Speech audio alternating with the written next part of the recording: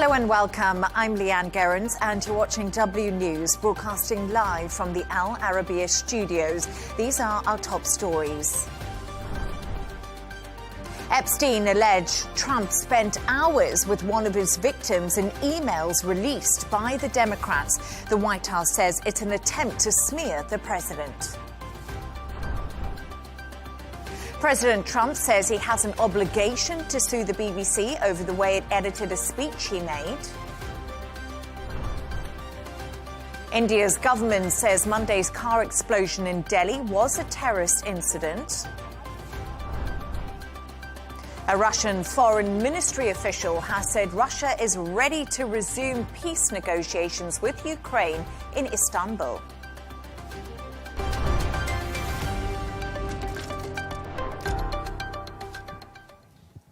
President Donald Trump has said he has an obligation to sue the BBC over the way it edited a speech he made in January 2021 before the attack on the US Capitol. In an interview with Fox News Channel's The Ingram Angle, he also said the speech has been butchered and defrauded viewers. Take a listen. They actually changed my January 6th speech, which was a beautiful speech, which was a very calming speech, and they made it sound radical. And they actually changed it. What they did was rather incredible. They're showing me the results later on, the results of what they did, how they butchered it up. But it was very dishonest, and the head man quit, and a lot of the other people. You are saying to our viewers that you will go forward and file a defamation lawsuit against the BBC. Well, I think I have an obligation to do it because you can't allow people to do that. For more on this, I'm joined by Dr. Fawad Razik, British and international affairs analyst and former BBC Arabic editor. Doctor, it's brilliant to have you back on the show. Thank you for joining me. So Donald Trump. Thank you very much, Leigh Ann. Pleasure. So Donald Trump's threatening to sue the BBC for $1 billion following a documentary which misled viewers by editing a speech he made. Will the BBC apologise before the Friday deadline to the US president or respond to the letter that's been sent? As a matter of fact, it is a legal action, and it's up to the BBC to go and give a response to that. Yeah, and we don't know the kind of action they will take, but they have to meet this deadline. If it's a matter of apology, I think the apology was made already, but if made officially by the BBC, it won't cause any harm.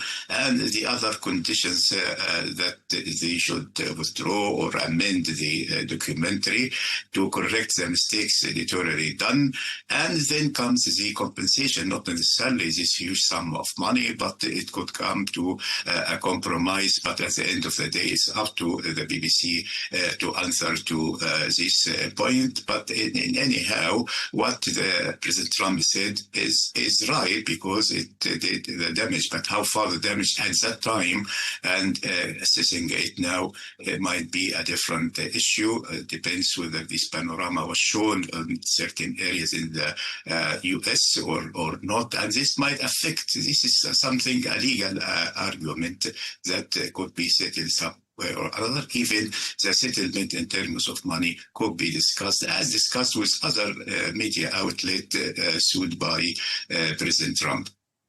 Yes, indeed. Donald Trump has sued other media outlets in the US, but lots of questions have been raised after the BBC released this Panorama documentary, and a lot of questions are being asked about this massive editorial failure that was made. Do you think that the BBC is institutionally biased?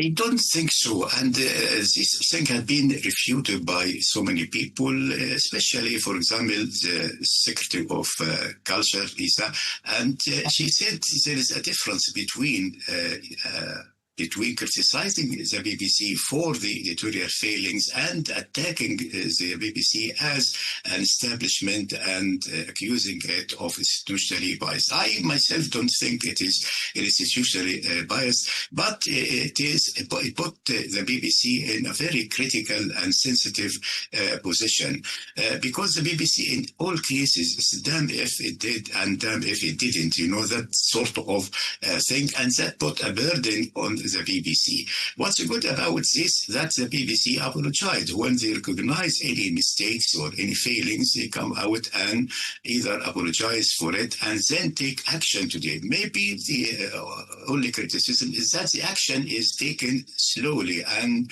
after a long thought. Now, we're talking about hindsight now, but this is something that should have been tackled on the spot at the same time and taking the procedure they should have taken. But some people, for example, consider this as a coup from the right against the BBC or against even the chairman of the BBC. But it could be interpreted differently, It is not a real coup, but it's a coup in the sense that, the attack against the BBC as an establishment, and they want to destroy the BBC. There are some voices to that effect, like Nigel Farage as well, who's not happy with the establishment of the BBC, and he is siding with President Trump. President Trump accused the BBC as well of being, the journalists being corrupt, and this is not right. And even Prime Minister Starmer defended the BBC in that sense and said it is not a corrupt establishment, but he left the legal argument for the BBC and for the legal to take its course in that sense. So there is some defense for the BBC, but this doesn't mean that the failing of editorial failing has happened, and it was really a fatal mistake. And this panorama could represent the straw that breaks the camel's back, as we say in Arabic. So this brought everything, is because it's not the first time that the BBC get criticized. There are so many issues before, whether editorially or managerially, that happened and put the BBC in a very bad light. Sorry, Doctor, I just wanted to intervene just to talk to you a little bit more about what the chair of the BBC said in a letter. He said that BBC Arabic has been restructured following concerns raised over the coverage favouring Hamas. You worked with BBC Arabic. How concerning are these accusations when you hear the chair speak about this and concerns being raised in that part of the BBC? We had actually Director General, and I heard Mr. Samir Shah as well. The focus is in a strange way, is on the Arabic service, and that they intervened in such a way that the service was not going the right direction, and they put a break onto this, whether in the editorial line or even on the level of terminology. And so many cases, like the numbers of you all being biased against Israel or anything like that. But for me, without my experience, everything is actually comes under scrutiny. And, people, even recently, because I left the BBC a long time ago, 2011, but came back as a freelancer. And we usually very careful, actually, with our terminology, our thing. And there is something the BBC is happy about, which I don't actually condone, that if the two parties if the two sides are not happy with you, that means they are not right. BBC believes that in this theory, but the BBC role is not to defend or refute any things. It has to give the facts and leave the audience to decide for themselves. Of course, there was some pressure on the team, on even the management, to come with a question that could be presented as objective effective because the main principles of the BBC, objectivity, neutrality, balance, have been badly affected by this panorama thing and some other cases of another issue as well that would damage the image of the BBC and that accusation come its own way. But the BBC was trying to middle course, but some issues you cannot do this kind of middle course or that you are against both sides, which means you are right, because this doesn't make the right balance, especially editorially and editorial judgment. So, Doctor, sorry, I just wanted to intervene there just to ask you, the BBC's charter is being reviewed as it expires in 2007. Do you believe it should be renewed beyond this date, and what needs to change at the BBC if it is? Do you think that many people at home will be watching the BBC and be still happy to pay for that licence fee after we've seen this panorama editing in the documentary and scandal after scandal under the Director General when it came to Hugh Edwards, when it came to lots of different issues regarding the BBC?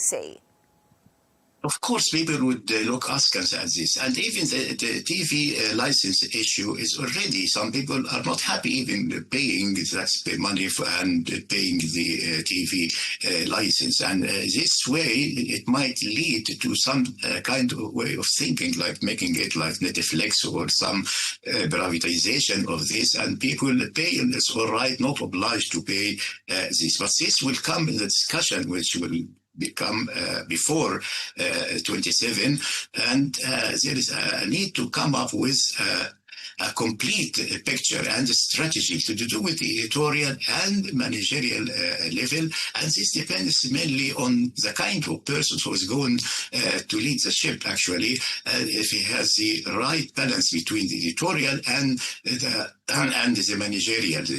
And to what extent they would influence or face the pressures coming either from the government or from political parties or from the opponents of the BBC. This all depends, but I'm not siding with the fact that the BBC are writing its demise. No, the BBC is the biggest soft power in Britain and the whole world, and it will remain like this. And as I mentioned, that the Secretary of Culture Secretary, she said we need to differentiate between editorial failings and the severe attacks that happen against a well-established establishment like the BBC. Dr. Fawad Razik, it's great to have you back on the show with your insights and analysis. Thank you. For more on this, I'm joined by trial attorney Richard Roth. Richard, great to have you on the show. So let's get into this. President Trump versus the BBC. Why does Donald Trump want to sue the BBC for $1 billion? Thank you for having me. The answer is pretty simple. Two reasons. One is Donald Trump is a bully. He likes putting pressure on people, whether it's individuals, whether it's congressmen, whether it's the press. Actually, three reasons. Reason number two is that Donald Trump's whole theme is fake news. And the BBC played right into his theme, how it essentially created this fake news, which bolsters his whole persona. And the third reason, which is the most upsetting, and he's trying to turn history. We know what happened on January 6th. We know what he did. And by continuing to announce that it's not really what happened, it was a friendly visit, the BBC is doing the same thing. All for those three reasons, it plays right into Donald Trump's hand. And it's unfortunate because Donald Trump does trip over himself every day. And the BBC gave him some really good fodder to play with here. So Donald Trump has successfully sued news organizations over in the US, and we've seen that happen.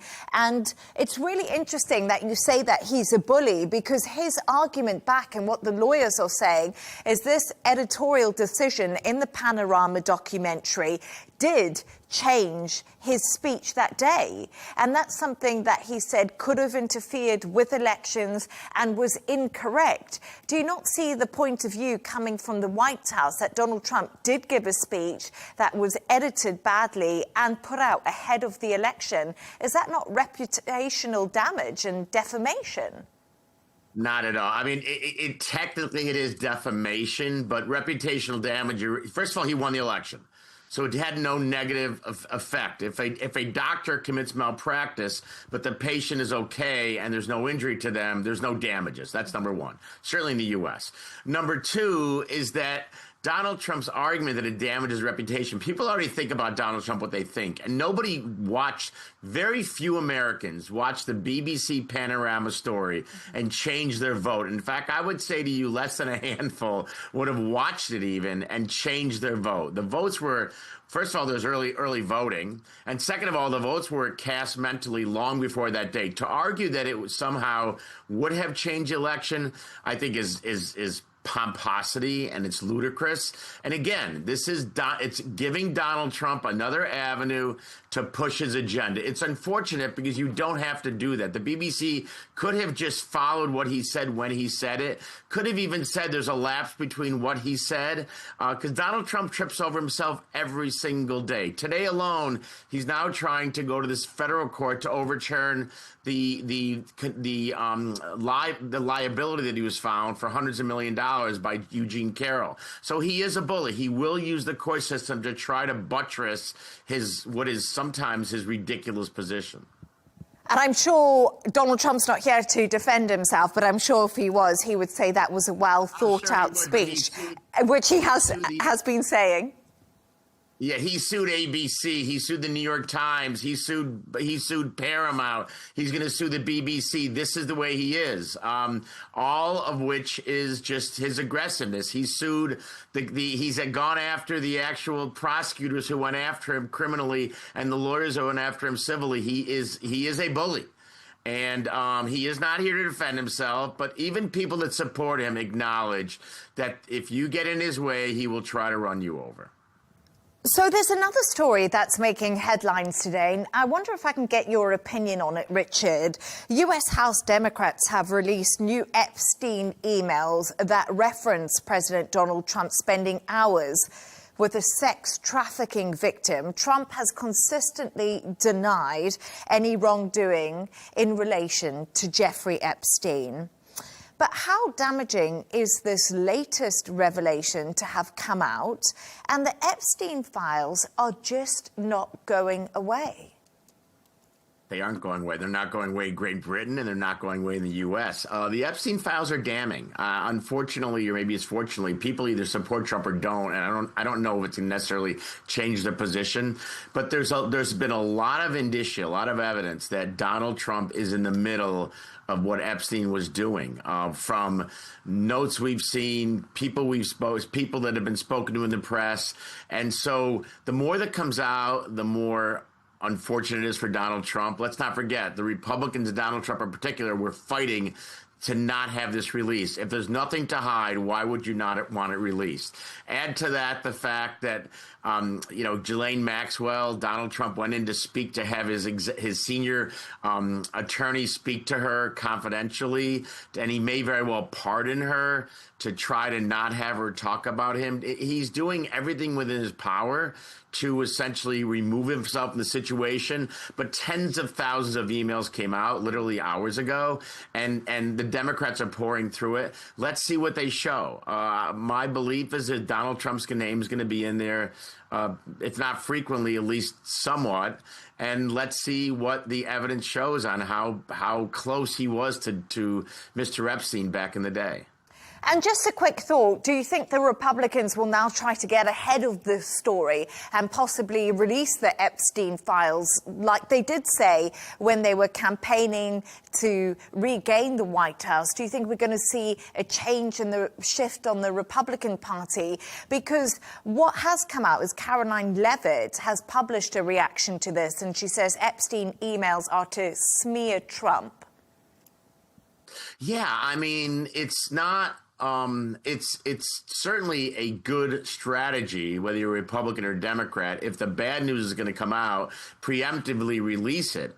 They've been trying to protect Donald Trump for years in connection with Epstein, certainly in the last couple of years. And yeah, it may be best to just try to let it out and then justify it. You know, if someone's done something wrong, the best thing to do is say, this looks bad, but it really isn't what it appears to be. A couple of months ago, there was a card which Donald Trump wrote on, which had this female body. They were very quick in defending what he did. So, yeah, it's a typical strategy. They may very well just say, let it out, and we will have to justify it. And as I said, Donald Trump has always denied any wrongdoing in relation to Epstein. But Richard Roth, good to get your thoughts on both of those stories today. Thank you. Thank you.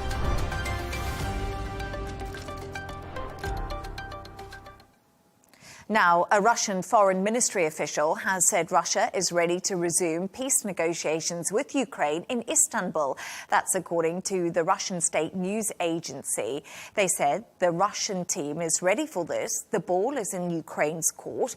No face-to-face talks have taken place between the two sides since they met in the Turkish city back in July. I'm now joined by John Cavalage, senior editor for outcome modelling analysis at Issue Insight.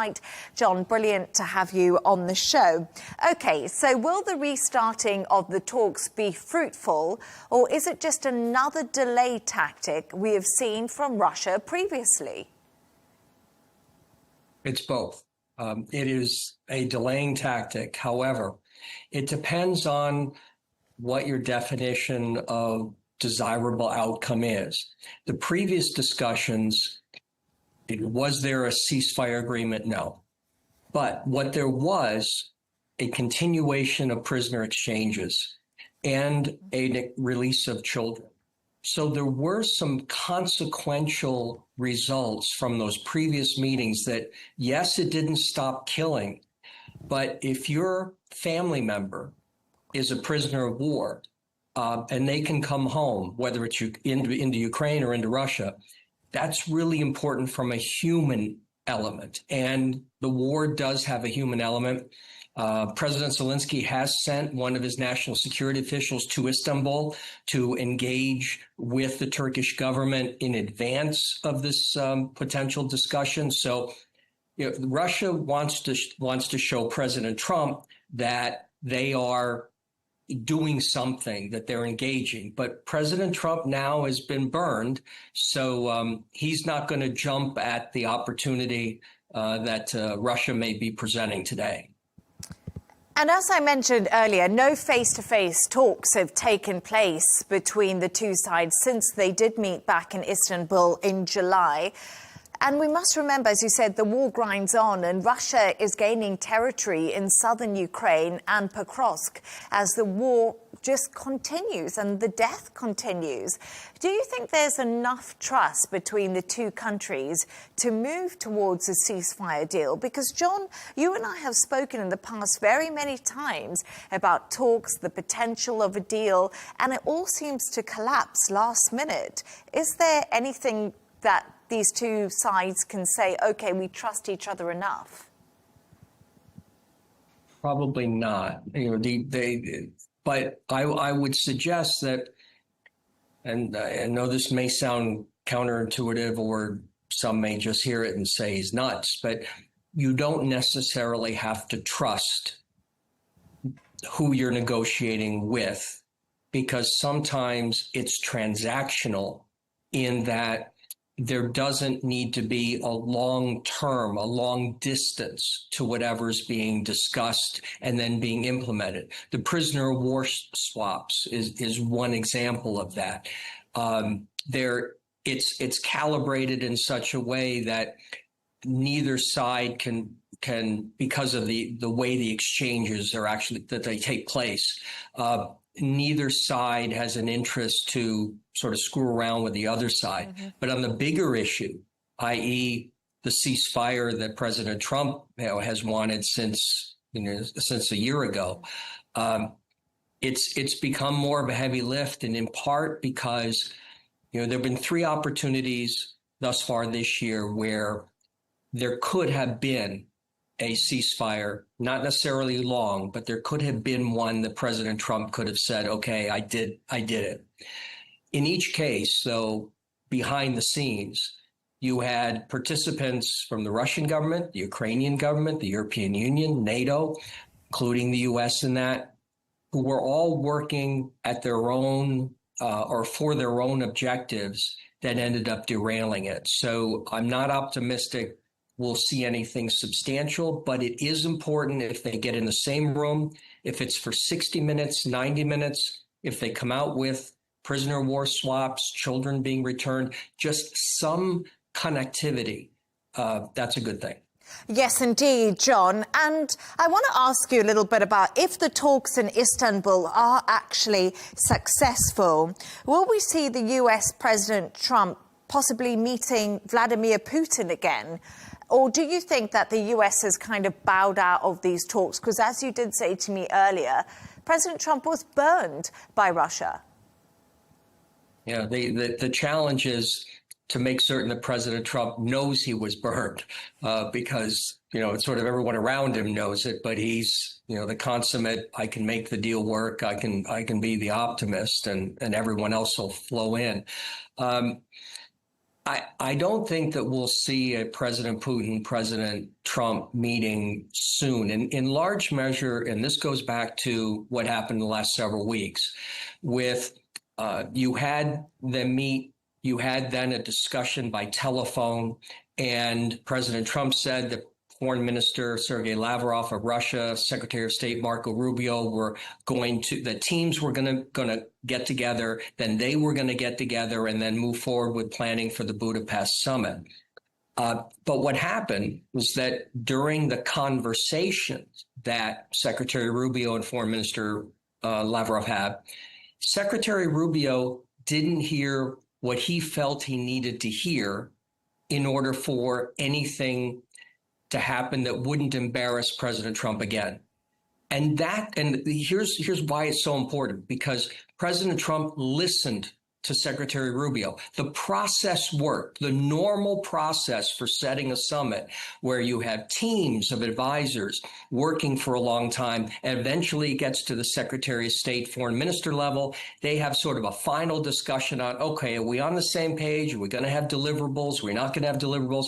And here you had President Trump listening to Secretary Rubio, where he said, we don't have, Mr. President, what I and your team think you need. And the president listened to them. So, that's a good thing. John Cavillage, I always love listening to you. It's a good thing for me too. Thank you so much for joining us.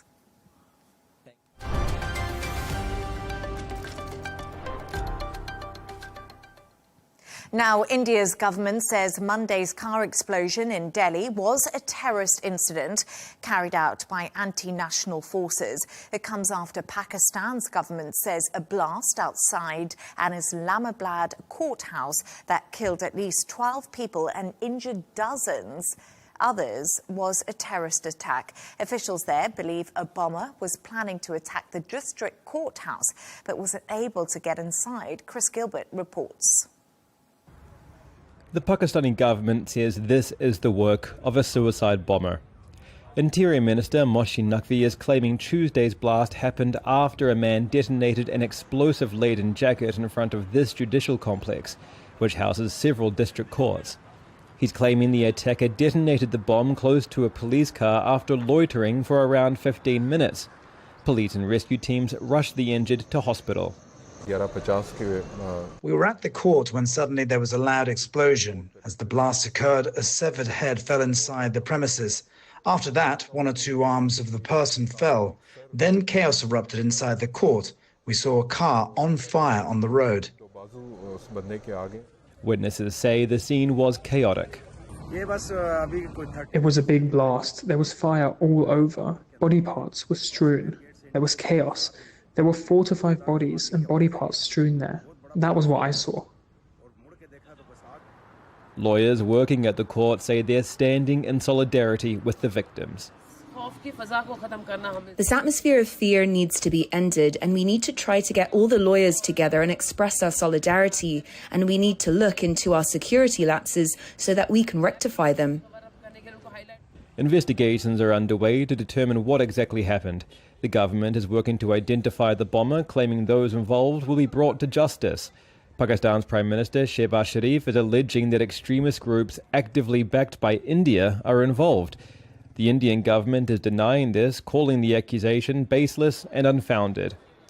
There are mixed reports that a group linked to the Pakistani Taliban may be involved, which are still being confirmed. The blast comes on the heels of a Monday explosion in the capital of neighbouring India, which killed 8 people. New amateur footage shows the moment of that blast.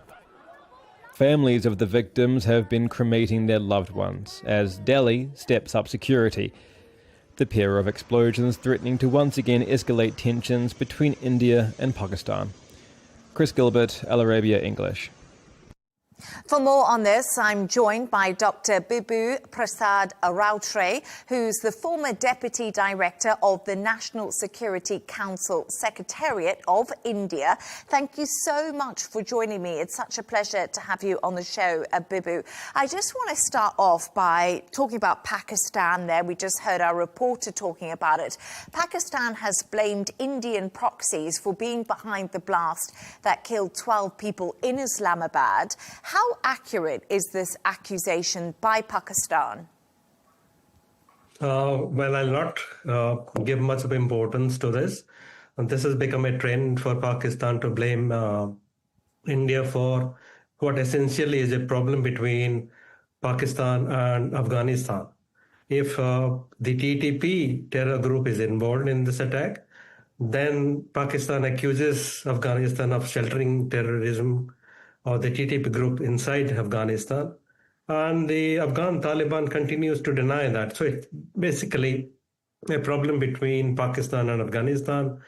And it's us to imagine that a country like India will be aligned with a proscribed terror group to, say, punish Pakistan or to carry out an attack in Pakistan will be a little far-fetched. And in a separate incident on Monday, a car exploded in Delhi, killing 8 people and injuring a number of other people. The Indian government now says it was a terror attack. They said that a little bit earlier today. How significant is this development?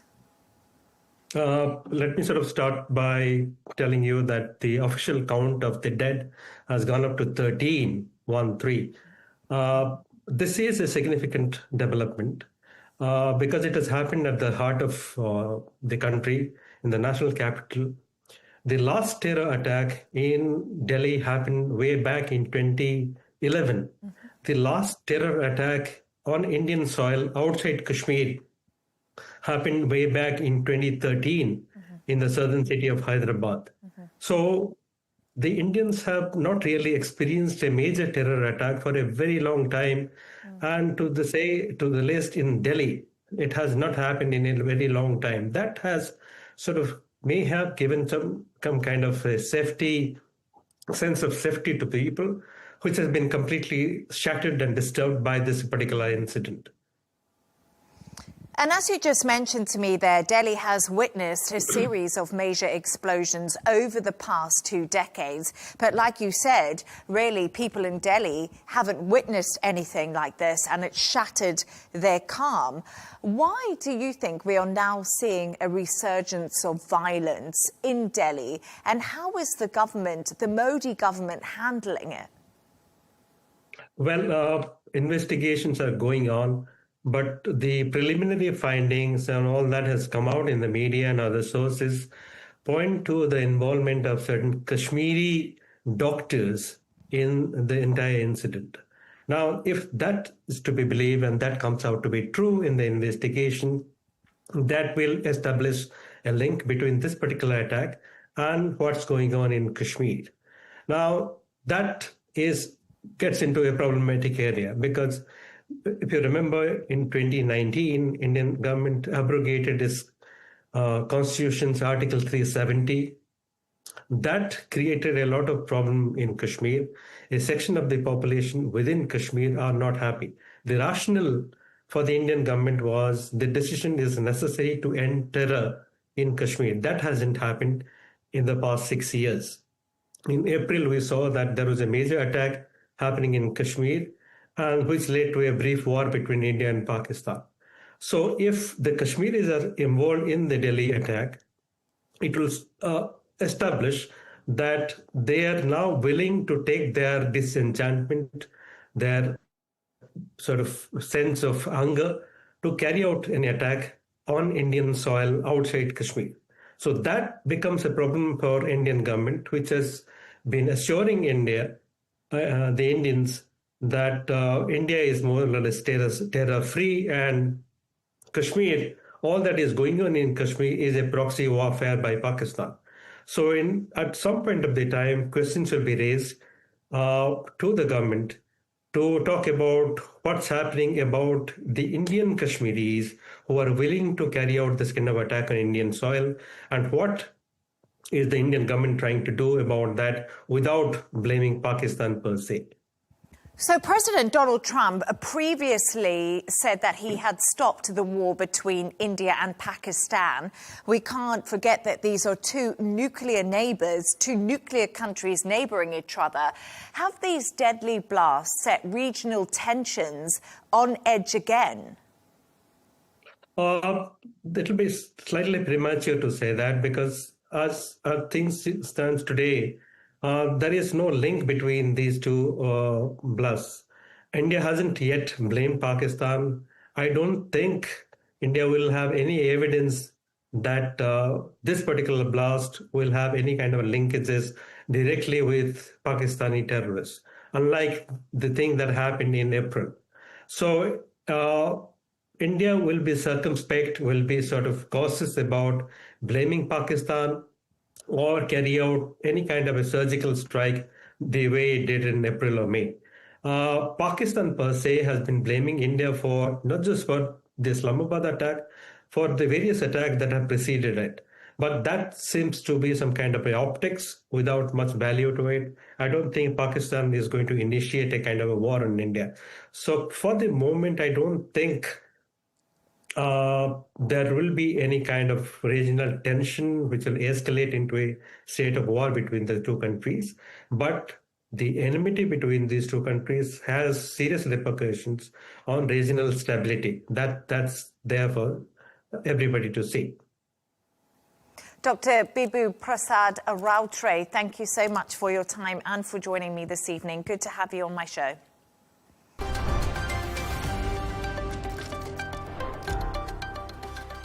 Let's take a look at some of the other stories making the headlines today. US President Donald Trump has formally urged Israeli President Isaac Herzog to pardon Prime Minister Benjamin Netanyahu. In a letter, Trump called the corruption trial against Netanyahu political and unjustified, saying a pardon would help unite Israel. Herzog thanked Trump for his support, but stressed that any pardon request must follow official procedures. The Israeli military says it has reopened the Zikim crossing in northern Gaza to allow humanitarian aid trucks into the enclave. The crossing had been closed since September, leaving the area in urgent need of food and supplies. UN agencies welcomed the move, saying it will help deliver aid to areas still suffering from famine across last month's ceasefire. British Health Minister Wes Streeting has denied reports he is plotting to oust Prime Minister Keir Starmer. Streeting called the claims categorically untrue, saying he continues to support Starmer. The rumours came after allies warned a challenge could follow the budget amid Labour's falling poll numbers.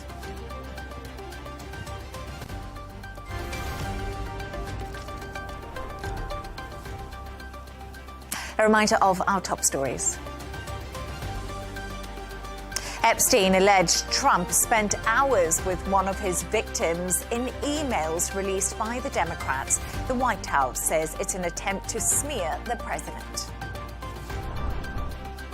President Trump says he has an obligation to sue the BBC over the way it edited a speech he made.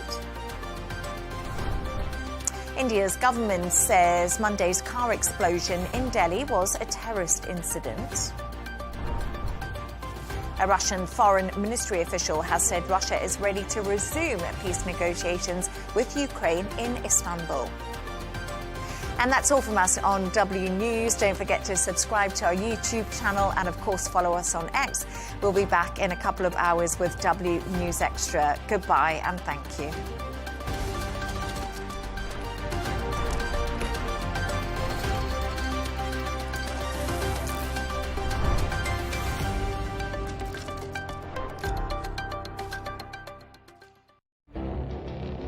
It feels like decades are passing by in a matter of weeks. Seismic shifts in the world order. Never, ever will be part of America. With so much happening and so much noise. Whether it's political upheaval, Canada has been ripping us off for years. economic shifts or social movements. And no one wins from tariffs. I think America can be more friendly to the rest of the world. The in-depth analysis and all the latest developments across the globe. To have an inclusive policy together. The meetings with Hamas gave me some hope. We're in another nuclear arms race. The most important developments straight to your screen. Welcome to the dressing room. I'm on my own. I need backup. And an insightful look at the issues shaping our world today. It was not going to happen, that war, and it happened. Join us on Arabiya News, where the world talks.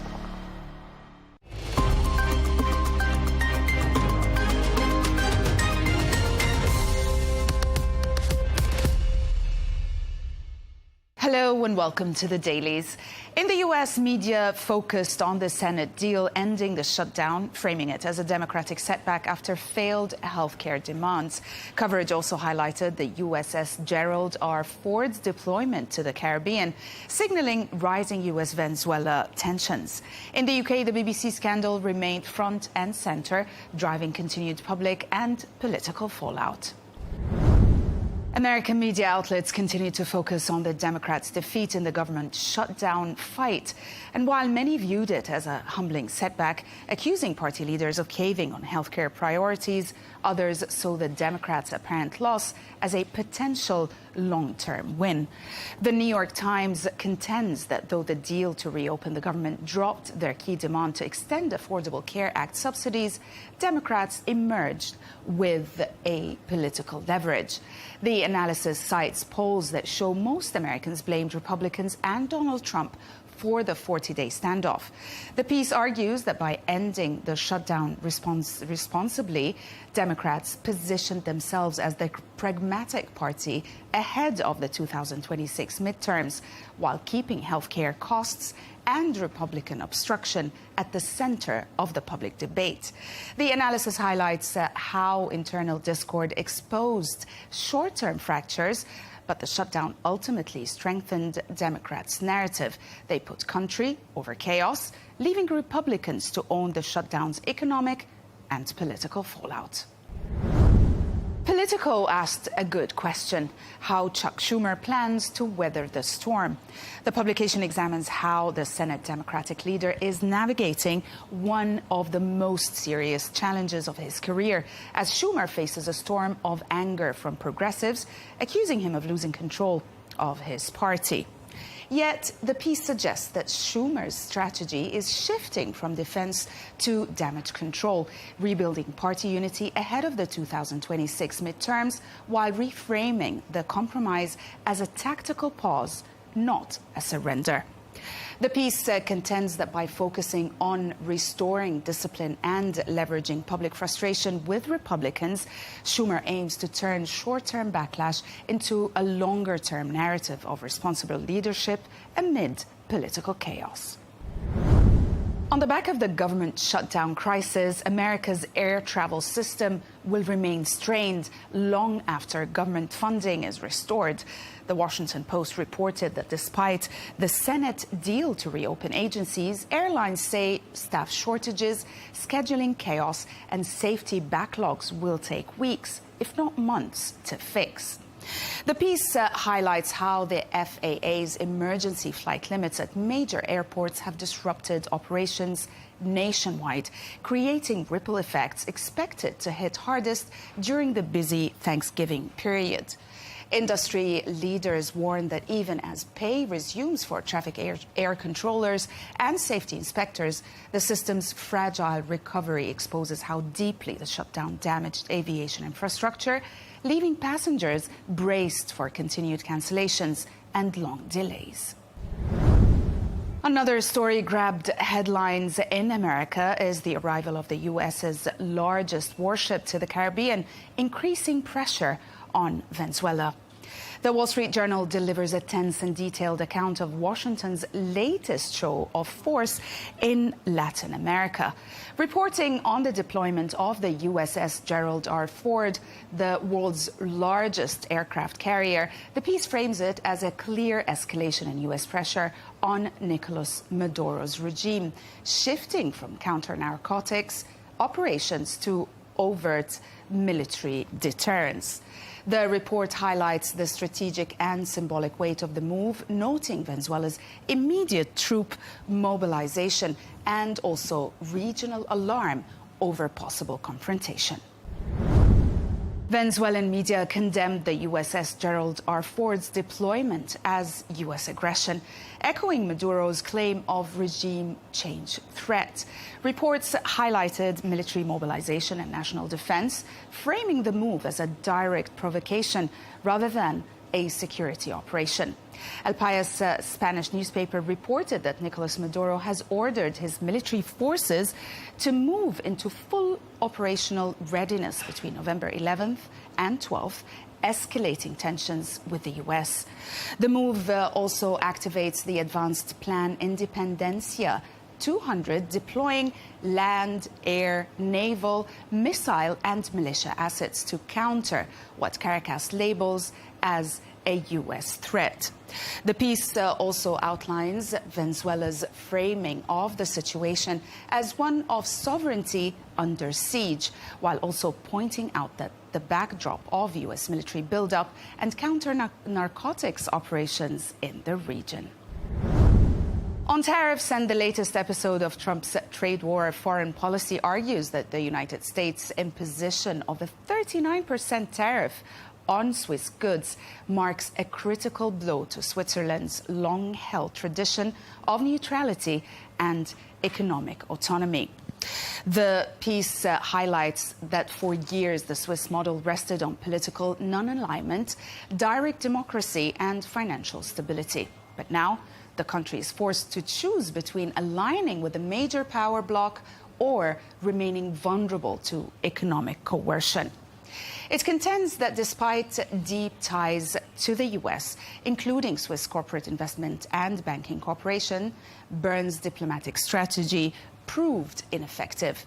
The piece shows Switzerland's struggle as a sign of a changing world where mid-sized countries can no longer count on special treatment, and its national identity is now under threat. In the UK, media outlets are still focusing on the BBC scandal. The Times analysed President Trump's vow to sue the BBC, saying he feels an obligation to take legal action over its Panorama programme, which he accuses of defrauding the public. The report quotes the president who, speaking on Fox News, confirmed that his lawyers have demanded a full retraction and compensation or face a $1 billion lawsuit in Florida. Despite the BBC's formal apology and also the resignation of senior executives, Trump maintains that accountability requires legal redress. The piece portrays his reaction as both personal vindication and political theatre, with Trump positioning himself as a victim of media bias. The Telegraph outlines the legal strategy under which Donald Trump threatens the $1 billion lawsuit against the BBC. The report explains how Trump's legal team is preparing a defamation case rooted in Florida law, since that's is his residence, and demands also a full retraction and compensation by a looming deadline. The piece places the legal threat within a broader assault on media accountability, highlighting how the BBC resigned key executives, admitted an error of judgment, and now still faces existential questions about bias and editorial oversight. And we'll end with The Independent, which captures how Tim Davie, outgoing Director General of the BBC, rallied staff in the wake of a threatened $1 billion legal action by Donald Trump. The piece spotlights Tim Davie's final days as BBC Director General, portraying him as a leader caught between accountability and defence of the institution. According to the report, he urged BBC staff to fight for our journalism and protect the broadcaster's credibility amid intense political and legal pressure. The piece presents Davie's actions as an attempt to preserve the BBC's integrity and independence, even as the crisis exposed deep questions about trust, transparency, and future of public service media in a time of deep political division. Thank you for watching The Dailies, only on Al Arabiya English.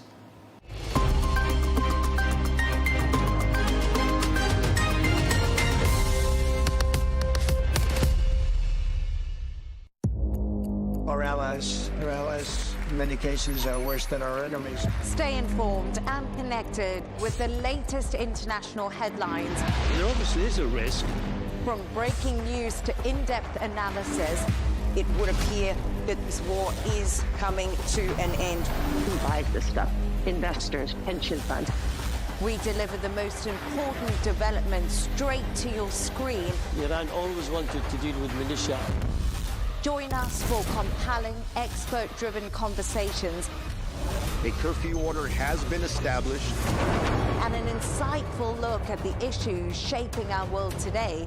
There are lots of proposals about European architecture for security. I'm Leigh Ann Gerrans, and this is W News. We dealt with this when I was Chief of Staff in the first term. Where you don't just hear the headlines, you get the full story.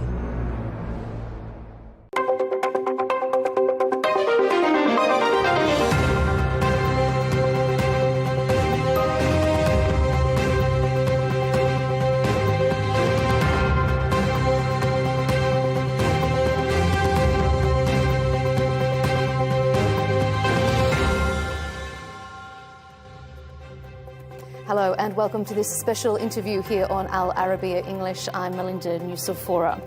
Well, there is no doubt that the world is a very interconnected place and an excellent example of just how important one region can be on the prosperity, stability and the future of another is the guest who's joining me now. João Cravinho, the Special Representative from the European Union to the Sahel. Thank you so much for joining us here on Al Arabiya English. Pleasure, thank you.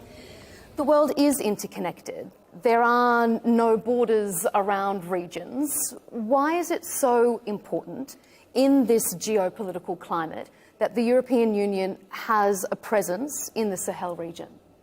Well, it's a vast region. We're talking about a region more or less 3/4 of the size of the European Union, with 100 million people, not so far from the European Union, and with vast ungoverned spaces, with vast tracts of territory where you have terrorists, where you have organized crime, where you have enormous socioeconomic difficulties. To have this close to the European Union is, apart from tragic and very difficult for the populations concerned, it's also a danger for Europe. And so what we would like to do, and this is of course not done from one day to the next, it takes considerable time, investment and work. What we would like to do is transform what is now a somewhat desolate panorama into a land of opportunity first and foremost for the people of the region, but also an opportunity for a different kind of relationship between the European Union and an important part of Africa. The challenges of the Sahel are challenges that do not remain in the Sahel. We've seen in other parts of the world, for example in Syria, how, or in Afghanistan, when a terrorist group establishes itself territorially, it doesn't stay where it is. We've seen also how difficulties in terms of socio-economic prospects create, and also in terms of security, create migratory flows which are disturbing for the people themselves first and foremost, but also for neighbors in Africa. The countries of the West African coast have absorbed literally millions of people coming from the Sahel, and also some of them have undertaken this extremely perilous, extremely risky journey across the Sahara and across the Mediterranean or across the open Atlantic into the Canary Islands. People do this at enormous risk, and they do this only because the situation is desperate. And it's exactly that same despair which also leads to the recruitment of terrorist groups, of jihadi groups linked to Al-Qaeda or linked to the Islamic State. So we have a complex of problems, and we need to be able to face up to these issues in a multi-pronged manner, different policy instruments, but above all with a dialogue with those who are in positions of leadership. It's interesting that you raise the way that you liaise with the region, because it leads me to a question of how do you ensure stability, security, prosperity without encroaching on those echoes of colonial past that obviously still run deep in that part of the world. Yes, you're absolutely right, and we have to be very clear about this. We can make a contribution, but we do not have primary responsibility. We can only work with those who are in a position of authority to the extent that they are available and open for that. We have no wish whatsoever to impose our views, our perhaps anachronistic understanding from Europe onto what are fast-moving realities in a very young region. We're talking about a region where 70% of the population is 25 or under. People who have completely different prospects and outlooks. And what we want to do is to be able to demonstrate that actually a good, healthy, and strong relationship with Europe should be part of a better future for all of them. But we're not in the business of imposing anything at all. That, I think, would be a major mistake.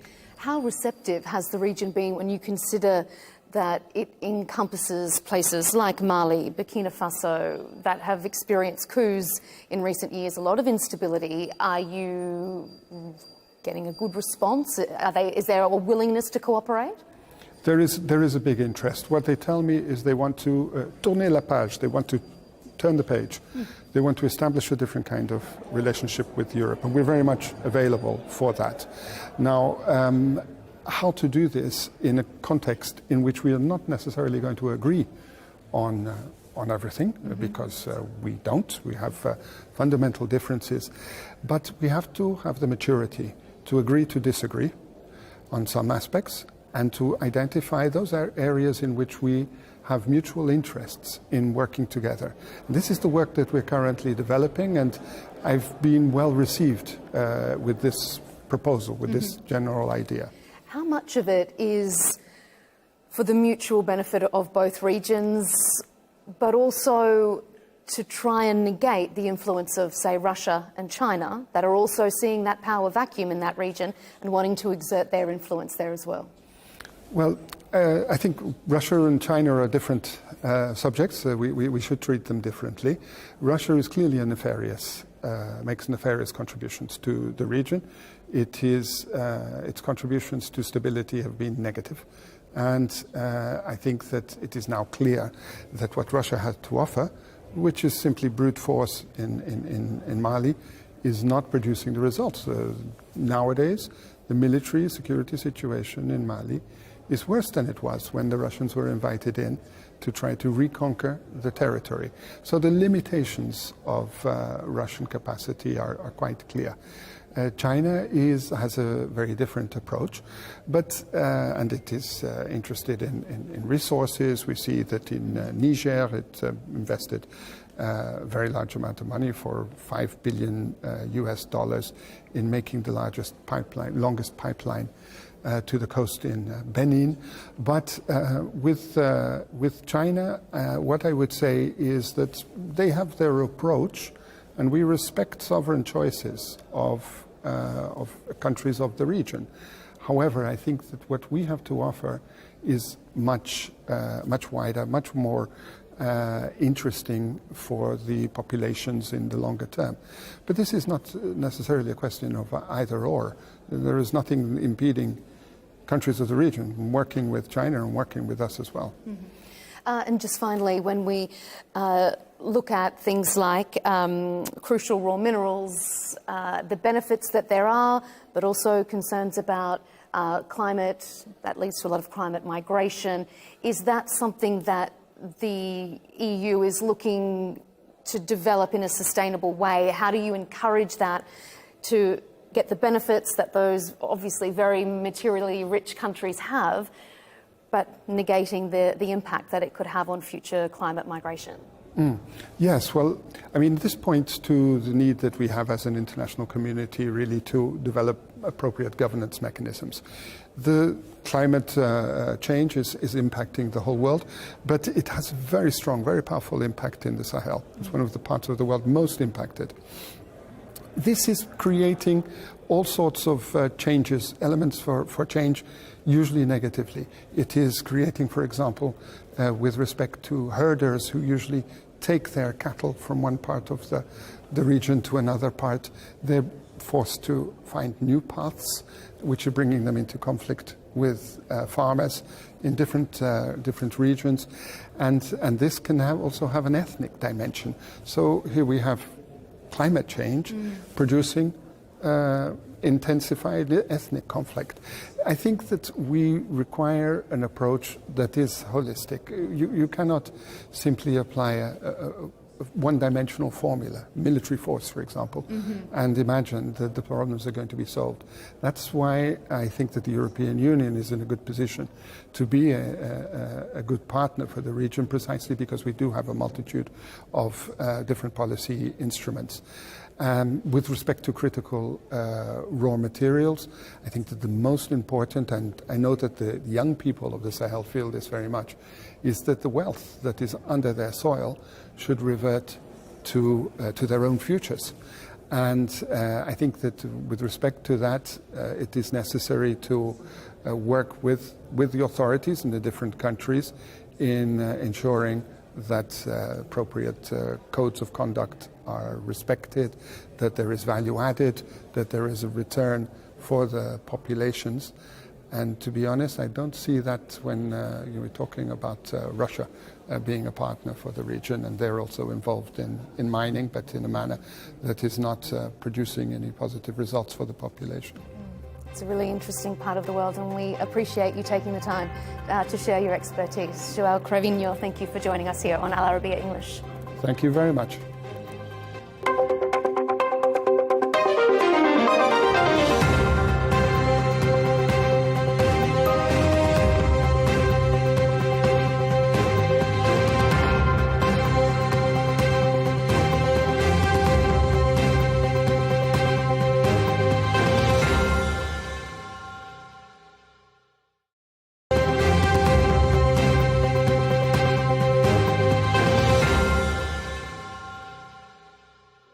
I'm Melinda Nucifora, and coming up, I'll bring you a special episode of Counterpoints from the sidelines of the IISS Manama dialogue here in Bahrain.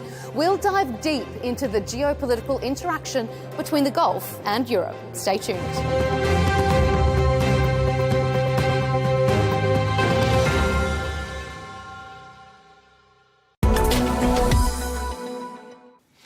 Now, founded in 2002, Sonomi is the largest mall operator in Saudi Arabia. Well, amongst the malls in their portfolio, the Al Nakil Mall in Riyadh and U-Walk in Jeddah. Well, Sonomi has just announced its Q3 results, and we're going to speak now to the CEO of Sonomi Centres, Alison Rahill-Erguven, who's going to tell us more about the company's performance last quarter and what plans Sonomi has moving forwards. Well, thank you very much indeed for taking the time to speak to us. Your third quarter results have just been released. What did they tell us? So, look, the first 9 months of this year have been very strong for Sonomi Centers. Third quarter especially has been strong when compared to 2024. What it tells us is that our revenue continues to grow on a like-for-like basis. The first 9 months was about 5.5% like-for-like growth over 2024 when we exclude Mall of Dhahran. Our EBITDA has also continued to grow. I believe we've come in at 22% for the first 9 months of the year. The quarter three was also incredibly strong. There are some very interesting events that happened in quarter three specifically, such as the insurance settlement for Mall of Dhahran, which took over 3 years. But we settled on a payment of about 250 million SAR. So, that obviously has beneficial aspects to our P&L and to the balance sheet. But operatingly, we're doing very, very well. It's a very well-oiled machine, and we just continue from year to year to go from strength to strength. Okay, so revenues are up. Let's talk about sales. How did sales perform in Q3? Yeah, you know what? Interestingly, it's a good question. Tenant sales and our turnover rent percentage are both up this year. One great example is Riyadh launched the metro I believe it was the beginning of this year, quarter four of last year. And we have one asset that is connected to that metro entrance. And I saw double-digit growth, not only in my footfall because of the new metro, but also in my turnover rent. So our turnover rent and our tenant sales have performed quite well this year, which coincides also with the fact that our footfall is up.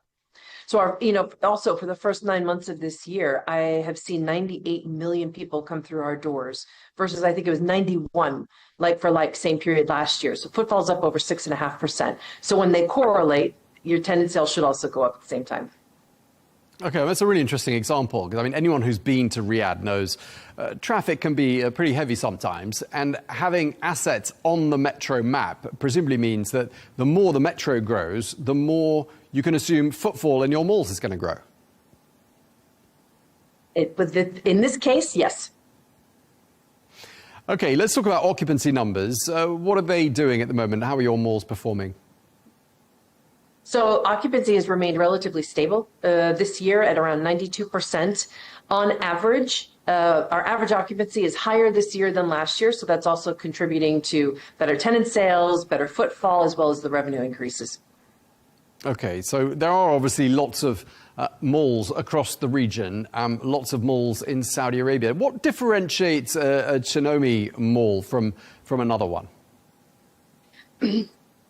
If I speak from a B2B angle, our malls, on average, compared to our competitors, we have higher occupancy and we have higher leasing rates.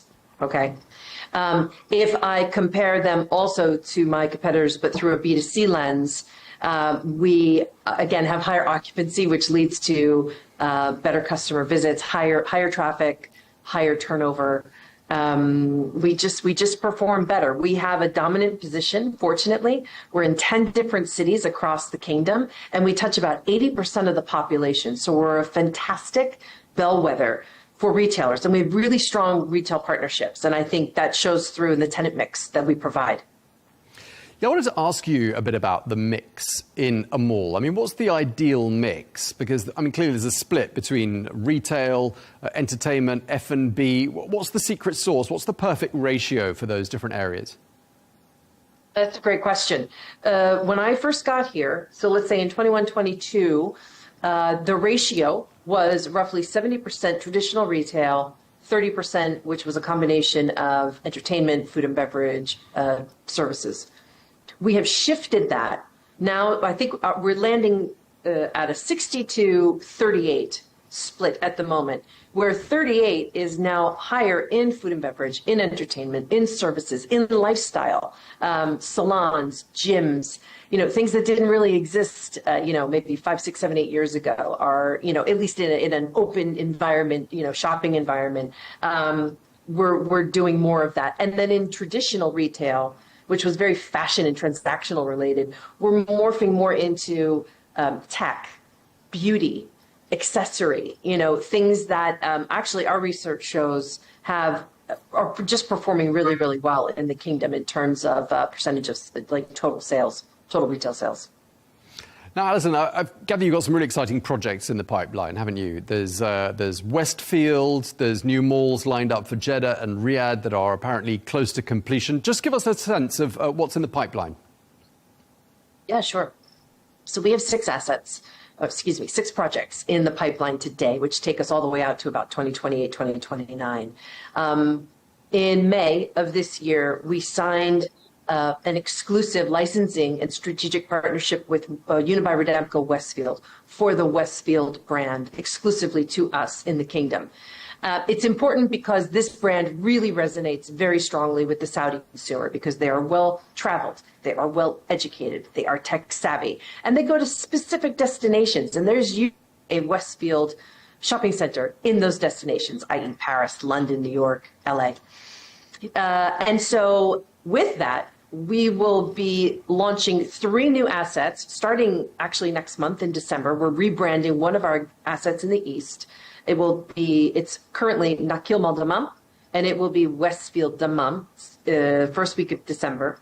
And next year, we're in the development pipeline. We have 2 very large, beautiful flagship assets that are going to be launched in Q2 of next year, which will be Westfield Jeddah, and in Q3 next year, which will be Westfield Riyadh. And we are super excited about that. I can imagine. It sounds extremely exciting. I mean, let's talk about the retail and mall ecosystem in Saudi Arabia. Is there anything you've noticed that sets it apart from other countries, perhaps in the region or more broadly? I would say probably a decade ago, yes, just due to the constraints of how culture and life was then. But today, if you were to walk into any of my malls, you're going to you wouldn't know you're in Saudi Arabia. What does that mean? We have international brands. We have, wonderful design and beautiful fit out. It looks very international in terms of its standards and its design. And I would say that's true for me as well as some of my competitors. It's a very well understood landscape when you walk into a mall, and people are usually very surprised. So that's the misconception, is that it would look different, feel different, be different. It's not. Okay, well, it certainly is the largest consumer market in the GCC. There are some 5 million households in Saudi Arabia, so the opportunities for retail are clearly enormous. Anything you can tell us about the habits or trends or anything that's emerging in the retail space there in Saudi Arabia? Yeah, I can hit that from a couple of different perspectives. So, firstly, you're correct. Largest population in the GCC, 50% of the retail sales in the GCC just in Saudi Arabia. Also has a very high GDP when you compare to developed countries. So it is going from strength to strength. I think the projection for retail sales on a compounded annual average is more than 5% through 2030. So in terms of being a shopping center business, we're placed very well for that.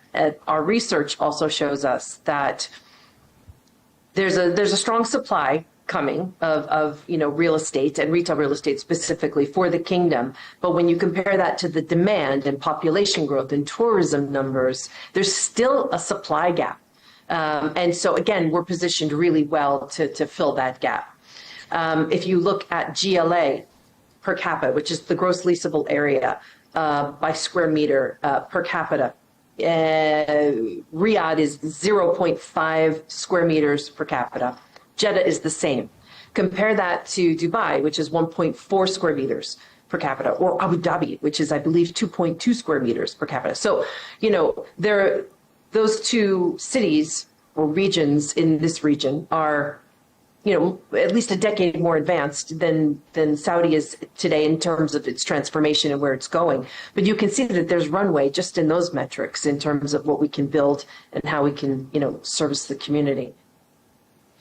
OK, Alison, I mean, we're approaching the end of this show, so we'll have to be quite brief on this next one. I mean, you took up your role in 2022, and when you did so, you became, I believe, the first foreign female CEO of a public company in Saudi Arabia. So congratulations for that. And I'm just wondering, when it comes to women taking up senior positions, executive roles like yours in Saudi Arabia, how are you seeing things change? Look, I've been here now for not quite 3.5 years. I've seen a lot of change in that 3.5 years. I've tried to also make change here, in that 3.5 years. For example, we have a graduate program, and as of, I believe, last year, we began ensuring that 50% of the grads we pick are female and 50% of the grads we pick are male. It wasn't like that before. So, I'm proud of that. I am seeing more senior females taking up more leadership positions, but I still think there's a lot to do. It's actually something that plays on my mind about maybe how how I can help, or how I will continue to lead by example. But I know that there's something bigger there to take hold of. I don't know what it is yet, but I'm thinking about it. All right, Alison, just lastly, we're very much focused on the run-up to 2030. Obviously, Vision 2030 is something we talk about a lot on this channel. But then beyond 2030, there's the World Cup, and there's plenty of other very exciting events in the years ahead. What are your thoughts looking forward? What are you most excited about? So, look, I don't know that there's any other place on Earth right now that is as exciting to be in and be a part of, and to be a part of the building of Saudi Arabia, frankly. And I've lived in a lot of places in the world, and I've lived there usually in very dynamic time periods, like China, which was before this assignment, pre-COVID. So I think I feel very humbled and honored to be a part of that nation building. And this company is absolutely a part of that in terms of, Vision 2030 wants to move away from oil, go to more services. We're right there. We're front and center. More retail sales, more F&B. We're right there, front and center. So it's super, super exciting to not only watch the journey, but be a part of it. OK, well, we really appreciate your taking the time to speak to us. Alison Rail Ergeven, thank you very much indeed for your time. Thank you so much. Pleasure.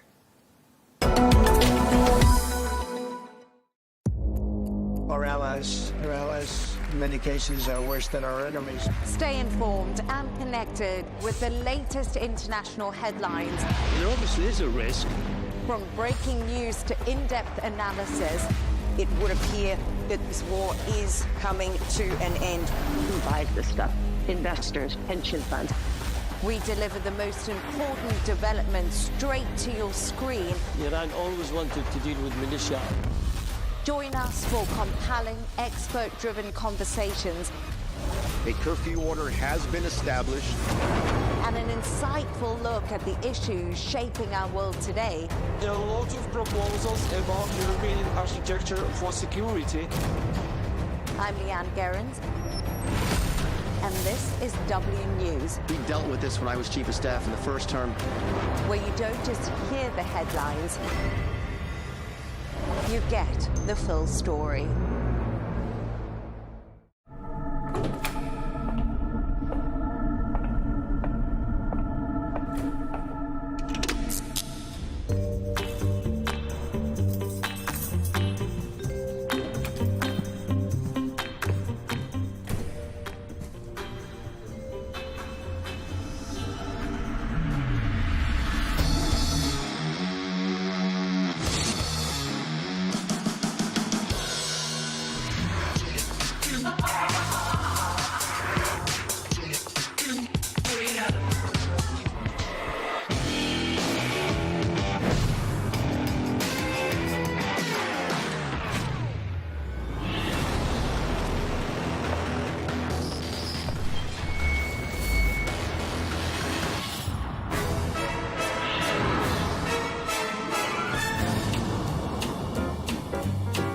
Sorry, Tom, I'm late. I'm nearly there.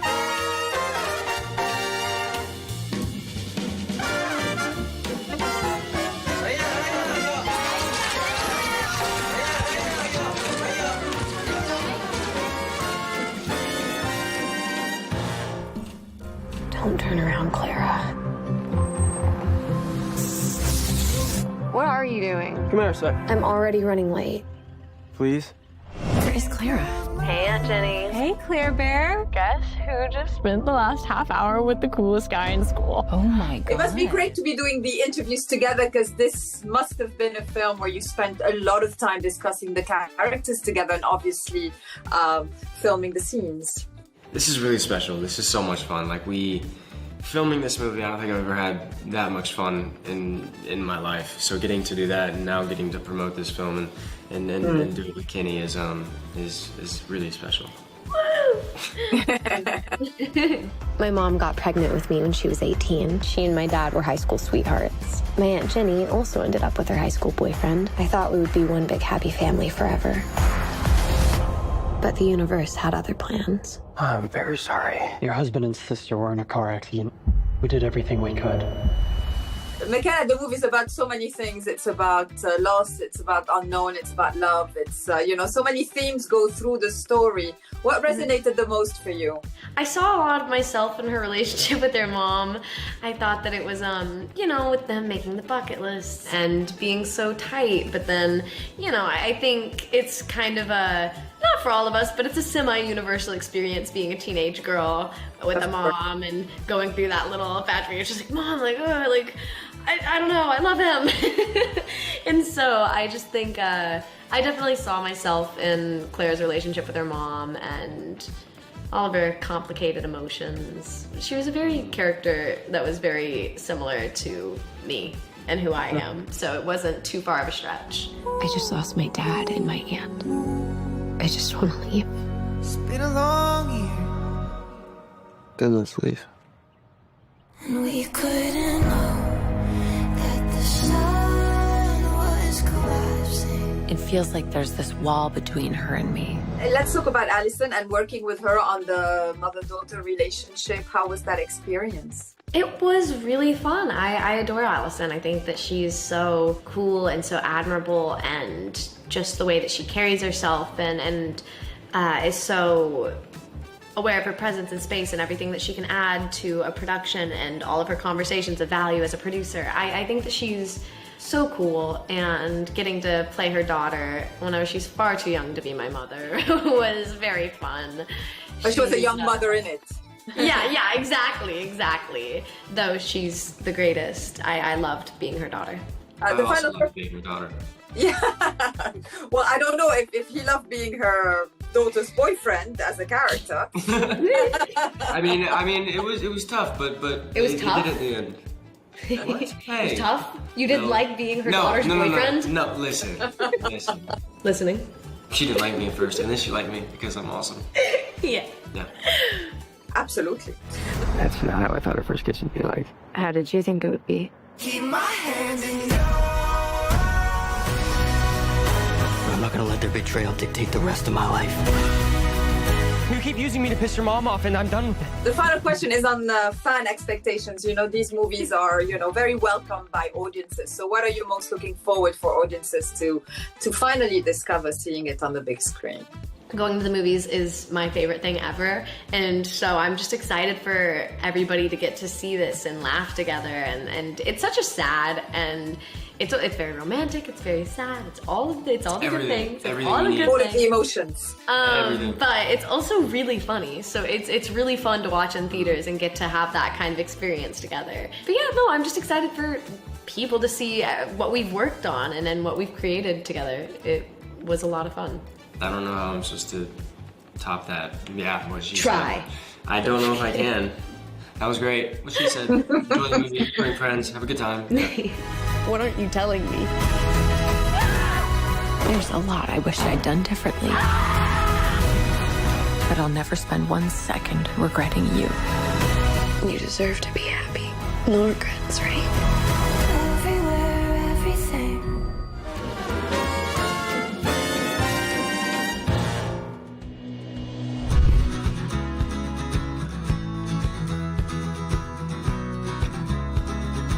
That was something in his songs that, if you sing his songs honestly, it'll connect. And if you act with honesty, it'll connect. So I suppose do it as honestly as you can. This is a chapter in Bruce's life that most people don't know anything about.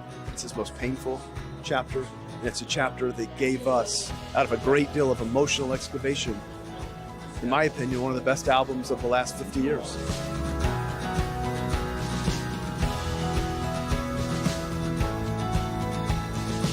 It was amazing to work with Scott because he just helped guide this. He had such a clear vision and guided me towards the right things. The film is just a much better film because he happened to be around. Songwriting's a funny thing. It's about searching for something. Something that's going to give your life a little bit of meaning. In the beginning, all those ideas I was very aware of, and it was very daunting and even like paralyzing at times. I think when I was able to find a little bit of confidence was when I was trying to understand him a bit more like internally or intimately in the periods when he's sort of, on his own. Honestly, the process of developing Faye was way more like how I'm used to with just any kind of fictitious character in general. It's like I got a lot of clues from Warren's book, Deliver Me From Nowhere, from Scott's beautiful script, from Bruce's memoir.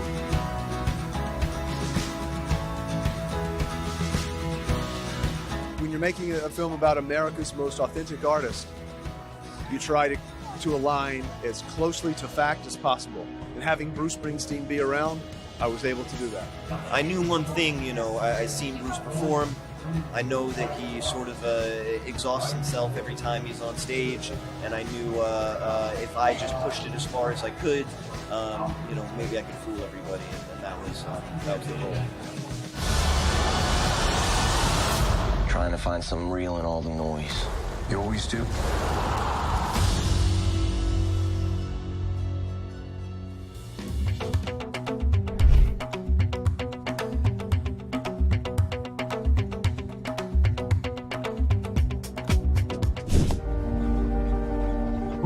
صوت القدس. This is Jerusalem calling. شو في بالقدس بتضلك رايح جاي؟ بدي شغل يا زلمه. كل يوم قاعدين نخسر في أرض، في فلاحين ضروهم من أراضيهم. وليش اجوا يعيشوا هون؟ بلادهم بدهاش اياهم. خذي يمي. ثوار شخصروا دورية، سووا لنا العماير وما كناش ولا شيء.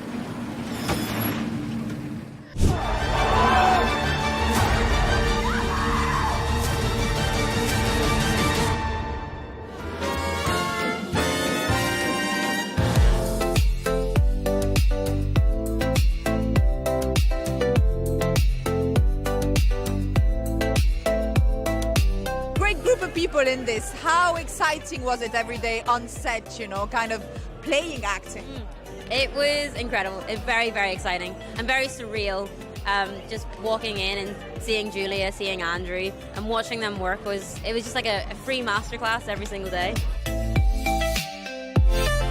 Setting the story in the academic world with the content and with, the timely meaning of the content, how much did it change the acting exercise for you in terms of research and talking to people and informing yourself about what's going on? Well, my character's a PhD philosophy student, which I am not. I'm nowhere near that intellectual. So that was... Did you meet loads of those? Incredibly, a lot of the props on set, they had articles, they had pieces of dissertation, and just sitting there reading them and immersing yourself in that world, that was really helpful. A lot of the world building they did, the sets, the costumes, all of it just helps you become the character. So yeah, a lot of credit goes to them. Finally, about Luca Guadagnino and having his own vision about everything. So how is he on set? How focused? How bubbly? He's incredible to watch. I love working with Luca. He's so detailed and he cares so much. Nothing is by accident. Everything is intentional. And he sits in the room sometimes and watches the scenes with you. Like he sits right here, just off camera. And I think that makes you feel so respected and so part of it, which I think is a great kindness. And the same with Julia. She's very, very generous. And Andrew as well, like just watching them kind of take up the space and welcome you in. It was a great kindness to someone who was a little bit nervous. Love it. We're living it. Yeah. Oh yeah. I think the only way we grow is through discomfort. When physically as children when the body grows and the bones grow. It's really uncomfortable. And I'm uncomfortable saying that. But that's what you said. And we're having a conversation. Yeah, as long as there's, I think, conversation and attempts at connection. That's what matters. The attempt. Yeah. The attempt. Yeah. Tell us about Luca and how he works with his actors. Is he very nurturing? He is very nurturing, actually, yeah. And he also likes to keep you loose. I was very, very serious on my first day. My first day I had to do a lot of screaming and shouting at Io and Juliet, which was not very fun. But I was very focused, and he comes up to me and he's like, darling, are you going to always be like this? He was very upset. That he was upset for me that I felt like I had to be so upset. And he was very, very caring. He wanted me just to be comfortable and all of us to be comfortable and happy. Should I build a world for you that has all the edges rounded out? I have a right to these spaces. Had your chosen cell with niceties and trigger warnings. I am a desperate man, absolutely desperate. I almost feel bad for him. You should be ready. Ready for what?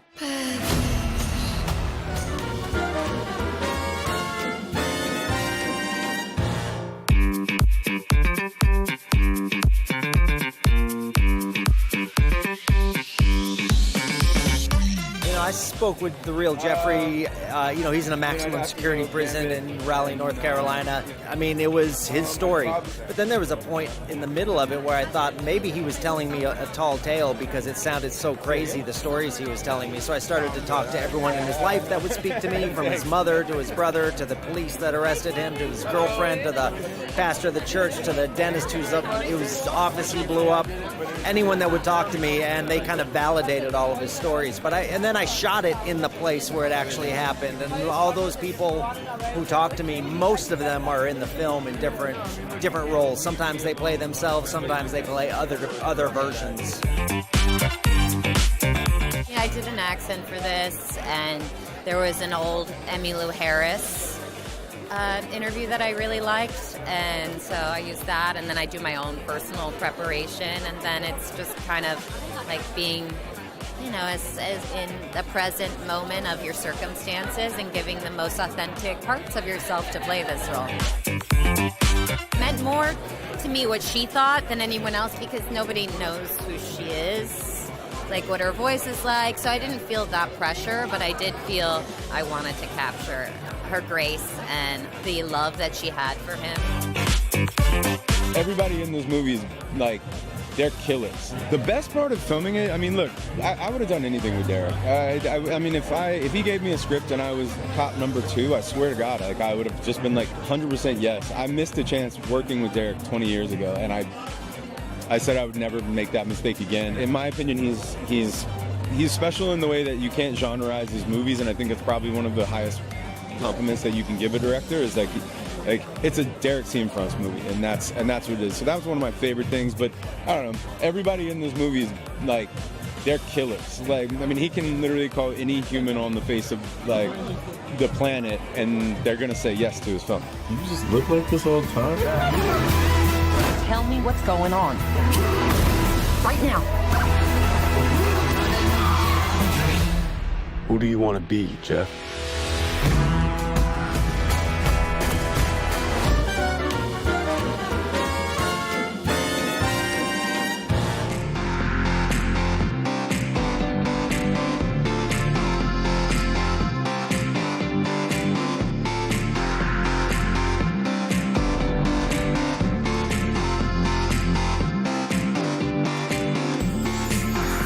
I was watching the character and thinking he might have taken a lot of energy out of you, but a lot of love at the same time. Is it the right impression? It was testing enough. Yeah, he's constantly in it's a very erratic character who's anxious from first frame to last. So it wasn't a very still, nor a very internal experience, but I hope there was an internal life. But yeah, I was kind of as exhausted as you can get with what we do. By the end of it, I was pretty raw.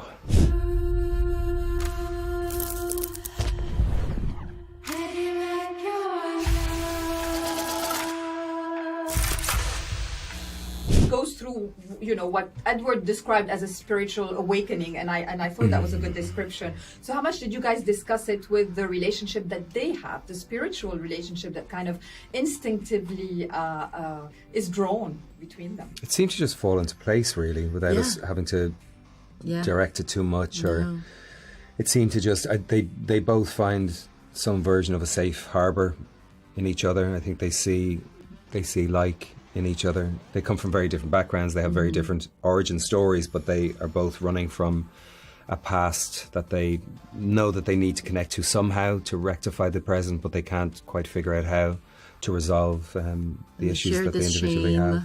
That they both have in each their own ways, but also you meet them basically at the lowest points of their lives, respectively. And I just find it also very easy to find that connection, because there are connections that you don't. It's a little platonic, which I find very beautiful. And they're both living natural. A lie. Yes. They're both living a lie. They're both hiding. They're both have bad luck all and throughout their presenting lives. to the world a version of themselves that they think will allow them to move through the world with some degree of success or some degree of gaining an affluence. But you don't surrender yet. Your character is like I'm relentless. Still holding on, white knuckling. She somehow surrenders. She finds a way out. Yeah. But they were the only peaceful scenes I had in the film were with her. You know, the scene particularly at the boathouse. You know, there was a very small period in time there where Doyle drops into an honesty in the present with her that he hasn't been afforded the luxury of before that. The realm of the hungry ghosts is for people driven by greed. Just give me one more hand. I can pay you. It's not too late for you. Not so lucky after all, huh? Talking about that scene, which is very quiet and soothing, and then the rest of the environment of being in Macau and the vibrancy of the colors and the noises and everything. How much does it become another character for you shooting this film? Oh yeah, it was amazing. I mean, anytime, it doesn't always happen, you know, sometimes I've worked in London and you're shooting in Leavesden studios and you're not doing any exterior scenes in London City itself. It's all and nobody dares to make sound. Yeah, there's caravans outside, and then you go into a warehouse and there's beautiful sets built, and the sets are incredibly helpful once you get into them, but you are aware of the significant artifice of the whole process, whereas this, there was no sets. It was all practical stuff. It was all clubs, it was all casinos, it was all streets in Colowan, and it was really beautiful because it meant even on the weekends you were surrounded by the world that you're inhabiting during the telling of the story from Monday to Friday, and I love that. It's kind of it's kind of nicely all-consuming. And Macau's really significant. I mean, this image behind us is so beautiful, but it's such a place of contrast, Macau. Yeah. There's the old town part of it, and there's the fishing village Colowan, which was very heavily influenced by the Portuguese arrival, and then there's this new section that was built in 2006 that is the casino strip, and it was really, really rich in character, and Edward was very, and James Friend, his cinematographer, they were very keen to just make sure that it was a vocal character within the film, you know. Macau, gambling capital of the universe. Here, card games can change your life in an instant. Before they wrap me up, what is the film mostly about to you guys? I have no clue. What's it about, man? Edward says it's about capitalism, his commentary on that was originally what he was going, but and then it became more personal to him. I think it became personal. So much more than addiction. It's connection, it's redemption. Yeah. A lot of it. Yeah. And that it's never too late to course correct. It's never too late to awaken. Yeah. You know, awaken to the errors of your past, or the sadnesses you feel, or the anxieties, or the nervousness, and the shortcomings you feel like you live within. It's never too late to be accountable and make some change, you know. Certainly for the character I'm playing, you know, by virtue of just didn't want to speak for you, but I think so too. And don't eat too much lobster. Oh yeah. Thank you so much. Thank you. Thanks, Ryan. Good to see Great you. To see you, love.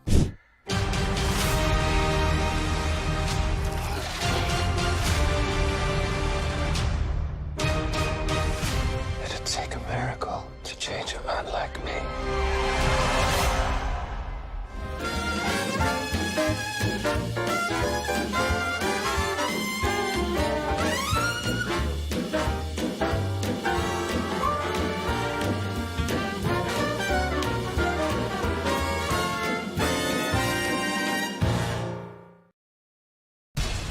have to take care of our people, and we're going to take care of our people first.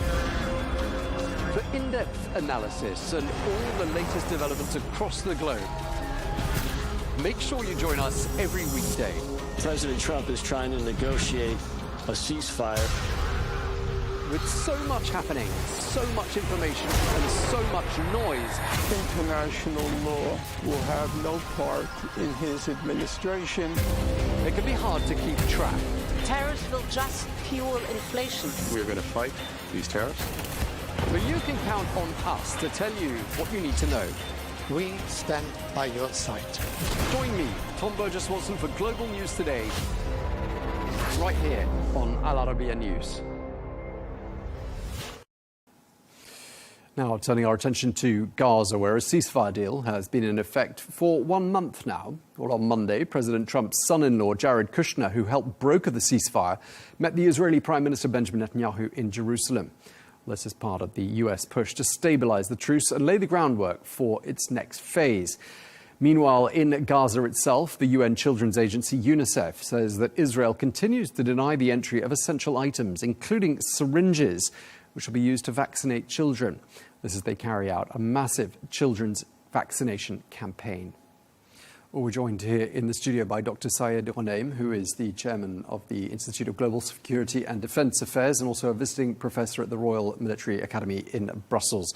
Dr. Ghanem, thank you very much indeed for coming to see us. Thank you, my pleasure. According to some reports we're reading, efforts to advance President Trump's peace plan in Gaza are facing some serious challenges right now. Some are saying the plans are faltering. The State Department, however, is saying that tremendous progress is being made in advancing that plan. What's your reading of where we are right now? Okay, as you are aware that this plan is divided into several phases, and the first phase should be done by giving all hostages, dead or alive, and alive are finished, dead are almost to be finished very soon, and at the same time to release some prisoners from Palestinian as well, and there are some, discussions about the names, especially Barouti and so on. So it's the first phase. Second phase is really important. And remember, the first phase was related to the withdrawal of the Israeli forces inside Gaza, not outside Gaza. So that we have 3 lines. We have the blue one, yellow one, which we are right now, and then the red one, which I don't think we will reach that easily. So that's why I think the second phase, which is implementing with a stability force, will be very difficult. And right now, it's facing some challenges. You know that we are waiting for the final resolution by the United Nations. It will be composed of which countries? Remember that United Arab Emirates declared somehow that they are not that ready or not to participate with forces, even though they were interested, or at least very, very potentially are interested to do that, or we expected that they will be members of this force. So this force composing it, and as you are aware, it's an international force composed of Islamic and Arab states, must be accepted by both, which I mean here Hamas and Israel. And the time Israel does not look at Hamas as counterpart. And this is one of the main challenges. That's why you don't find ceasefire anytime. And also, we will not find this kind of agreement. And that's why, just before we start, we told you the difference between peace enforcement and peacekeeping in this case, because they want that all the mission to be implemented on Hamas only. Okay. What is the difference actually between peace enforcement and peacekeeping? Okay. So peace enforcement is more British, by the way, and it's related to chapter number 7 in the United Nations. Like, for example, when I was Chief of Staff United Nations mission in Nepal, it was peacekeeping or peace support, which is very close to peacekeeping. This to maintain peace between the two parties. And remember here, it's maintaining peace with peaceful procedures, monitoring, observing, and following up until, which was both of them post-conflict. But peace enforcement, usually it's between conflict and post-conflict phase. So, but peacekeeping always, or let me say, is in post-conflict phase. At the same time, peacekeeping is between two parties together, like in everywhere. But peace enforcement in this case here is another different. Peace enforcement usually to be implemented on both parties, even by force, whoever does not submit or is not submitted to the resolution of the United Nations to stop fire. But in this case, only one part, which is the Palestinian, Hamas, will be the one who submitted for that. And remember, it's not only by force, but before that, by procedures. Like, for example, disarming. And remember, disarming in Lebanon, right? So disarming in Lebanon should be in peaceful way, without intervention of any forces. Only we have UNIFIL right now. And then they should observe that within peacekeeping, not peace enforcement. But if it not succeeds before end of this year, so maybe Israel will go by force. The difference here when you come with Gaza, that the peace enforcement will use its force when it's needed. If Hamas is not submitted to the procedures to disarm itself, or if any harassment happened by their side or violation in this case. And that's why in this case we will find the peace enforcement will be the responsible in front of United States, in front of Israel, in front of the international community to maintain the peace or to restore it or to keep it or even to create it inside this region, not Israel. Okay. I mean, some people are talking at the moment about a partition of Gaza between an area controlled by Israel and another one ruled by Hamas. I think that's a sort of a temporary measure or a temporary vision. What would that mean? And what would it mean for Palestinian statehood aspirations if there were to be a partition of Gaza? I was always asked about something technical. What's the difference between military and security? So if you see the military operation started by Israeli late October 2023, the partition was from north to south. I mean, the plan was to divide Gaza from north to south, like 3 parts, 2 parts, whatever, but north to south. But here, security partition, not military partition or security plan, was to divide Palestine, or Gaza, I'm sorry, from, west to east. Look at the difference now. So, and what's the difference here? That when I divide it operationally, as I told you, it does not secure outside Gaza. When I divide it operationally or militarily, from north to south. So still, whatever they are in the north, they are in the middle, they are in the south, so they can harm outside Gaza any settlements because they are bordering, But in this case, when you have the yellow line, do you remember? We have blue line, yellow line, and red line. So we think that maybe yellow line, we have 3 scenarios, okay? First scenario, which is most needed one, which is a very ideal one, that's to withdraw until blue line and then withdraw outside Gaza. Do you remember in the beginning I told you it's not that possible that they will withdraw from all lines recently, so we believe maybe they will divide Gaza security-wise from west to east using the separator of yellow line to be Palestinians east of yellow line, to have Israeli, east of the yellow line, bordering the settlements outside Gaza, and Palestinians, whoever, Hamas, not Hamas, to be north. But some Palestinians who are pro-Israeli or very, very peaceful, can say that they are trusted by Israeli, can be living in the eastern side, from the yellow one. Third scenario, that maybe yellow line will not be the separator, maybe blue line. I mean that Israeli will continue moving gradually until they reach the blue line, and then they put only Hamas at the coast, and any other Palestinian maybe can harm outside Gaza to any Israeli, and then to make sure they are between the sea and between our forces in this area. And the last point I would like to tell you here, look at the reconstructions. That's why there was some dispute inside the government by some ministers when they said what? They said, if you would like to make reconstructions, don't do it in the eastern side, close to the settlements, because all Palestinians will be keen to come and live here, and the danger will continue against us. That's why, if you want to start reconstructions, do it west of, close to the sea, seashore, make the reconstruction to absorb all Palestinians to live there, and this one guides us to think about the blue line will be the main separator, not only the yellow line. Huge reconstruction is needed, about $70 billion US dollars. But I mean, it seems like a very long way off, doesn't it? Reconstruction, isn't it a bit early to be thinking about reconstruction when there was only airstrikes carried out on Gaza a couple of weeks ago? The airstrikes or whatever, any kind of fire by Israel is for some reason, which I told you one of the many challenges, that suppose that any country is fighting the other and then the UN resolutions to cease fire, both countries should respect, right? But in case of non-state actor, which is prescribed as terrorist, so as Israel, I would like to show always I'm not in front of counterpart.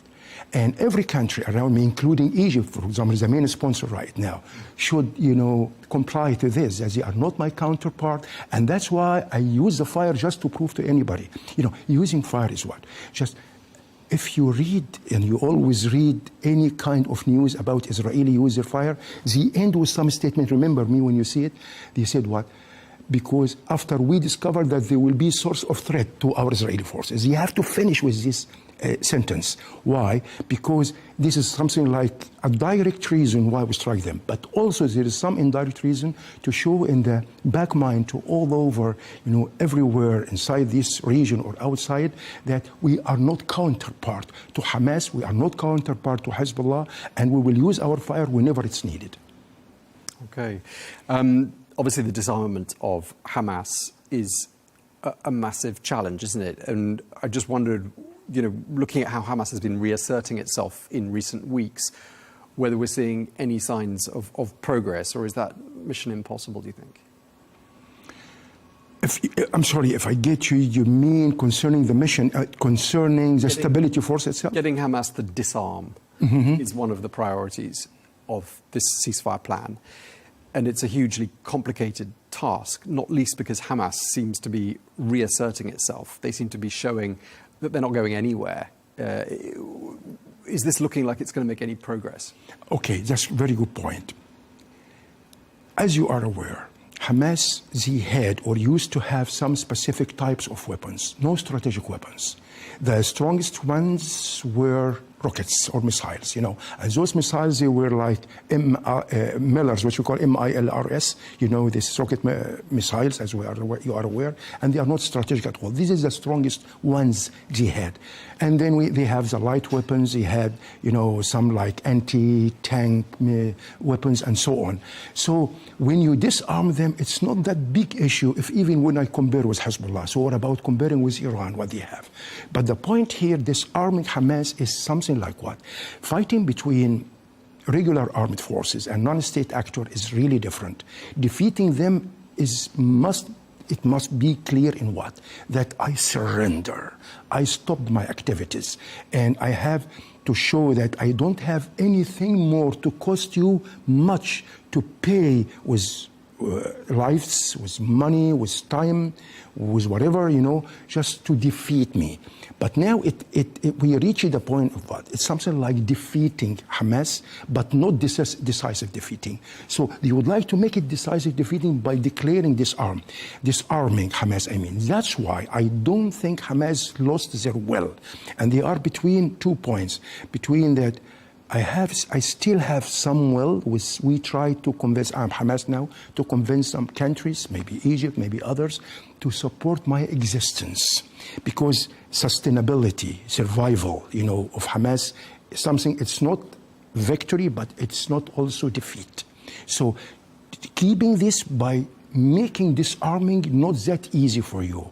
And that's why one of the challenges in this phase, or the coming, within this phase and the others, that Hamas will not accept disarming, and maybe some violence will happen, or at least by mistakes. And remember, Hamas is not regular army, and controlling elements is not as everybody expects. Sometimes maybe you'll find some individual actions by any element of Hamas not to give you, and then you think it's like regular armed forces, and they did not respect that, and then war will be launched again. But it will be something like killing off Palestinian and Hamas again, and increase or getting back to what's going on right now.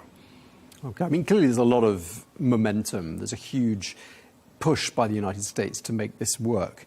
Do you think that momentum is going to have the desired effect? Do you think something's different this time from previous efforts to bring about peace in Gaza, peace between the Israelis and the Palestinians. Do you think President Trump and his plan and all the international momentum that's there is going to somehow deliver something that's never been delivered before? Here is some problem. What is it? That there is some impression, let me tell you, at such levels in this region, that this stability force is for sake of Israel. You know, it's not like any peacekeeping force or even peace enforcement force. Peace enforcement force, by the way, it was used in Serbia, you know, Kosovo, if you remember. So, but it was international resolutions, really, and, you know, it was against who was killing the civilians, if you remember this. But now it shows to us as something like between Trump and Netanyahu, and as I told you, it's not between two countries, it's not between two counterparts, and that's why it serves more what Israeli wants. And look, how, for example, where they will be stationed. They will be in Egypt. Egypt is not part of that, right? If they would like, I mean, this is stability force, I mean. So that's why, you know, it should be in Israel, because you are one of the parties. But as I told you, they don't consider them as counterpart to them. So that's why I don't think this progress of plan of Trump is complete as UN resolution, or as least non-UN mission, but UN resolution. It's only, by the way, who will fund this mission? Who will fund the reconstructions? And that's why maybe more countries will withdraw from this sooner or later, because it's not successful. You know, I don't say it's not successful, but I say it's not logic to be implemented easily and softly. Okay. Moving just to our attention to the other side of Israel's border, to Lebanon. Obviously, US patience with the Lebanese government seems to be wearing thin. They've been demanding that Hezbollah disarm as well, and Hezbollah somehow be done away with. Why is it taking so long? And is this something that the Lebanese government can realistically achieve? Case in Lebanon should be better. Why? Several partners from outside even are participating, like France, USA, UNIFIL itself. But as you see, UNIFIL is one of the most successful missions in this region or outside as well, as I told you, because it could keep the peace for 10 years until now. But the problem here, when UNIFIL, this is the last news, if you read it, that they are diminishing according to the budget or whatever decision of the United Nations, and I can understand that. But at the same time, what you will do, if UN is out, I remember in the beginning of this war, against Lebanon, ground forces, you remember September last year, I remember also, our expectations that the only, or assessment that the only obstacle against Israeli forces not to make a huge or total war, let me say, against Hezbollah inside, was UNIFIL. Because you don't want to take them, and remember, some accident happens, and one from Indonesia has been killed, one of the soldiers, United Nations soldiers. So I want to say here that UNIFIL really is stabilizing the situation. So if UNIFIL leaves, it will come with the end of this year, which is a deadline that Hezbollah must be disarmed. Hezbollah will never accept disarming. And remember, $1 billion has been paid, according to the news, from Iran to Hezbollah to reinforce themselves. Still, that we believe, yes, they have, I think, according to our statistics, they have 45 and up to 60,000 still weapons, let me say missiles. Mostly are tactically, as I told you, this close range or short range. Strategic, they have only hundreds, which is not that big, but remember, when hundreds from Iran in June launched it against Israel, it was disaster to Israel. So when they come together from Israel, from Houthis, and also from Iran, what will happen with Israel? So that's why Israel, I think, they paid the invoice earlier, ready to use their own forces against Hezbollah, because you know very well that Hezbollah will never accept disarmament, and Hezbollah even would like to have the Lebanese government, the Lebanese armed forces, under their flag to fight Israel. They think this way. Okay, and just lastly, Dr. Ghanem, we're nearly out of time. All this week, it's been very much eyes on Syria, hasn't it, with what's been happening in Washington and President Bashar's visit there. The United States has always argued, though, well, in the last few years at any rate, that a stable Syria means a stable region. Do you think that's the right logic? Yes. Yes, for some reason. Remember, we have Iraq, we have Syria, and they are between Lebanon and Iran. So according to this, we believe that really Iran was which we call proxies. So they affect the stability of the region when you are using non-state actors in Iraq in the heart of the Khorasan, and to the northern bridge or the western bridge in the Mediterranean, you are using Syria and Lebanon, and from the southern bridge you are using Yemen, using Houthis there, all of them non-state actors, including inside Iraq. So Syria in the middle. Syria is a passage, when it comes from Iran. Syria is the biggest country, and the main difference between Syria and Lebanon, not only geographic, not only demographic, but also sects. Not sects. In Lebanon, they are sects, like sectarian when you look at it, but in Syria is ethnic. So they have different ethnics. Like, I was surprised when Syria is so-called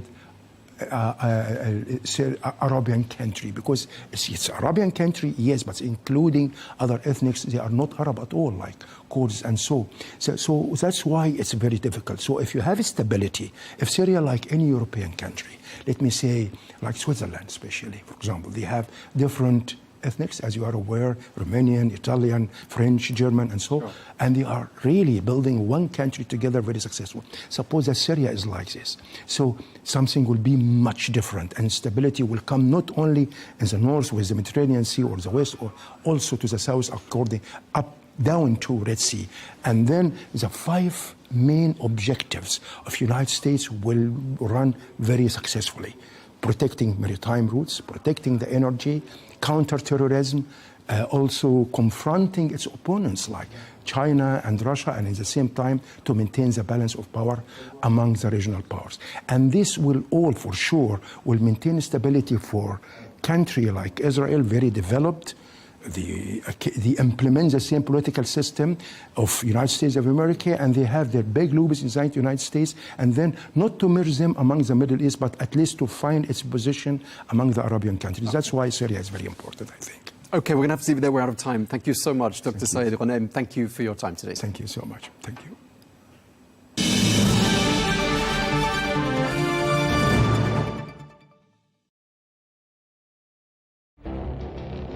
It feels like decades are passing by in a matter of weeks. Seismic shifts in the world order. Never, ever will be part of America. With so much happening and so much noise. Whether it's political upheaval, Canada has been ripping us off for years. Economic shifts or social movements.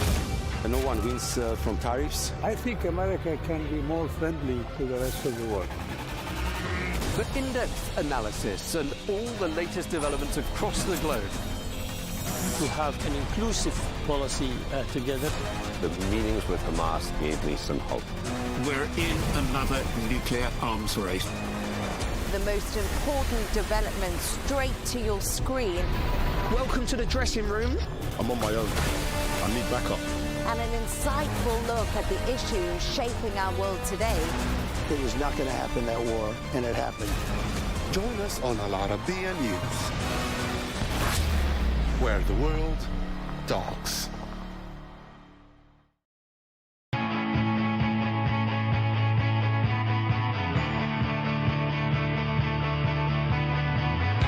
Welcome to the metropolis, the big city.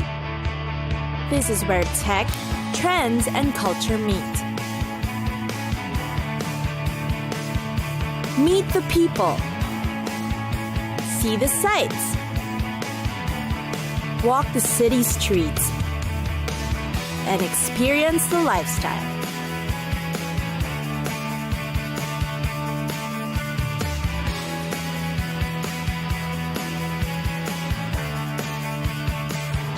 This is your first-class ticket to the cities of the world.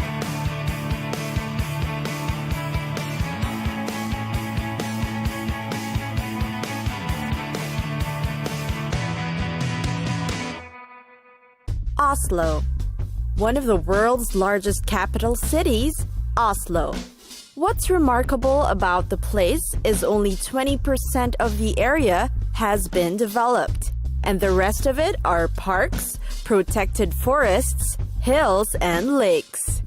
Parks and open spaces are essential in Oslo's landscape, and they can easily be accessed from almost any point from the city.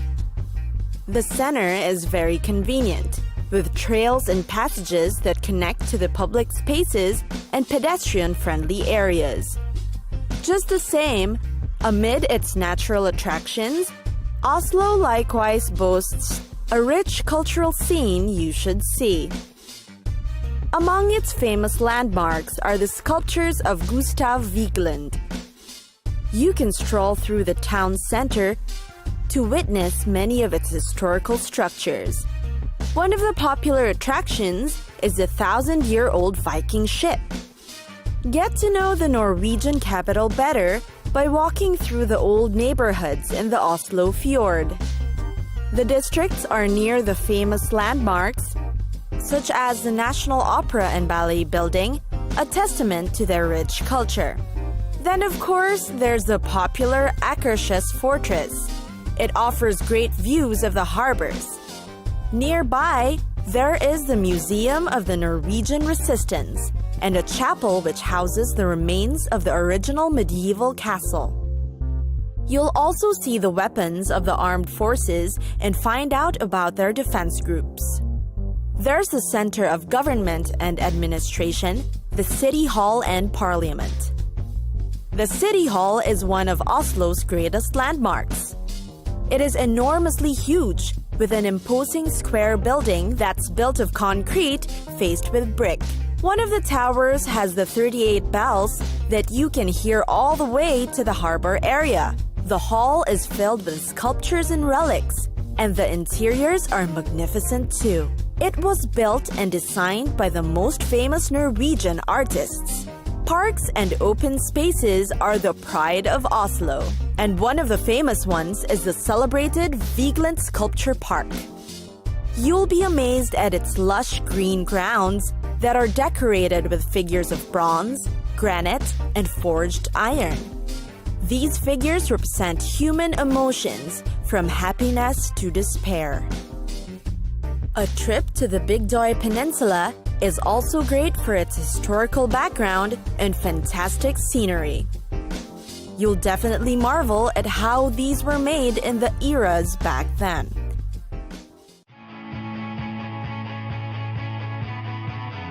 It's time for us to go! Pack your bags and get your tickets ready. And we'll see you on the next destination. Catch us again next time on Cities of the World.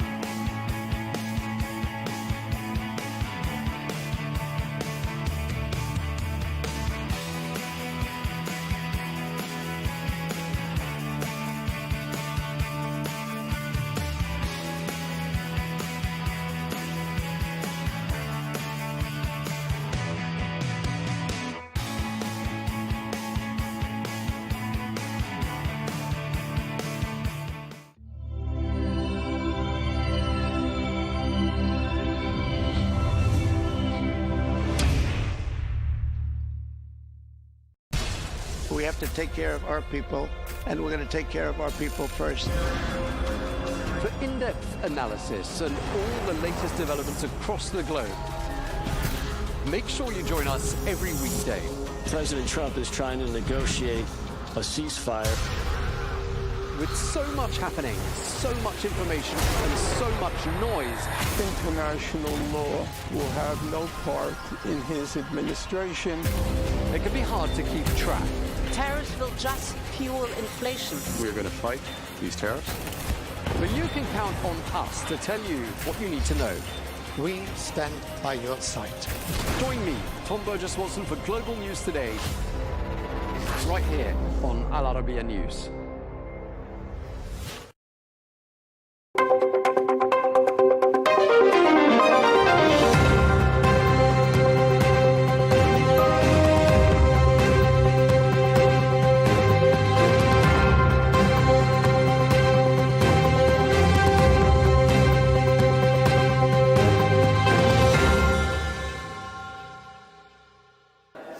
Hello and welcome to this special episode of Counterpoints from the sidelines of the IISS Manama Dialogue here in Bahrain. I'm Melinda Nucifora.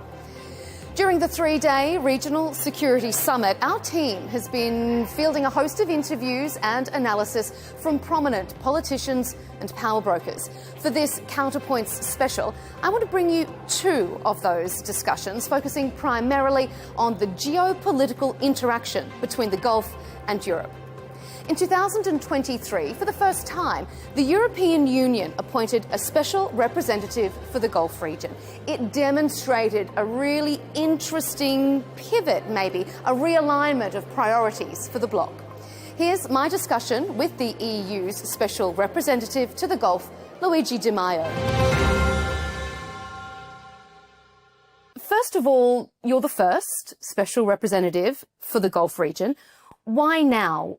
Why did the bloc feel that this is a uniquely important time, that it needs to have a designated focus on the Gulf? Thank you for this question, because it's the base of my job in a way. We started on around 2020, to realize that this region was becoming more and more critical for our interest in terms of multilateralism, in terms of making stability around the world and making the stability of the Middle East, because the security of this region is our security. So we decided in 2021 to start to collect a new strategy to the GCC in particular, but to the wider Gulf region.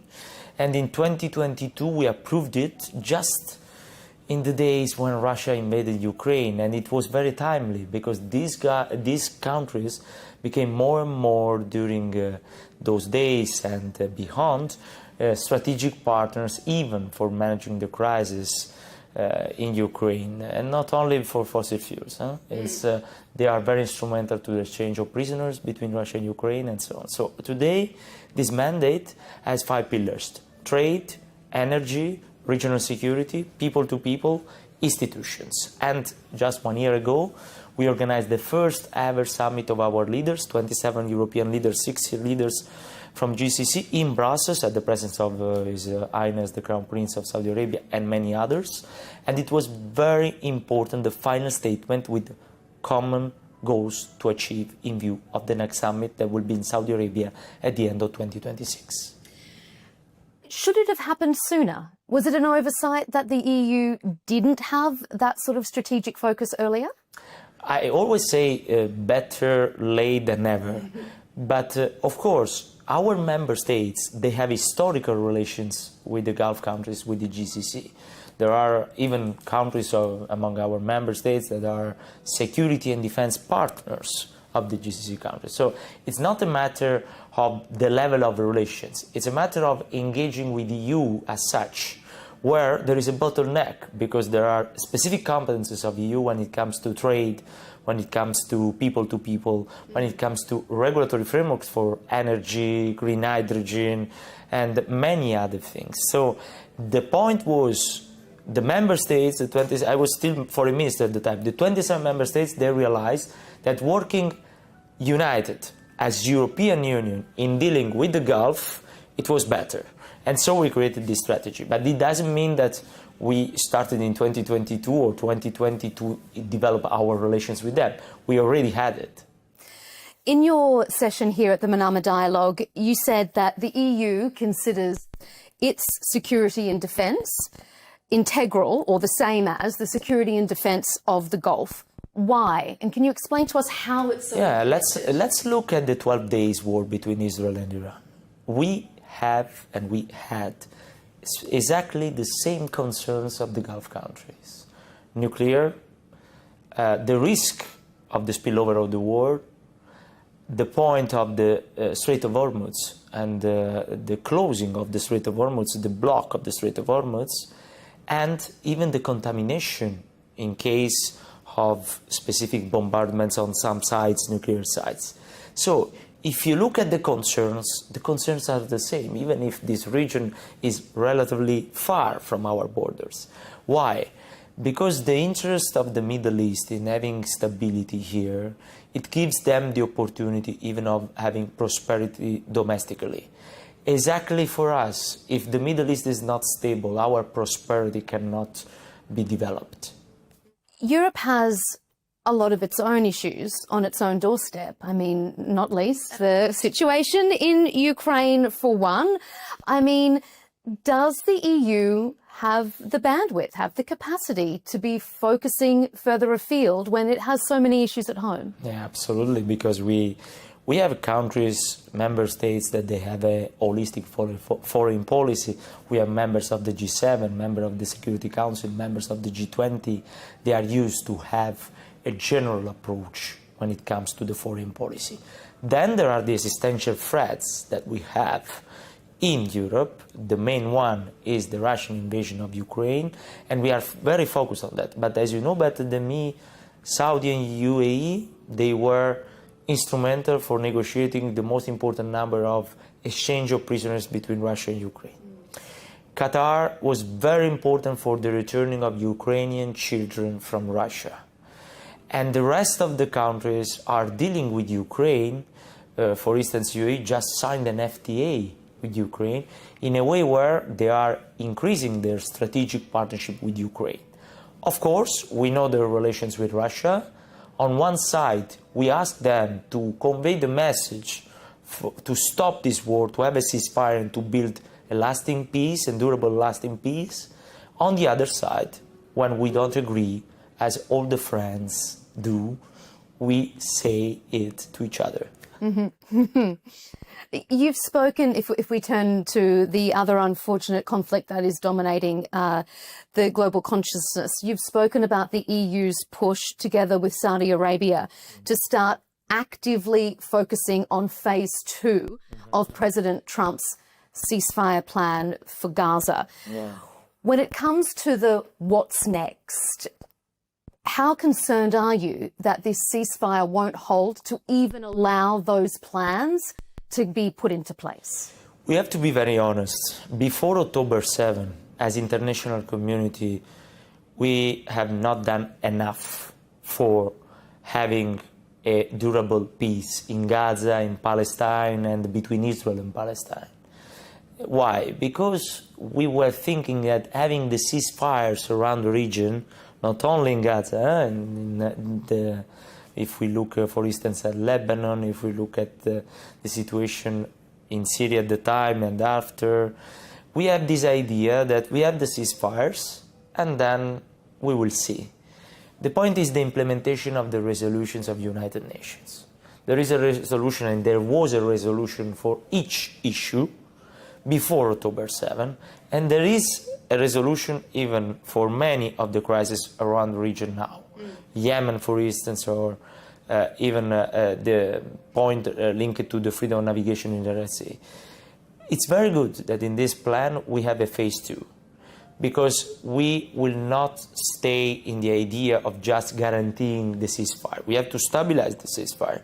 But the next step is the governance, to disarm Hamas, to work on the reconstruction of Gaza, and for a Palestinian state. And the global alliance, like even the French and Saudi initiative in New York, are going in the direction of keeping alive the process for working really for two-state solution in a day that might be even a matter of decades. I don't know. But in any case, we have to keep pushing on that. When I was foreign minister, I remember very well that I met several ministers around the world during 2019, 2020, 2021, 2022. The Palestinian issue was even not in the first 5 of 10 bullets point or your speaking points. Because at the time, for everybody, there was the peace there. But it was a very fragile peace, as we saw. So what do you think that the EU can bring in conjunction with its Gulf partners to ensure that we get to that next step? First of all, I think that, as High Representative Kaja Kallas just said recently in an interview, European Union has to be a player, not only a payer. And this is very important because we are the largest donor of the Palestinian Authority at world level, the largest donor of UNRWA. We have 2 missions on the ground, EUBAM Rafah, EUPOL COPS. We have a delegation, that one in Israel and one in Ramallah, in Jerusalem, that are very big and equipped with many skills from all over the region for helping the Palestinians, for helping the peace between Israel and Palestine. But it's not enough. This is why our idea is to partner more and more with the Gulf countries and the rest of the Middle East countries for working concretely on a political process. And the process has to go to the two-state solution with the intermediary steps like the governance, the Board of Peace, for instance, is very interesting for us to look how to join it, and even the reconstruction. Let's work more and more with the Egyptians, looking at this conference for the reconstruction of Palestine, in order to understand how to create a sustainable process for the reconstruction. But here in the region, you always hear one sentence that is very important. Okay, we want to reconstruct Gaza. Are we sure that we'll not destroy it again? And this is the point. The process of reconstruction of Gaza goes hand in hand with the political process for a stable Palestine or a state of Palestine. Just finally, before we run out of time, you pointed ahead, you mentioned the meeting coming up in 2026 in Saudi Arabia. What are your priorities? What do you want to have ready to be signed off, launched and announced by then? Honestly, the summit, as I told you, is the second ever. It shows even the gap we have to fill. We are still at the second ever summit of our leaders. We have an association agreement with GCC since 1988, when I was 2. And now, just in 2024, we had the first summit. So we have to push, we have to keep pushing. The point is very easy, very simple. We have common and mutual interest on trade, on renewable energies, on regional security, on people to people. And there are many projects ongoing. Inshallah, let's hope that in view of the summit, we are able to deliver concretely with a good hand on many of these processes. We look forward to covering that meeting in 2026. Thank you. You're very welcome. Luigi Di Maio, thank you so much for joining us here on Counterpoints. Thank you. Thank you very much. Bye. Lovely to see you.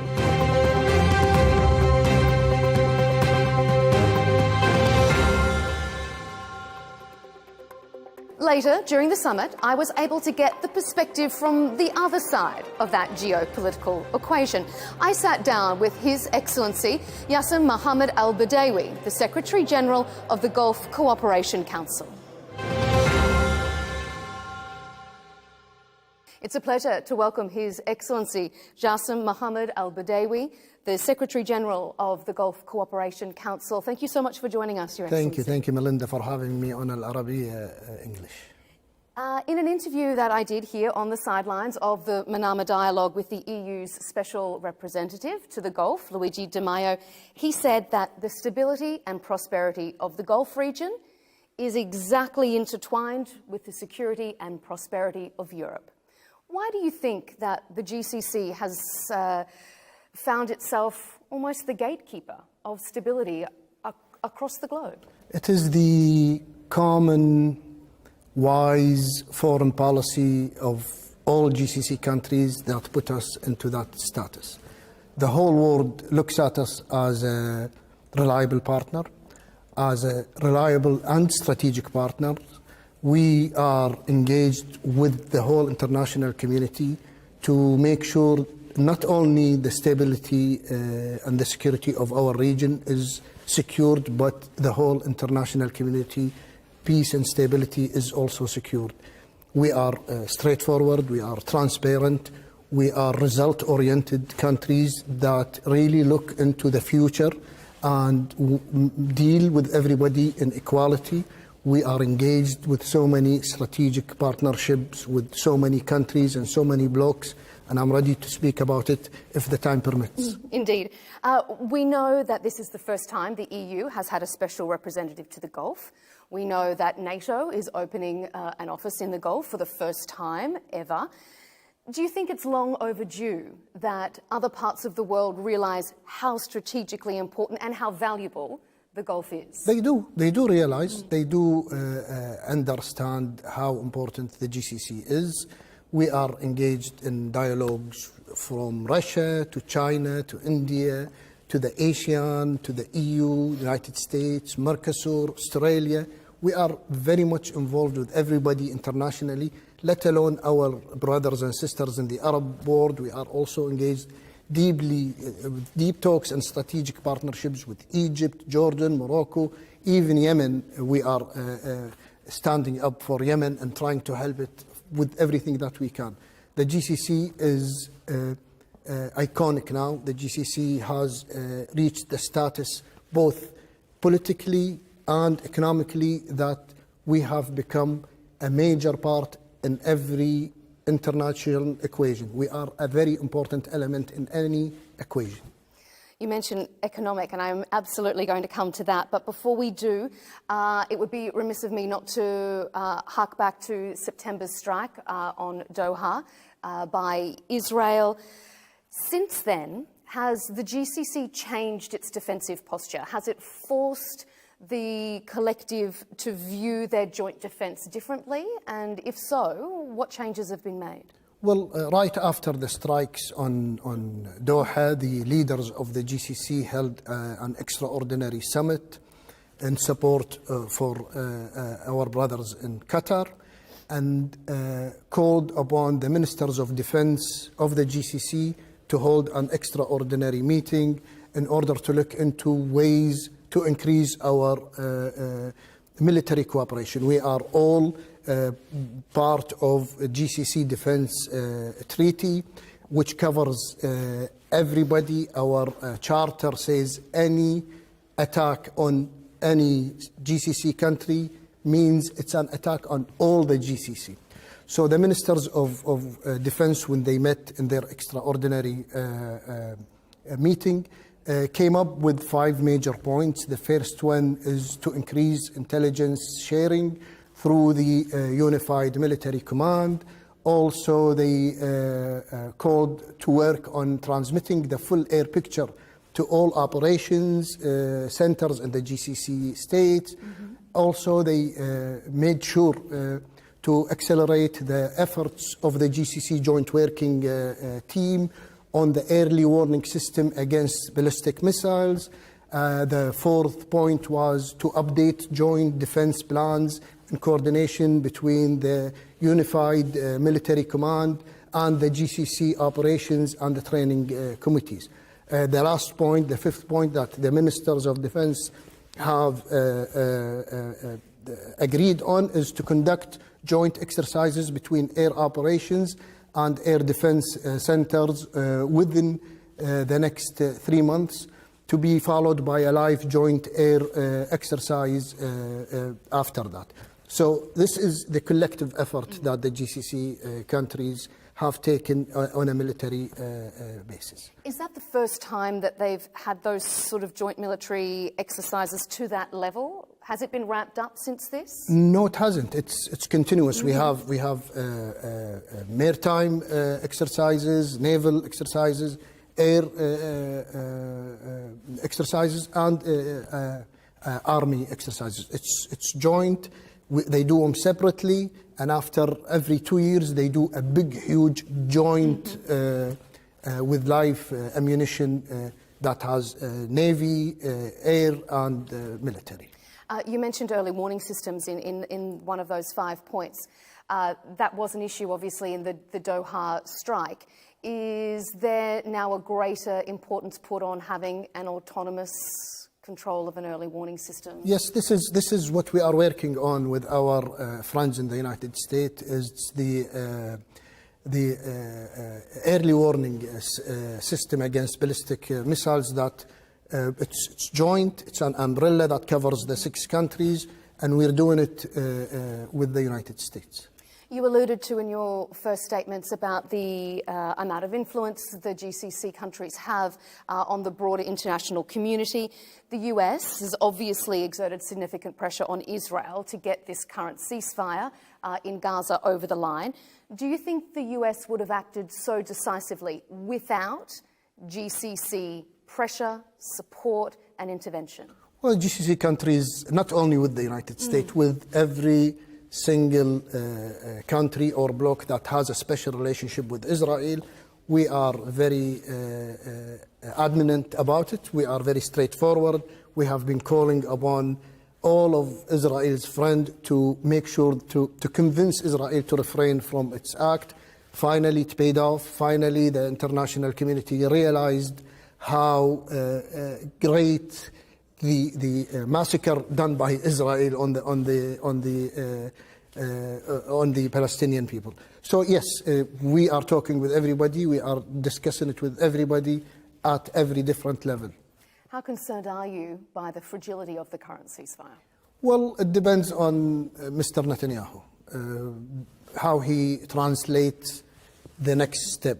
But the road is clear and obvious to everybody. First of all, the ceasefire. Second of all, assistance to be flown to Gaza on a continuous basis. Thirdly, rebuilding Gaza. Fourthly, the two-state solution. These are very important four elements that have to be implemented in order to reach peace in the region. What role do you see the GCC playing in ensuring that this ceasefire moves to phase two? Well, we are with the international community. It's a joint decision. It's a joint effort by everybody. The discussion has to be there all the time. Phase two is very important. Maintaining phase one and making sure that there are no attacks by Israel, which is happening almost on a daily basis on Gaza. This has to stop. Then comes phase two. Phase two has to be a collective effort by everybody, as was phase one. Mm-hmm. Part of that, as you mentioned, is the recognition of a Palestinian state, something that GCC countries, no least with their partners in Europe, have been instrumental in. The current US administration still hasn't openly expressed its support for a two-state solution. Do you think we will see a Palestinian state without US support? Well, the United States is definitely a major partner in the peace process. And asking them to recognize Palestine is something that we do on a regular basis. Their support for that solution is essential and important. We hope that one day they do. We know that there are many voices within the United States that call for the two-state solution. The international community now has basically recognized Palestine. 4 out of the 5 permanent members of the Security Council have recognized Palestine now. I think one day we will see a United States administration recognizing Palestine, definitely. And we hope it's this one, Mr. Trump's administration. When you discuss it with the Trump administration officials, what response are you getting from them? I think you should ask them that. Indeed. When we were opening our statements, you mentioned the economy, obviously incredibly important when we talk about development and stability, not just in the region, but in the broader community.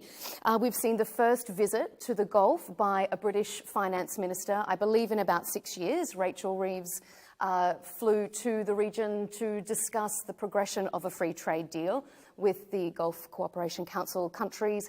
How is that progressing? She says she's very confident that it will be done soon. Do you share her confidence? I do.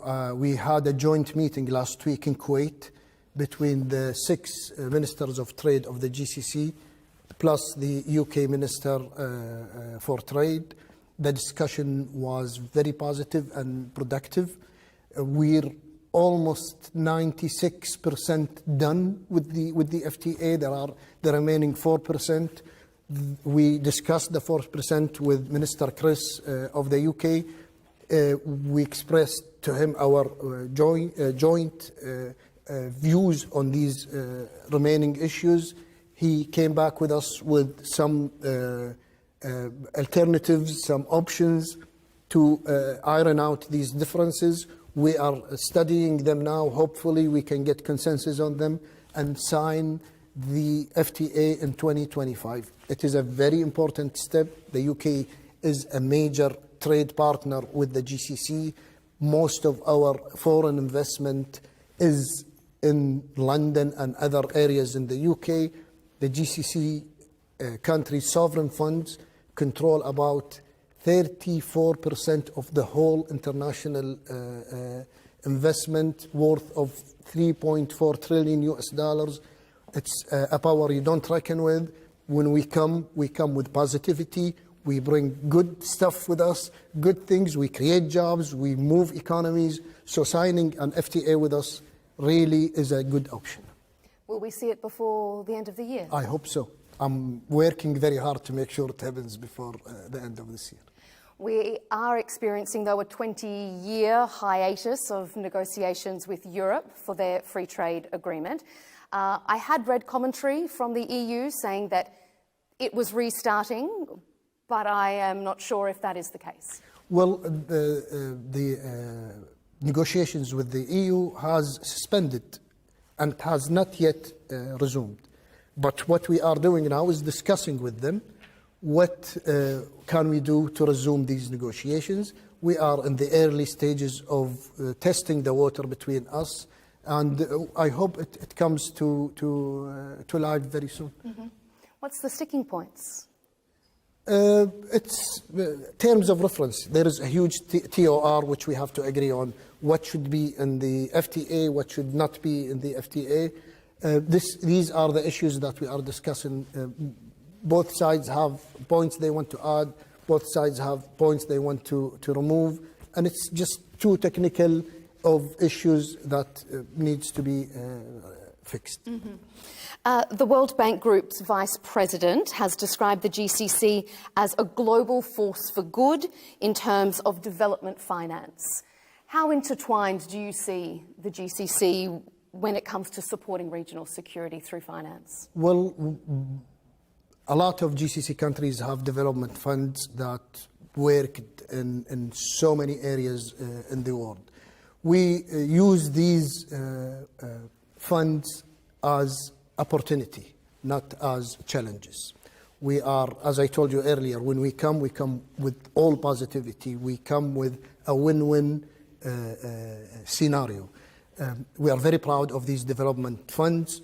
They have served so many areas. I was in Aden 2 years ago. I saw many GCC positive presence there, hospitals, schools, electricity grids, you name it. It was there in Aden and many other countries, in poor areas in Asia, all of Africa and in the Arab world, even in Latin America, we are also there, and the Caribbean. So we really use that leverage to help people, to help the infrastructure and to help bring peace and stability to them.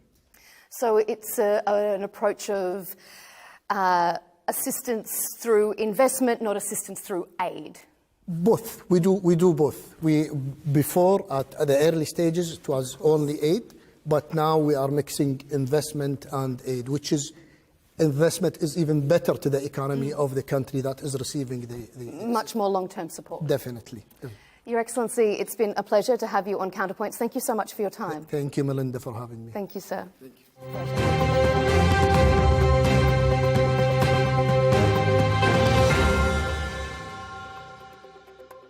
Thank you for tuning in to this special episode of Counterpoints from the sidelines of the IISS Manama Dialogue in Bahrain. You can find our latest episodes on YouTube at the Arabiya English channel, and of course follow us on X and TikTok for all of our latest episodes. Thanks for joining us. I'm Melinda Nucifora.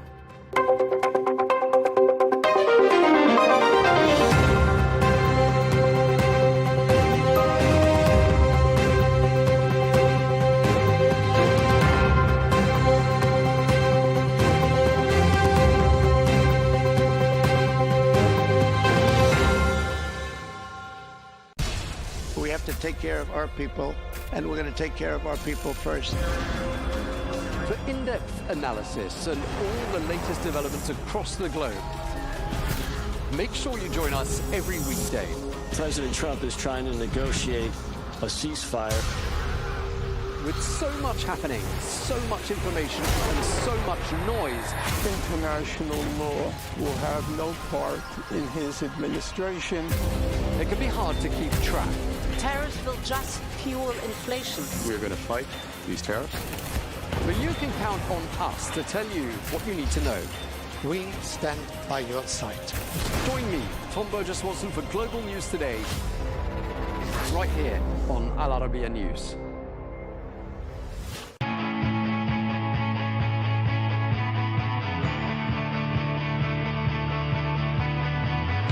Welcome to the metropolis,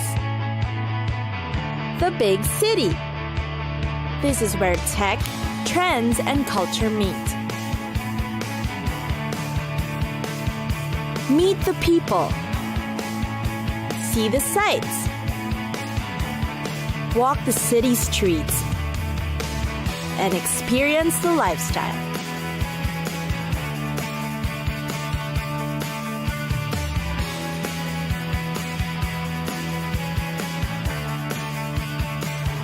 This is your first-class ticket to the cities of the world.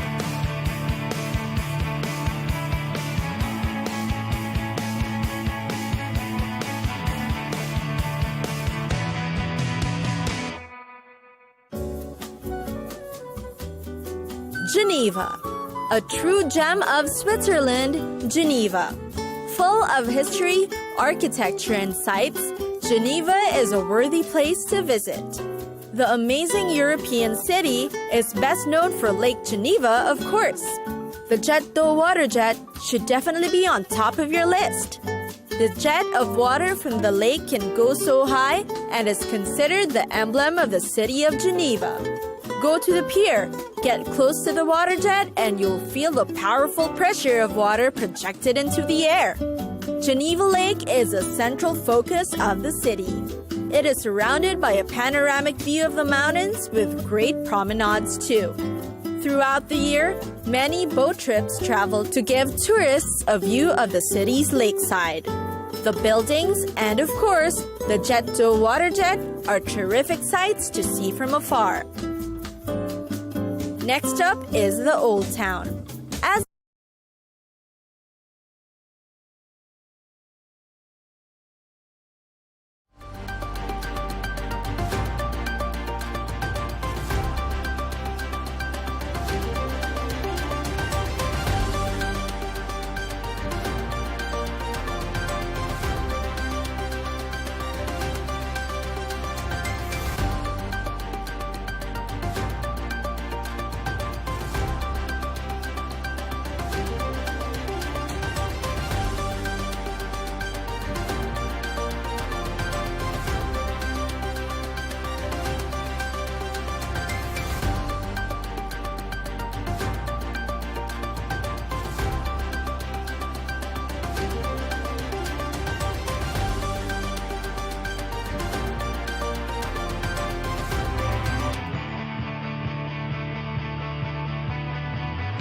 Welcome to the metropolis,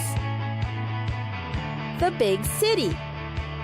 This is where tech, trends, and culture meet. Meet the people. See the sights. Walk the city streets. And experience the lifestyle.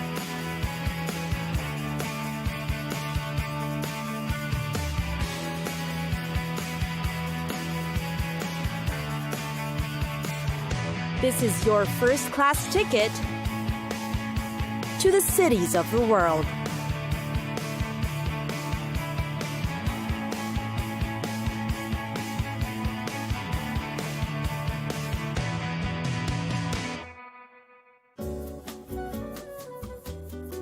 Geneva, a true gem of Switzerland, Geneva. Full of history, architecture, and sights, Geneva is a worthy place to visit. The amazing European city is best known for Lake Geneva, of course. The jet d'eau water jet should definitely be on top of your list. The jet of water from the lake can go so high and is considered the emblem of the city of Geneva.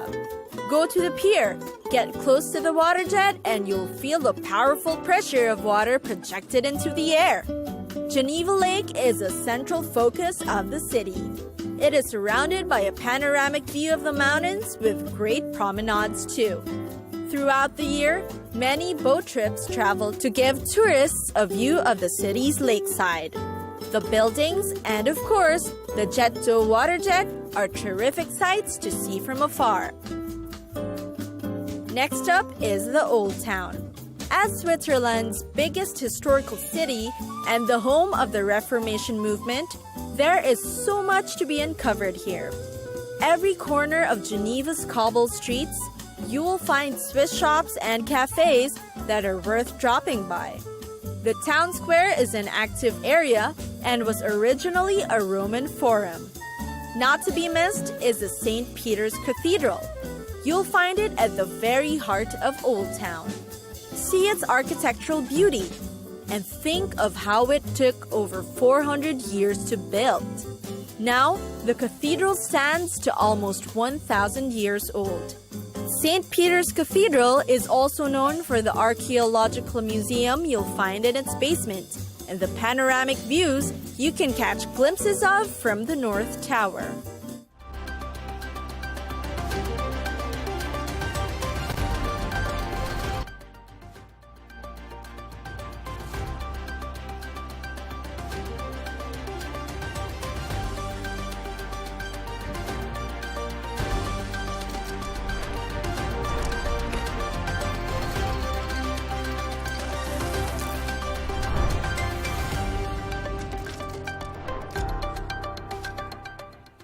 Hello and welcome. I'm Leigh Ann Gerrans and you're watching W News Extra, broadcasting live from the Al Arabiya studios. These are our top stories.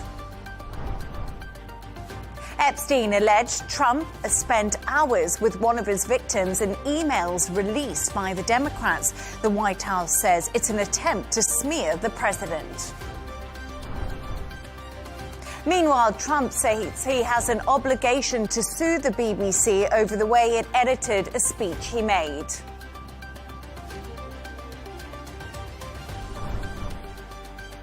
And speculation over Keir Starmer's future as the Prime Minister in the United Kingdom, as he insists his cabinet members are a united team.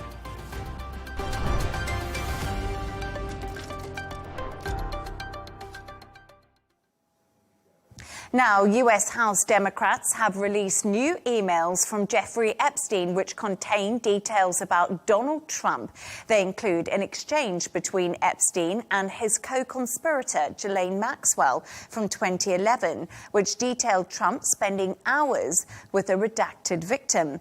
The White House have accused the Democrats of creating a fake narrative and say the unnamed victim is the late Virginia Giuffre, who repeatedly said President Trump was not involved in any wrongdoing whatsoever. To discuss this and all of today's stories, I'm joined by broadcaster and journalist Isabel Webster in Surrey and deputy editor of The Spectator, Freddie Gray, who's in London for us. Isabel and Freddie, thank you so much for joining us this evening. Isabel, let's start with you. So first of all, these emails, they are pretty inflammatory. How did the Democrats get hold of the latest emails and why are we only hearing about them right now? Yeah, what an interesting development. I think this has probably caught the White House a little bit on the back foot. This morning, Trump woke up probably feeling rather pleased with himself that he'd exposed fake news within the BBC and certainly a couple of heads rolling over here as a result of that. But what has actually happened is a sort of process in the United States. There is a committee that is responsible for holding the federal government and a number of government agencies to account. Now, it is Republican-led, but a number of Democrats within that committee had released these 3 emails today from the Epstein estate. Now, although it is Republican-led, they have a Democrat chair, and the chair has this overriding power of subpoena, which means that he can call witnesses without the permission and the votes of the committee and force them to give evidence. And it has moved the dial somewhat in this Epstein case. And so we have seen these 3 emails released by the Democratic members of this obscure committee, if you like, which we were expecting them actually to announce the end of the government shutdown today, but no one's talking about that now. And effectively, what it has done has led the Republicans to release a further 20,000 emails. And let me explain that a bit better, because the 3 emails, a lot of people are describing as something of a smoking gun. I'll let you be the judge of that, though, because in one of those emails, Epstein is writing to Trump's biographer, and he says that Trump was aware of all of the girls that Ghislaine was procuring. He makes that allegation quite clear. Now, obviously, Trump has always denied knowing anything about what was going on. And then in an email from the convicted paedophile to Ghislaine Maxwell, he also is quoted in this email as having as that Trump was the dog that hasn't barked, and Trump has spent hours with the name of the victim is redacted from that email at his house. Now, the White House have come out quite strongly, as I say, on the back foot, but they are denying that this is a smoking gun in any shape. They're describing it as a smear, as you said, Leigh Ann. And they have claimed that the redacted name from that email was actually that of Virginia Giuffre, who, as we know, recently passed away. But she spoke at length in the past about how President Trump was never one of her abusers. So lots of confusion, lots of he says, she says. But at the moment, in real time, journalists are poring over these 20,000 or so emails to try and understand if there is some context to any of this, if Trump is on the hook for what we are learning today, because he's always claimed, didn't he, before he came into office, that he would release these Epstein files. Well, some people are saying effectively this is the Epstein files, and we're only just beginning to get a sense, really, of what the repercussions will be. Yeah, and as you did say, Isabel, there's so much to go through, and I'm sure every newsroom around the world is looking through what's been released today. But Freddie, the White House now says an external legal counsel has filed a lawsuit against the BBC. Could we see the BBC using taxpayer money to settle this with President Donald Trump? We've actually skipped a little bit of a beat there. That's my fault. Freddie, let's get back to the Epstein files. Can you tell me your thoughts on the Epstein files? I do apologise. No need to apologise. It's all connected, so we can really talk about it all at any time, because it's all about Donald Trump, really, as so much of the news is these days. And I think it is a particularly interesting development. One of the interesting things about it is that Michael Wolff is involved in these details. And Michael Wolff has written a series of books about Donald Trump.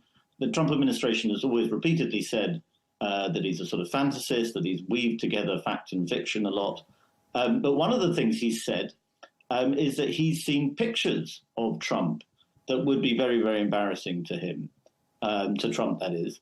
And so it'll be interesting to see if this is just the beginning of a flood of emails and images of Trump in relation to Epstein, which are going to cause huge embarrassment for the Trump presidency. The White House is going to deny this till it's flat in the face, reject all these accusations. But the fact is this stuff is just going to keep hovering around, much as it did for the Duke of York or the Andrew, formerly known as Prince, as he's now called. And of course, with that story, Andrew did have a friendship with Jeffrey Epstein. It was always a bit murky as to quite how close that friendship was. Trump has always insisted he did know him, but he didn't like him. They fell out quite early on. I think what Trump is embarrassed about, and this is why the FBI and the DOJ didn't release those, or probably why they didn't release the files earlier on, is because for all the Trump campaign's talk about releasing the Epstein files, they knew that there were going to be emails that people could use to tie Donald Trump to Epstein. And I think that's what we're seeing now. And the Democrats are very, very excited about this. Yes, indeed. And you know what? I was just thinking about it because Freddie Isabel mentioned Prince Andrew there. Well, formerly Prince Andrew, now Andrew Mountbatten Windsor. Some of these emails that have been released today do name Andrew. They also name Peter Mandelson. So the Epstein files are just not going away when it comes to the US or the UK, are they? Yeah, and Freddie talks about the Democrats being delighted about all of this. I think there'll be a number of Republicans who are extremely concerned about it as well, not least those core members of Donald Trump's MAGA base who elected him on the promise that he would, stand up to what is seen to be this elite that is beyond the realms of the judiciary and these super rich, super powerful people. And, this just speaks to all of that. And does, I think, and Freddie may disagree, but I think it does destabilise the president a little bit, because there are those who have been relying on him to come up, and he stalled and he prevaricated. But today there isn't anywhere really further to hide. I think it is a huge embarrassment for President Trump. He is the Teflon president. We'll see what he says. He personally hasn't commented yet. I think he has a dinner in Washington this evening, but his press secretary is, as Freddie says, denying it and saying this is a smear campaign. All of this is rather unsatisfactory, and I always find it really interesting that in this case it's actually British people only who've ever been convicted or held accountable. We're talking about Mandelson, Andrew Mountbatten-Windsor and Ghislaine Maxwell, all Brits, which I just think is so fascinating, and also speaks to that thing that the MAGAs are all complaining about, that in the United States, if you're extremely rich and powerful, there is a sense that you can be above the law. Yeah, and Freddie, if we just drill down a little bit into what Isabel said there about people in the Republican Party who could be concerned about this, Marjorie Taylor Greene has actually had a lot to say about it, and she's a Republican herself, and she almost linked the US shutdown to this Epstein situation we're now in. Yes, indeed. What Marjorie Taylor Greene's doing at the moment is fascinating, and Trump's actually addressed this in recent days, saying he doesn't know what's gone wrong with Marjorie and so on, because she has been a very loyal Trumpist for a long time. And in recent weeks and months, she has started to criticize the Trump-Vance agenda on all sorts of things, economics being central to that. But she always goes back to this issue of the Epstein files, because for a lot of Trump voters, the Epstein files are this sort of neuralgic issue that symbolize everything that they regard as wrong with the global elite, the way politics has been run for too long. And it's what they hoped that Donald Trump would overcome.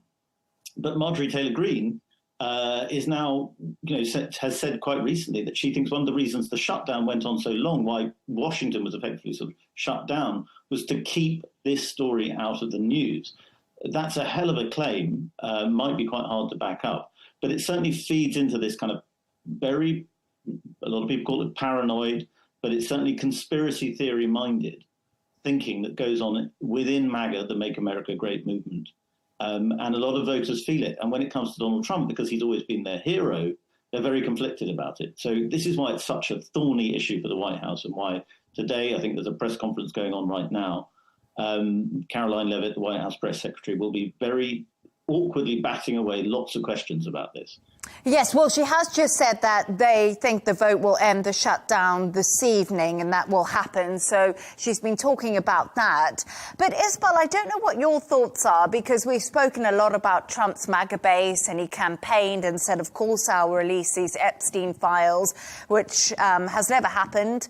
Pam Bondi never said, we've got the list, never came to light. So many confusing parts to the story. Do you think maybe the Republican Party should just release the Epstein files and get ahead of this so they're not on the back foot the whole time? Well, I mean, you're asking me as a journalist, and, I've always very much subscribed to transparency being, daylight being the greatest disinfectant. Just, if you've got nothing to hide, come clean. But, it just makes me deeply suspicious when people obfuscate. And, yes, of course, the Republicans should be demanding that everything's out in the open, obviously. And, yes, they would be able to get ahead of what is ultimately a scandal. And the truth will come out. It always does. Always comes out in the wash. Now, Freddie, let's move on to another story and another scandal, but it's happening with the BBC. And the White House now says that an external legal counsel has filed a lawsuit against the BBC. Could we see the BBC using taxpayers' money to settle this with President Donald Trump? I think this is the question many people in the UK are asking. Well, it would be. It would be taxpayer money and license fee payer money that would be used to settle it. Every time the BBC does have to do a payout, and it does happen from time to time that the BBC falls foul of a libel suit or something like that. I think the striking thing about that $1 billion suit that the Trump administration is filing is how comparatively small fry it is, in fact, compared to the $15 billion suit he's got against the New York Times and the $10 billion suit he's got against the Wall Street Journal. So in a way, it's perhaps surprising he went so low as just $1 billion.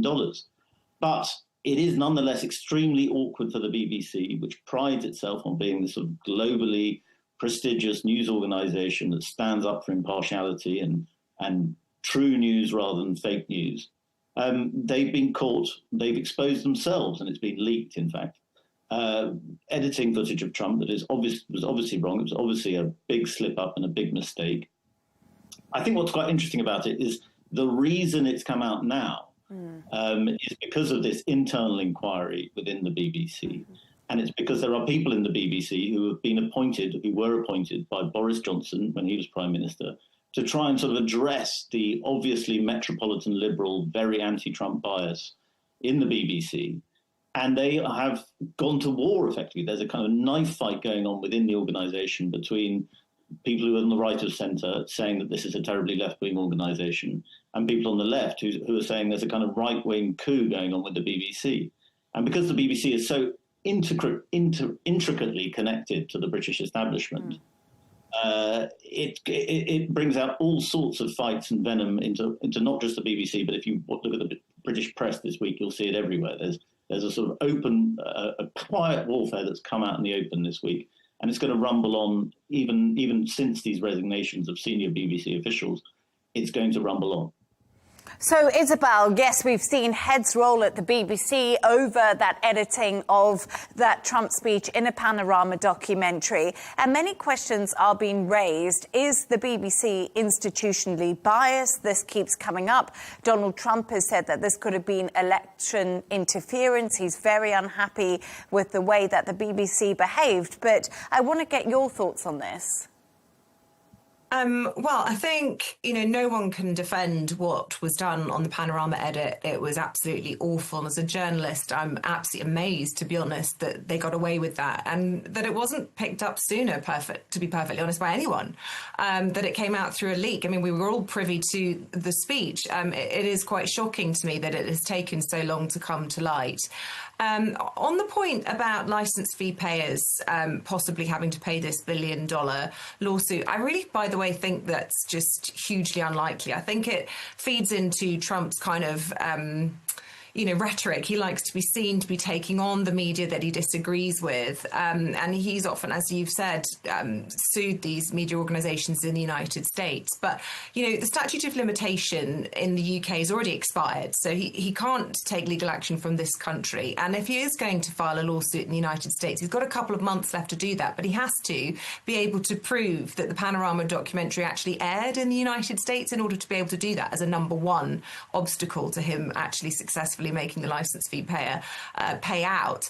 And there's no evidence at this point that the Panorama was being aired there. But also there are, enshrined in the First Amendment of the US Constitution, really strong US freedoms of the press. And, he as a president has done more, I would argue, than any previous president to try and undermine those in terms of, pushing out people from White House briefings that he doesn't like, asking questions, receiving questions only from people who are favourable towards him. And the hypocrisy of him turning around and accusing the BBC of in some way being institutionally biased, I can't let go. And that, I did used to work there, full disclosure, but it's been 15 years since I left. I also would point out that there's a big difference with the United States, that when these organisations that he's taken on in the past, they don't tend to see heads roll in the way that we've seen Tim Davie and Deborah Turnus. I mean, those are really enormous scalps. You know, for context, for people who aren't in the United Kingdom, and Tim Davie oversees the whole of the BBC. You know, he's not the one just in terms of the news. That, you know, Deborah was the CEO of that, which in itself is an absolutely enormous worldwide operation. But Tim Davie sits on the board for everything, and those two scalps have gone. Now, you know, that's a huge price to pay, but I think really for the BBC, the biggest price that they are paying is this, you know, questioning now of their trustworthiness. And, you know, they do remain the most trusted news organisation in this country. And I think that, you know, that isn't something that will go as a result of this. I think people can see for themselves that this was an absolute lapse of judgment and a terrible mistake. And I hope that it doesn't do untold damage to the BBC, because I think that on the whole, more than any other media organisation, they do work incredibly hard to be impartial. And my final point on this really is just to say that I do think that a lot of the people that come out on the attack of the BBC the most are usually the ones who are themselves the most flagrantly biased. So there's a bit of hypocrisy, not just from Trump, but from other media organisations in this country. Isabel and Freddie, thank you so much for your thoughts on that. Stay right there as we move on to another story now. And the Trump administration could refuse overweight foreigners from receiving a US visa, according to a leaked State Department memo. Those with certain medical conditions, as well as applications of retirement age, will have to prove they can support themselves without employment or reliance on public benefits. Isabel, let's go to you first. So, does Donald Trump have a really good point here? If you grant visas to those with health concerns, will that just cost the US way too much money? Or do you think in some ways maybe he's been a little bit harsh? No, I absolutely think President Trump's well within his rights here. You know, as a leader of a country, you have to make a cost-benefit analysis, don't you, to anyone that you're letting into the country? What is this migrant visa going to bring us in terms of the economy, in terms of a job that it's going to fill, and what is it going to cost us? And I think it is a perfectly reasonable question to ask whether people with multiple problems linked to their weight will actually be a drain on the economy and therefore make all Americans poorer. He's not saying it about his own citizens. He's saying it about people that want to come in and live in his country. So I think it's fair. I think, you know, it might be harsh on the surface of it. And, you know, I'm all about compassionate politics, but, you know, we're living through economically difficult times. And, you know, I think it's a fair assessment for him. The one thing I would say, because you know me, I'm not going to always be generous to President Trump. I would say that if he was really public spirited in his kind of outlook in terms of public health, he would have taken a few other decisions towards his own nation, and I'm talking specifically about the appointment of Robert Kennedy as his health secretary. And he's also made some bizarre comments about things like Tylenol and its links to autism. I don't think he's necessarily a wonderful arbiter when it comes to matters of health, but I think on this one, I think it's a fair point. So, Freddie, let's talk a little bit about this, because Donald Trump, this is not the first time that he's actually called out people for being fat. You remember, I think you and Isabel were on the show with me when he talked about fat troops. Do you think Donald Trump is just far too hung up on aesthetics? Or is he basically saying this is a genuine health concern? He is very hung up on the issue of fatness. He talks a lot about fat shots or fat jabs, as he calls them, Ozempic, Mounjaro, those sorts of things. He's done that quite a lot in recent months. There was a large rumour, which has been refuted, that he was on the fat jabs himself.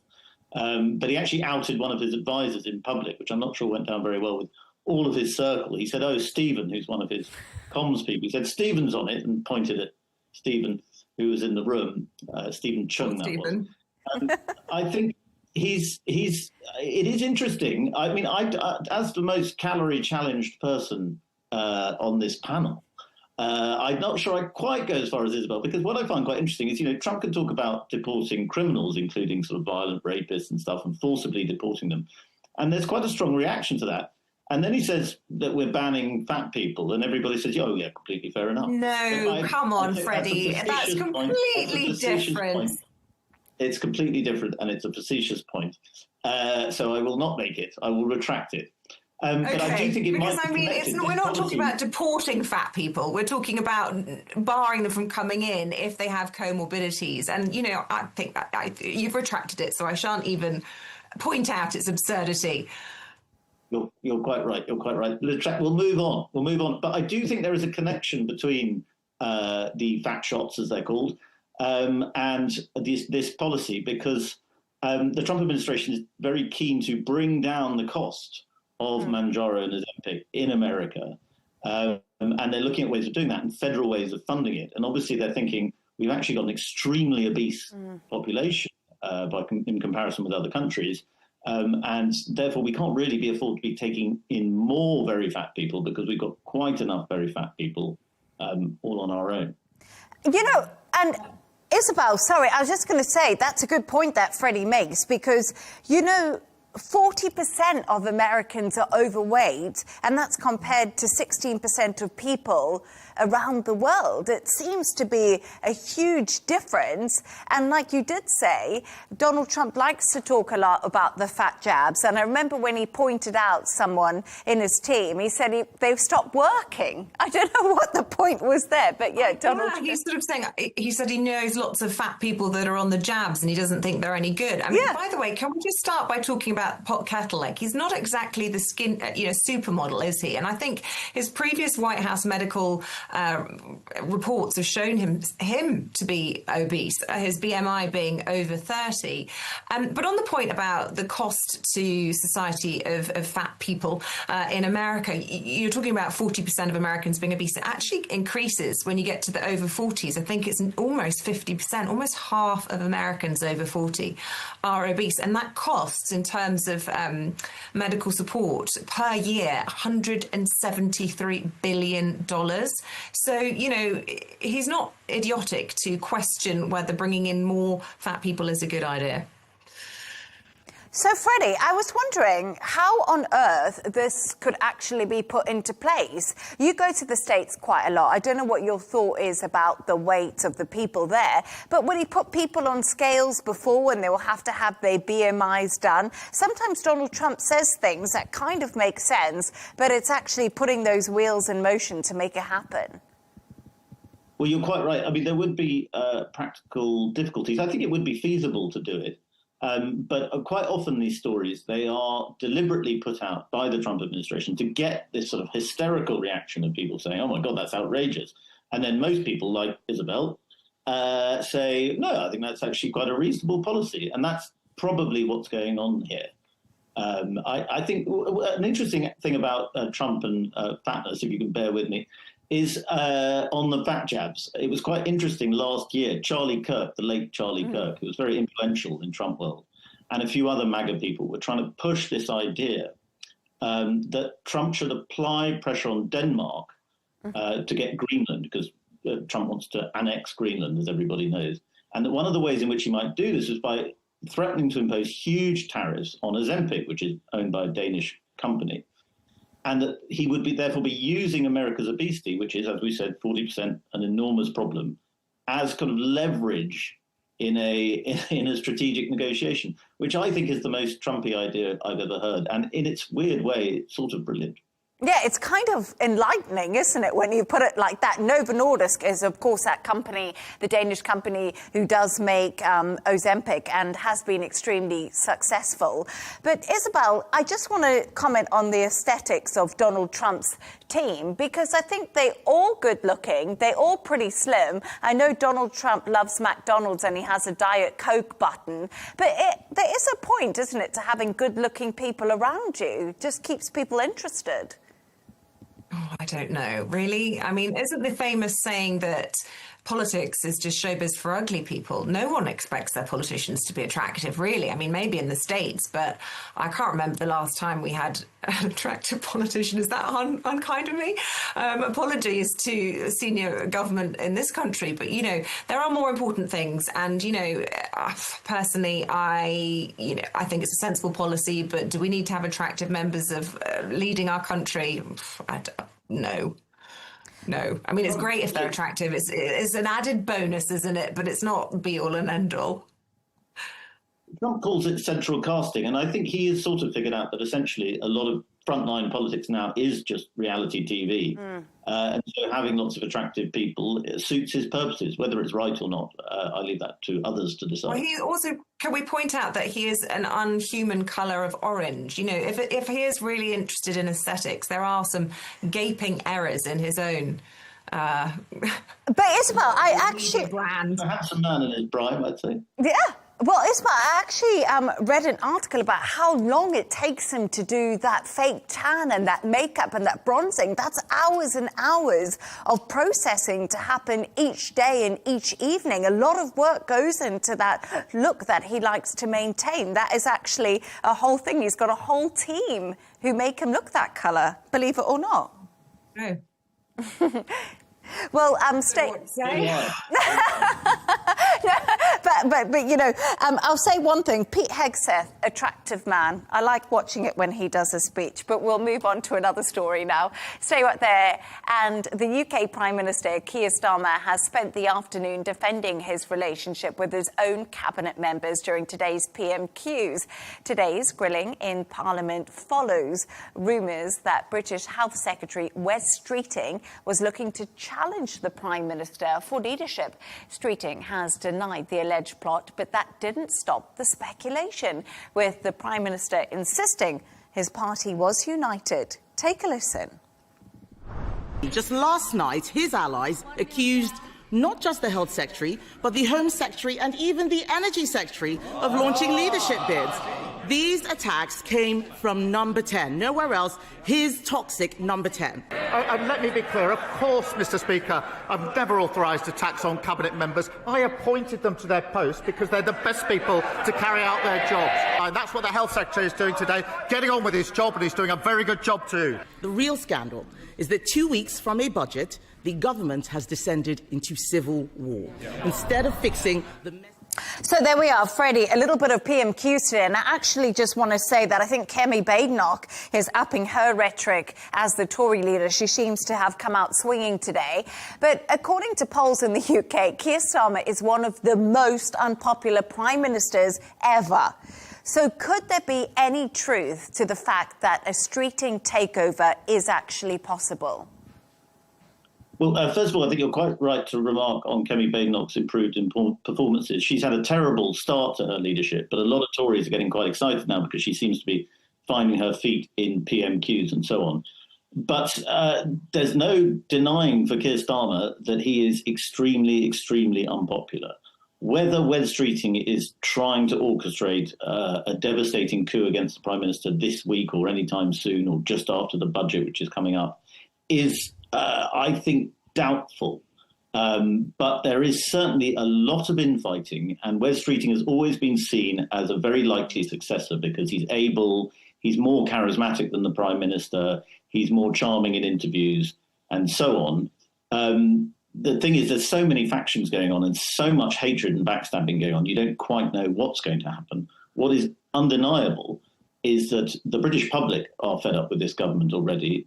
People are crying out for a general election or some sort of change, dramatic change. And the problem with the British system, particularly now we have Fixed-Term Parliaments Act, is that we might not get another general election until 2029. Nigel Farage has said that he's always thought, or has said for some time, that he thinks this government is going to collapse. And there will be, because of that, a general election, perhaps in 2017, he said. I think people today are saying it might come about sooner. And we do know that the Reform Party, which, of course, Nigel Farage leads, is leading in the polls. So if we do get a general election soon, it'll be interesting to see what comes of that. But Isabel, what I find fascinating is Keir Starmer right now is fighting for his political life, but this all comes before the Chancellor's autumn budget, which is in just 2 weeks' time. It's not looking positive for the people who voted for Labour. They could break their manifesto commitments, which will be a huge blow, and things are just getting even worse. How can you be fighting for your political life at such a crucial time? Well, because they lied to the electorate on their mandate, on their manifesto even. It was perfectly obvious to me that all of the parties and the Institute for Fiscal Studies said the same thing, that none of them were honest about what the public were going to have to face, which was unless we had significant growth, then we were going to have to see tax rises. Now, we've had a report out this week, which is from multiple institutions, which have come out showing the true cost of Brexit is more than we even thought, between 6 and 8% of GDP every year, and the cost of it is going to increase every year, not diminish. And the backdrop to that is that we have sluggish growth, we have people out of employment, higher levels of unemployment than in recent years, and unfortunately that means the British public will have to pay more. And so they're going to break a manifesto pledge, which is why they're all infighting, because they're going to have to face up to the consequences of that. The Chancellor is simply doing the Prime Minister's bidding. The reality is, even if Wes Streeting or whoever it might be did replace Keir Starmer, without a general election, but, say, for example, he resigned and then there was a leadership contest, they would have the same problems. And unless you are going to elect a populist government, which is what ultimately Nigel Farage is leaning towards and wanting to promise, then, you're still lying to the public. You're not giving them honest answers to difficult questions. And I still don't see how else we can get ourselves out of this situation unless taxes go up, however unfortunate that is in 2 weeks' time. Freddie, just a quick thought there, because I do think that Rachel Reeves and a lot of analysts have said this, and what I've watched, she's blamed everyone else but her fiscal rules that she's put into place, and she's set and determined to stick to. We've seen her blame Brexit, we've seen her blame the Tories. Is half of the problem with Labour the fact that they just will not take accountability? They've been in power for over a year now. Well, yes, and I think that's one of the reasons why the Tories are starting to get a bit of purchase with the electorate. But it's not really showing itself in the polls yet, but why they seem to be having a winning message at the moment, because the constant blaming of the Tories, well, everybody knows it's true. Other people say, well, no, hold on a second, you've been in power for a year now. Why is the country still in such a terrible state, and why are we going backwards? We are in what's called a doom loop.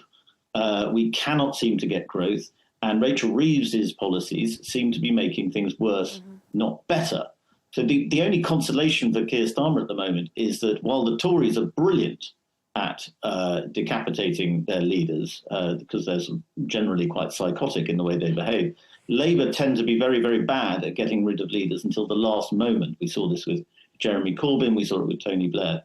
So I think the chances of a successful coup are lower just because Labour aren't very good at it. Thank you so much for your thoughts there. Now, it's that time of the show where Isabel and Freddie have chosen two of their quirkiest stories of the day. And Isabel, I must admit, I absolutely love your story. Yours is about Kim Kardashian and why you should never listen to a psychic. Tell us more. Yeah, Mummy was always right. These psychics are all out there just making money off people's insecurities.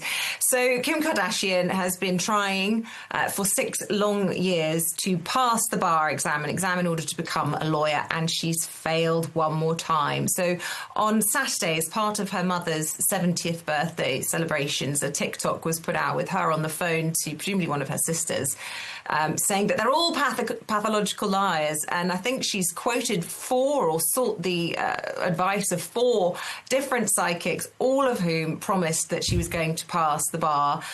So she's absolutely outraged. I think she also even blamed ChatGPT because she used their study tool and still managed to fail.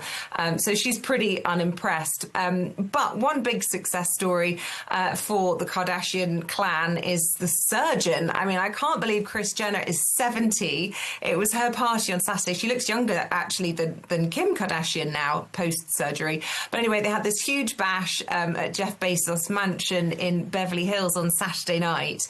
And the Duke and Duchess of Sussex were VIP guests, along with others like Adele, Mark Zuckerberg and Oprah. I think our invites, Freddie, were lost in the post somewhere. Anyway, Kris Jenner had a photograph with the Duke and Duchess and posted it on her socials. Kim had one with Meghan and posted it on her socials.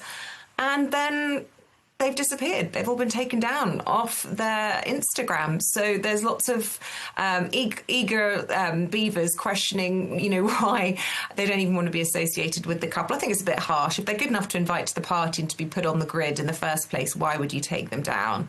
I'm going to stick up for them on this one. I must say something. The conspiracy theories out there, Freddie, about what happened to those pictures with Meghan and Harry and why the Kardashians deleted them is pretty wild. But basically, Hollywood royalty has deleted British royalty. This is not a good look for Harry and Meghan, is it? No, it has been an ongoing theme with Harry and Meghan ever since they moved to Hollywood, that La La Land at first wanted to be friendly to them, was quite impressed, sort of saw them as shiny new objects that were quite fun to play with, but quickly got fed up with them. And there have been several instances of slights where Harry and Meghan have not been invited to things that they expect to be invited to. Celebrities have briefed out rather rude things about Meghan to the press. It seems for Harry and Meghan that they are not considered the creme de la creme in Hollywood, and I'm sure that grates with them very much. And also, Isabel, yes, where did Kris Kardashian get that facelift? Because I think that was really the talk of the 70th party that we did see. It looks amazing. And Kim Kardashian said she now knows where to go in the future. So there we are. She looks younger than her daughter. It's unreal how much that could change. Anyway, I still could never be brave enough to do something like that, but it is fascinating. I would do it in a heartbeat. I always said, yeah, absolutely, no problem whatsoever. Freddie, let's move on to another story, actually. It links with faces. Tell us how to spot AI faces. Well, I'm no good at spotting plastic surgery, and I think I'm actually getting worse at spotting an AI face. And there's a story today about advice being issued for how to spot AI faces, because it's actually quite a serious problem that's developing, that people are increasingly unable to spot them. And in fact, they are now more likely to say a human face is AI generated than they are with the better versions of an AI face. And what's odd about it is that I think not so long ago, it was very easy. You watched an AI video, you could tell it was AI, and already the machines are getting so much smarter, so much faster, that it's becoming harder and harder and harder. And in a couple of years, a few years, it will be indistinguishable from reality, or even, as this report says, we might be entering a sort of hyper-real phase where computer-generated reality is more convincing to human eyes than actual reality itself. So it's a bit daunting, but there are still apparently ways in which you can spot an AI-generated face, and that's still to look at the teeth. The AI hasn't got teeth very well, but in all these images you're showing, I can't see any teeth. So it's also hairline. Apparently hairlines are suspiciously unreal, and ears. It's not very good at ears still. But I'm not sure that that's going to be very true for much longer. It's absolutely fascinating, because when I look at these images, it is difficult to tell the difference. And I don't know about you, Isabel, but sometimes I feel like we didn't grow up when we were younger with the AI generation that we see now. And it's how do you make sure that children know what to spot as different, or teenagers? Because I often wonder how difficult it must be for young girls looking at these images, thinking, how do we live up to that standard when it's not even real? Well, whether it's AI or a facelift, there's always that pressure. And personally, I'd much rather AI my face than have a surgeon doctor it. So, there are some, it's less painful, less expensive just to use AI. And, it is awfully sinister sometimes when you worry about it being used to frame politicians or criminals for things that they haven't actually done. But the upsides of AI imagery, I don't know if you've got the latest iPhone, for example, but I'm able to remove stuff or people from photographs that, family photographs, or I can add in members, to a photograph. There are upsides to it. So I refuse to be too doom and gloom about it all. I personally would rather have an AI face than a facelift. There we go. Oh, no, but you know what? I also think it's quite difficult now because there's so many different filters that, you can take a picture of yourself and your skin immediately looks better. Freddie, I don't know what you think of the filters. Well, I think I probably need to find some better ones, looking at myself in various pictures. But I do think that, I mean, imagine, we talked about a Trump cabinet being all about looks and having the most handsome. Imagine a futuristic cabinet where it was all just AI-generated faces and how terrifyingly attractive that could be. I don't know what to say to that, Isabel. Any thoughts? I don't know what to say to that either. I mean, there's quite a long way to go for, I think, British politicians to look attractive. Is that really harsh? They're going to need quite a lot of AI in the government before Rachel Reeves and Keir Starmer are going to get hearts fluttering. I was actually... that, Freddie? I said, you're so down on British politicians. Oh, sorry. Well, you know, it's the Americans that are supposed to be all aesthetically pleasing, isn't it, with their shiny teeth and big hair and, I don't know. That's true. That's undeniable. Turkey teeth. But I was also just thinking of a good-looking British politician. We were talking about him. Wes Streeting, I think some people would class as a handsome Englishman in the British politics. I don't know. Isabel, maybe? No, not for me. I'm trying to think who's an attractive British politician, and I'm struggling. Freddie, can you think of any? Richard Tice. Oh, Zach Goldsmith. He was rather handsome, but he's long gone, isn't he? He's in the Lords now. He was very handsome. Richard Tice?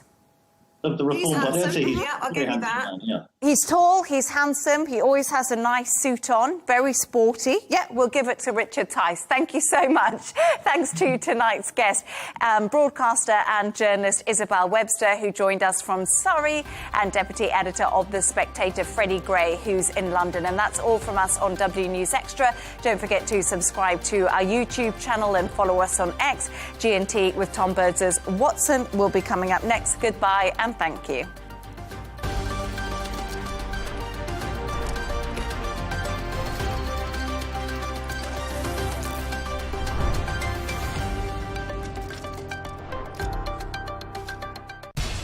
We have to take care of our people, and we're going to take care of our people first. For in-depth analysis and all the latest developments across the globe, make sure you join us every weekday. President Trump is trying to negotiate a ceasefire. With so much happening, so much information, and so much noise, International law will have no part in his administration. it can be hard to keep track. Tariffs will just fuel inflation. We're going to fight these tariffs. But you can count on us to tell you what you need to know. We stand by your side. Join me, Tom Burges Watson, for Global News Today, right here on Al Arabiya News.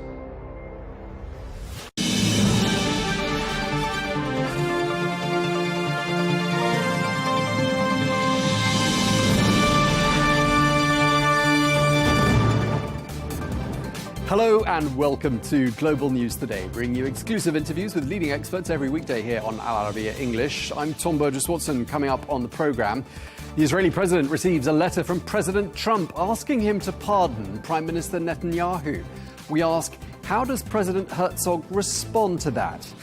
Plus, we'll have all the latest on the general election in Iraq, which drew an unexpectedly high turnout of more than 55%. We ask who's likely to emerge as the country's next prime minister, and why were these elections in Iraq so pivotal?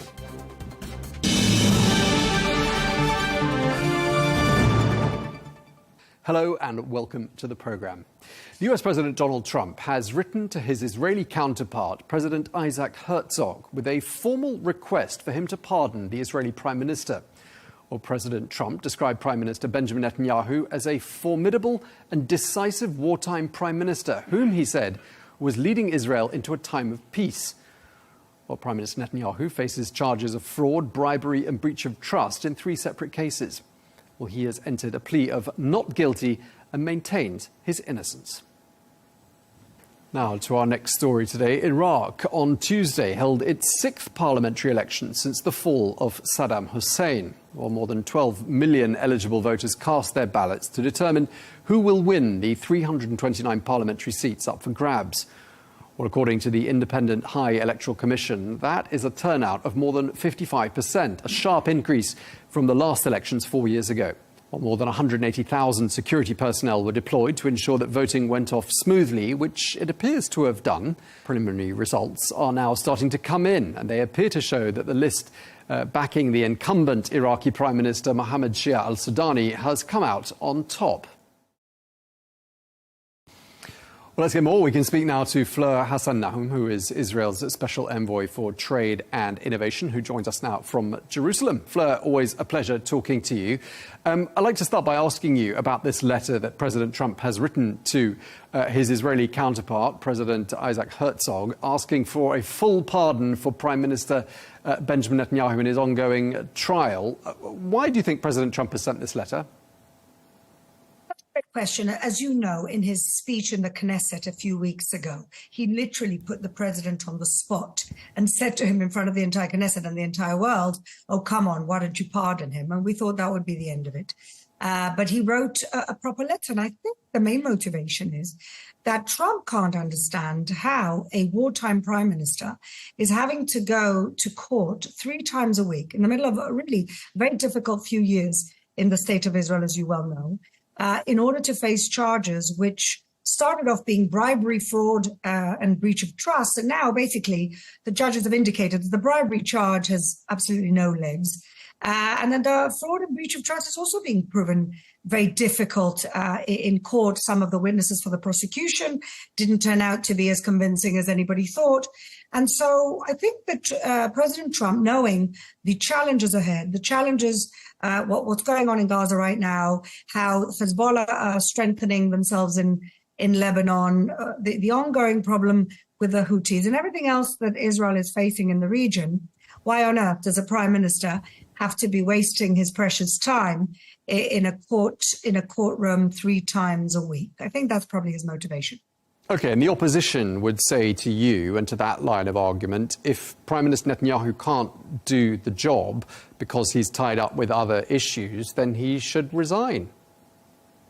Well, the counter-argument is that that's exactly what this was about, that this is a politically motivated, these are politically motivated cases. And the aim of these cases is exactly that, to get him to resign. And that opens up the whole Pandora's box of the deep state in Israel and of the judiciary in Israel being politicized and being controlled by the left. So there's a huge Pandora's box here. I mean, you could argue it one way, you could argue the other way as well. So what's President Herzog going to do? He's in this very difficult situation, isn't he, where he's going to have those inside Israel saying, you know, Prime Minister Netanyahu should be subject to the full weight of the law in the same way that every other Israeli citizen is. And there'll be those like you and perhaps others. We've heard, for example, from the National Security Minister, Itamar Ben-Gvir, saying absolutely he should be let off the hook. What does President Herzog do? Well, President Herzog actually has already done. He's following procedure. And he's written back to President Trump and said, I will consider it if Netanyahu, which is what normally happens, if you want a pardon, you have to apply for a pardon.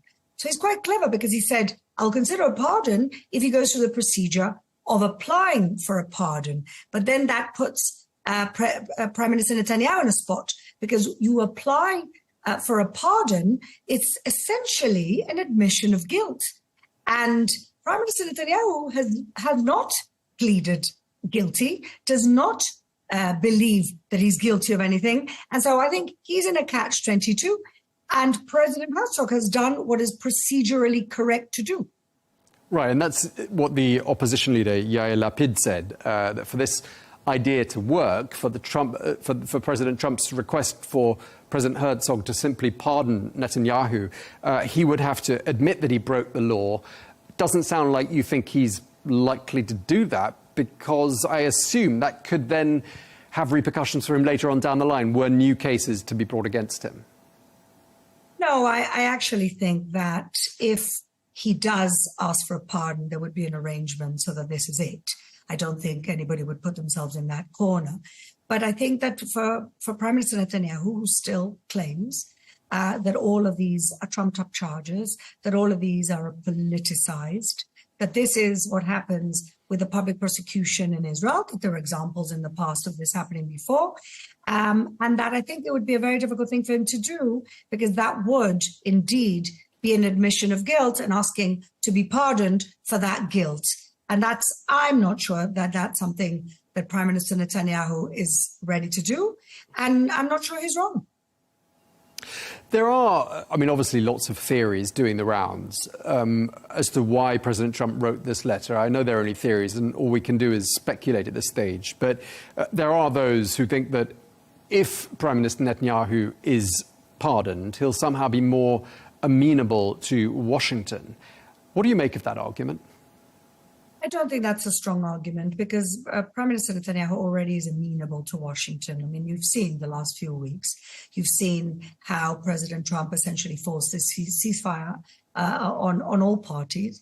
There's enormous pressure right now on Israel to release those murderous terrorists stuck in that tunnel, something that Israel has not wanted to do. Israel has says, you give in, you give up, you give yourselves up, or you die in those tunnels. And there's a big push from Washington to create some type of a model or a pilot for disarmament and letting these terrorists go, which is something very difficult for Israel. So I don't think it's this letter that'll somehow convince Prime Minister Netanyahu to do something that Washington wants him to do that he's not already convinced. Israel and the United States are strong allies. We know that the United States has our back, and that is extremely important to us, especially with what's going on in the region right now. I mean, obviously, Prime Minister Netanyahu's opponents are opposed to the idea of Netanyahu being simply given a pardon. I'm just wondering more broadly amongst the Israeli population, how has it gone down that the president of another country has written to the president of that country, essentially asking for the legal system to make some dispensation for one of the people in that country? I mean, are there people there saying this is interference in our legal affairs? Well, the thing is that Israel, as you know, is very divided, a little bit like the United States with the people who love Trump and the people who hate Trump. So in Israel, we have a similar situation. There are people who love Netanyahu, will walk through fire for him. And there are people who absolutely hate him and think that he's what's wrong with everything in Israel. And so that's the division. And I would guess, I would make an intelligent guess that the people who love Netanyahu are very pleased with this letter and are saying, well done. And the people who hate him are saying this is interference. OK, and do you think there is a chance that somehow Prime Minister Netanyahu asked President Trump to do this and send this letter? You know, you never know. There is a possibility that happened. I've got to say, though, that in the Knesset speech, I think that we can all agree the way that it rolled out, that it was very spontaneous. Everybody was shocked, including Netanyahu. You could see it in his face. So I think that what started this all was President Trump in one of his off-the-cuff comments, which he obviously felt. And this has rolled into this. So who knows if this letter was something that Prime Minister Netanyahu lobbied for. But I definitely think that when he mentioned it in his speech, that was definitely something that came from President Trump, seeing the reality of what Israel is going through, what its leadership is going through, the status quo in the region, and wanting to kind of help out. Obviously, elections are coming up next year in Israel. We don't know exactly when they're going to happen. I'd love to get your insights as to what month you think they're most likely to happen in. But do you think this letter and any eventual pardon has any significant bearing on how those elections are conducted? Well, it's very interesting because Prime Minister Netanyahu, under the cloud of this indictment, has run a number of elections that he's won. I mean, except for one, he's won all of them. So it seems to me that the elections have absolutely no bearing in the fact that Netanyahu was indicted and he's going to court a few times a week and these cases are ongoing. And in fact, I think it strengthens his position of saying that these are trumped-up charges, that these are politicized charges. The fact that the judges themselves said, listen, the bribery charge, which is the most serious of the charges, has not much to stand on. There's not much holding that charge up, that which strengthens it. So I don't think it has a bearing on the election. Of course, I'm sure that Prime Minister Netanyahu would love nothing more than run an election when he doesn't have to face any more charges. But I really don't think it has any bearing on the election. In terms of when the election is going to be, well, there has to be elections by September 26th. I reckon it'll be more like June. OK. Middle of next year. There are these 3 separate cases that Prime Minister Netanyahu faces. Just remind us, what does he face by way of possible consequences in these trials? So the 3 major charges were fraud, breach of trust, and bribery. The bribery charge, as I mentioned, doesn't really have much of a chance of standing. It's about him trying to essentially buy favors from one of the main newspapers in Israel. And many of us really believe, I'm a lawyer by profession, that they've kind of invented a crime. Bribery is never about anything other than money or something material. And in this case, it didn't even happen. So it's an attempted bribery on an invented charge, which is favorable coverage in a newspaper. So that's more or less fallen through the wastewater. What we have is fraud and breach of trust. And again, we're talking about champagne and cigars that Arnon Milchan, this billionaire, gave him and his wife. Again, people are not taking this particularly seriously. We're not talking about private jets or houses. We're talking about champagne and cigars. So I think, again, even if this is proven to be true, how serious can it be that a prime minister receives a gift of cigars from a friend? And so these are the charges. And even if he faces, in the end, breach of trust and fraud, we're looking at any sentence anywhere from a suspended sentence to 6 to 12 months. I don't see Prime Minister Netanyahu doing any jail time for any of this if it is proven to be something that the judges think he did. OK, so you're basically saying that the worst outcome that Prime Minister Netanyahu faces is simply wastage of time and distraction from his day-to-day work, and not the likelihood of him facing time behind bars? I don't think so. I think it would be very unlikely that for these charges, who he is and the circumstances, he'd end up in jail. I mean, look, we've had Prime Minister Olmert in jail, but he was proven to have taken bribes, and so this has nothing to do with that. And like I said, the bribery charges have the judges have basically said that they really don't hold any water. Just on a sort of separate note, I'm just wondering what the sense is in Israel at the moment, just because we haven't talked about it much. We've been focused on the elections in Iraq. We've been focused on the visit by the Syrian president to Washington this week. What's the sense about how the ceasefire is doing, how it's holding? What's the latest on that, Fleur? Well, look, it's holding by a string. We've got, unfortunately, 4 dead hostages that still haven't returned. I want to remind everyone that the original agreement, all the hostages, dead and alive, were supposed to be returned within 72 hours. We're weeks now after that, and still 4 hostages' bodies in Gaza. And I don't believe for a second they don't know where they are. And the reason why they're kind of biding for time is that if the first phase of the ceasefire is completed, which is basically the return of all the hostages, they have to go into the second stage. And the second stage is disarmament. Now, a terrorist, genocidal, Muslim Brotherhood group like Hamas, disarmament is basically the end of who they are. They are terrorists. This is their raison d'etre. And I think that the reason why they're drip-drabbing this is because they don't want to get to the second phase of having to disarm. At the same time, I don't see any authority making them disarm. And so I really don't know what's going to happen to the second phase of this ceasefire. Listen, we all pray for the ceasefire to stick. But unfortunately, we see that Hamas is regaining its power and rearming itself. Only 2 days ago, we had a report of a drone bringing in arms all the way from Egypt. So I don't hold much hope that this is the solution, unless there's a way of making sure that Hamas does not govern Gaza. This is only a temporary ceasefire. OK, well, we appreciate you taking the time to speak to us. Thank you very much indeed. Fleur Hassan-Nahum, Israel's Special Envoy for Trade and Innovation. Thanks for your time.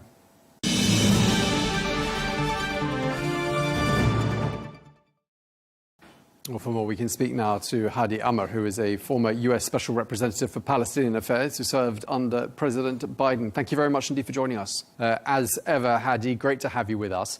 We're in a situation where President Trump has written to his Israeli counterpart asking for the Israeli president to grant a full pardon to Prime Minister Netanyahu in his ongoing corruption trial. And I'd like to start by asking you, why do you think President Trump has sent this letter? Well, there's a lot to unpack here, and thank you for having me.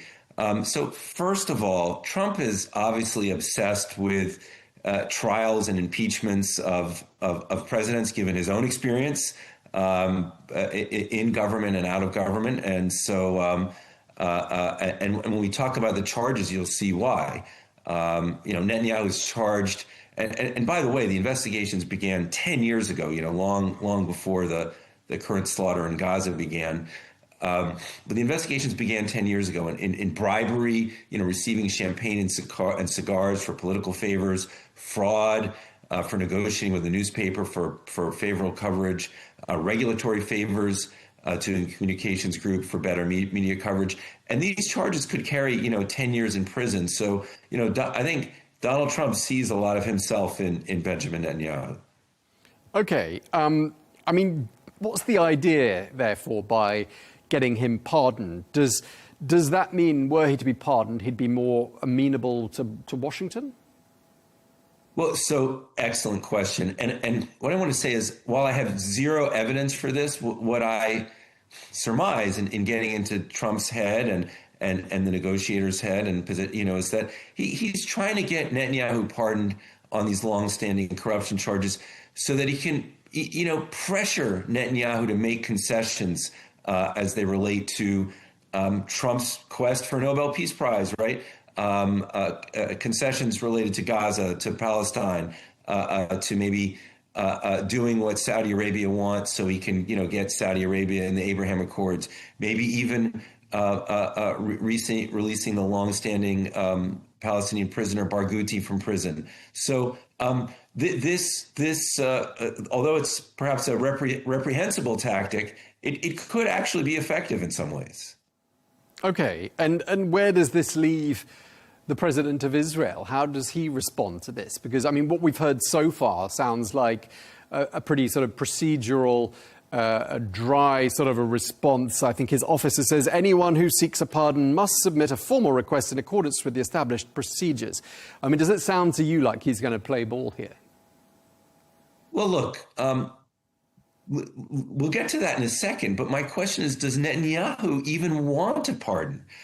Because the Israeli system is very different than the American system. In the American system, a president can issue a pardon without that person, kind of expressing any guilt.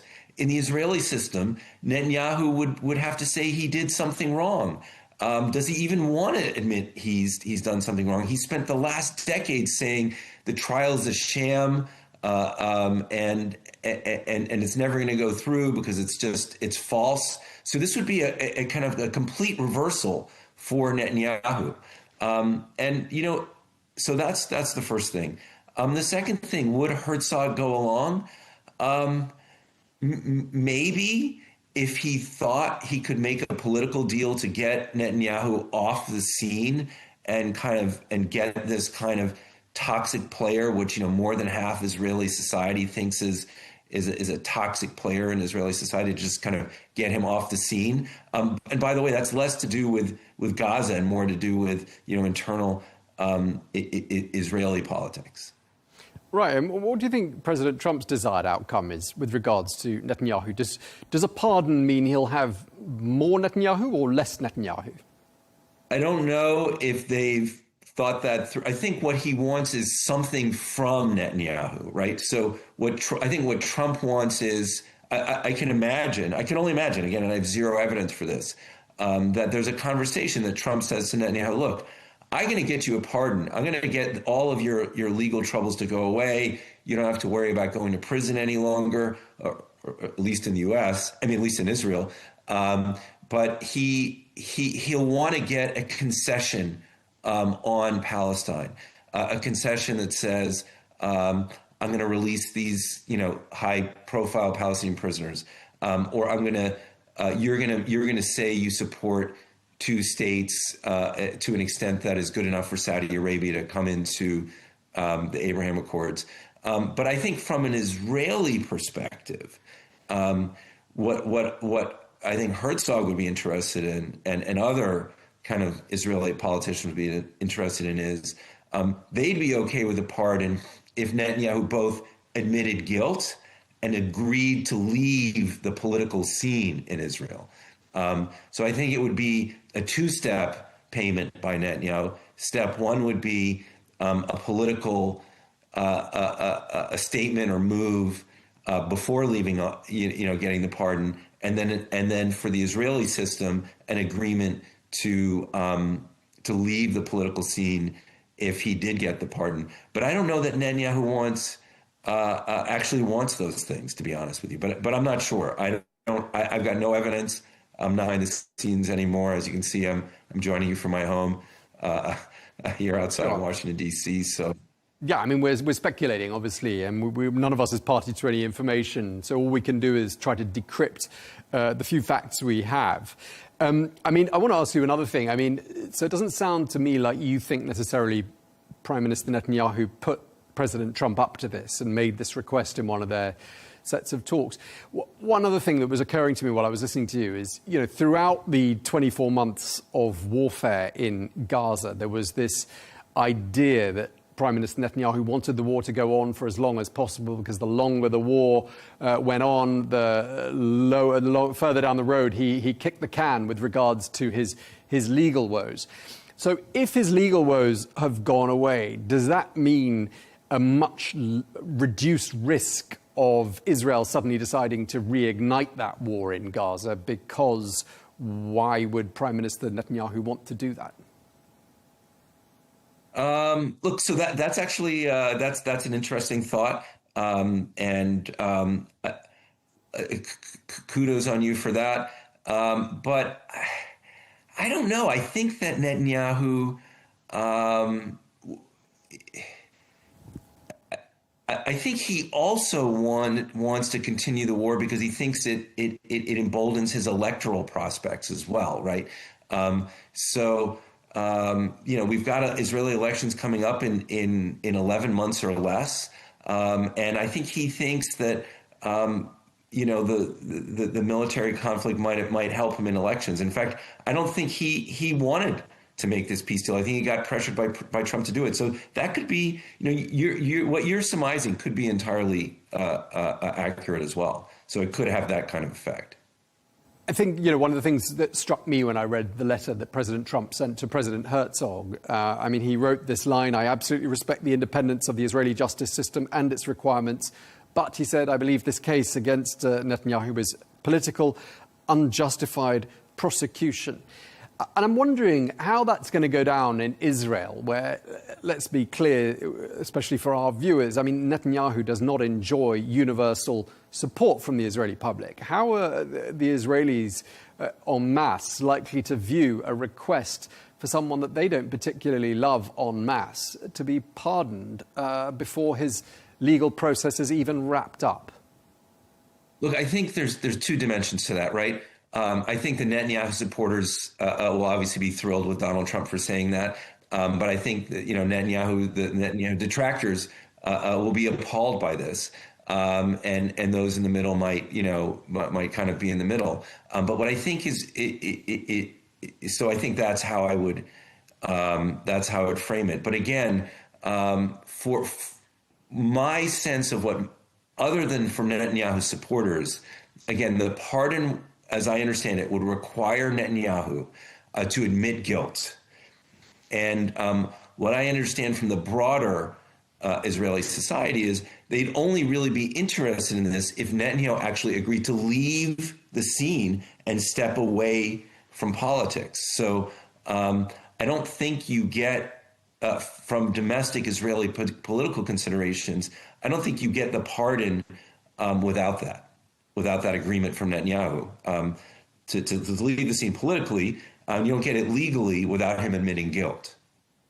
Okay, and obviously within Israel, there are obviously the supporters of Prime Minister Netanyahu. Not surprisingly, we've heard from the National Security Minister, Itamar Ben-Gvir, who says that President Herzog must agree to this. and he's absolutely in support of the notion that this is all a political piece of witch hunting.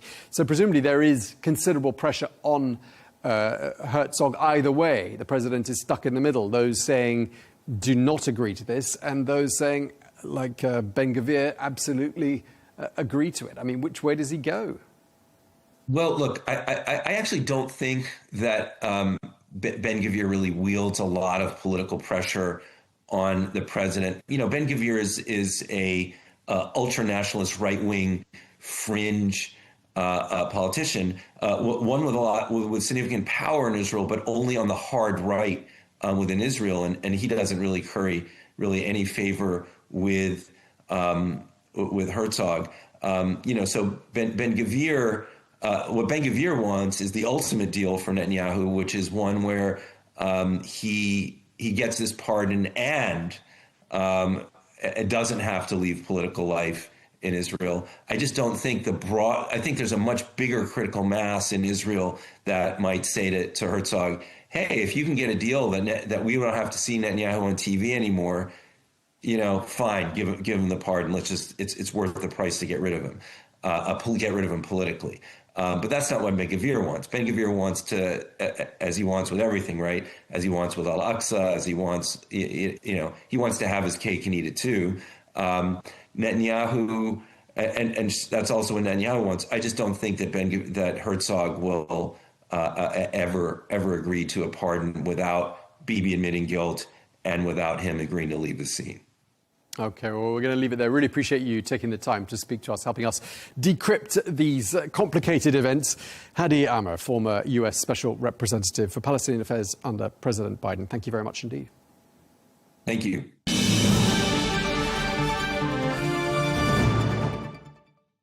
Now to our next story today. Iraq on Tuesday held its 6th parliamentary election since the fall of Saddam Hussein, while more than 12 million eligible voters cast their ballots to determine who will win the 329 parliamentary seats up for grabs.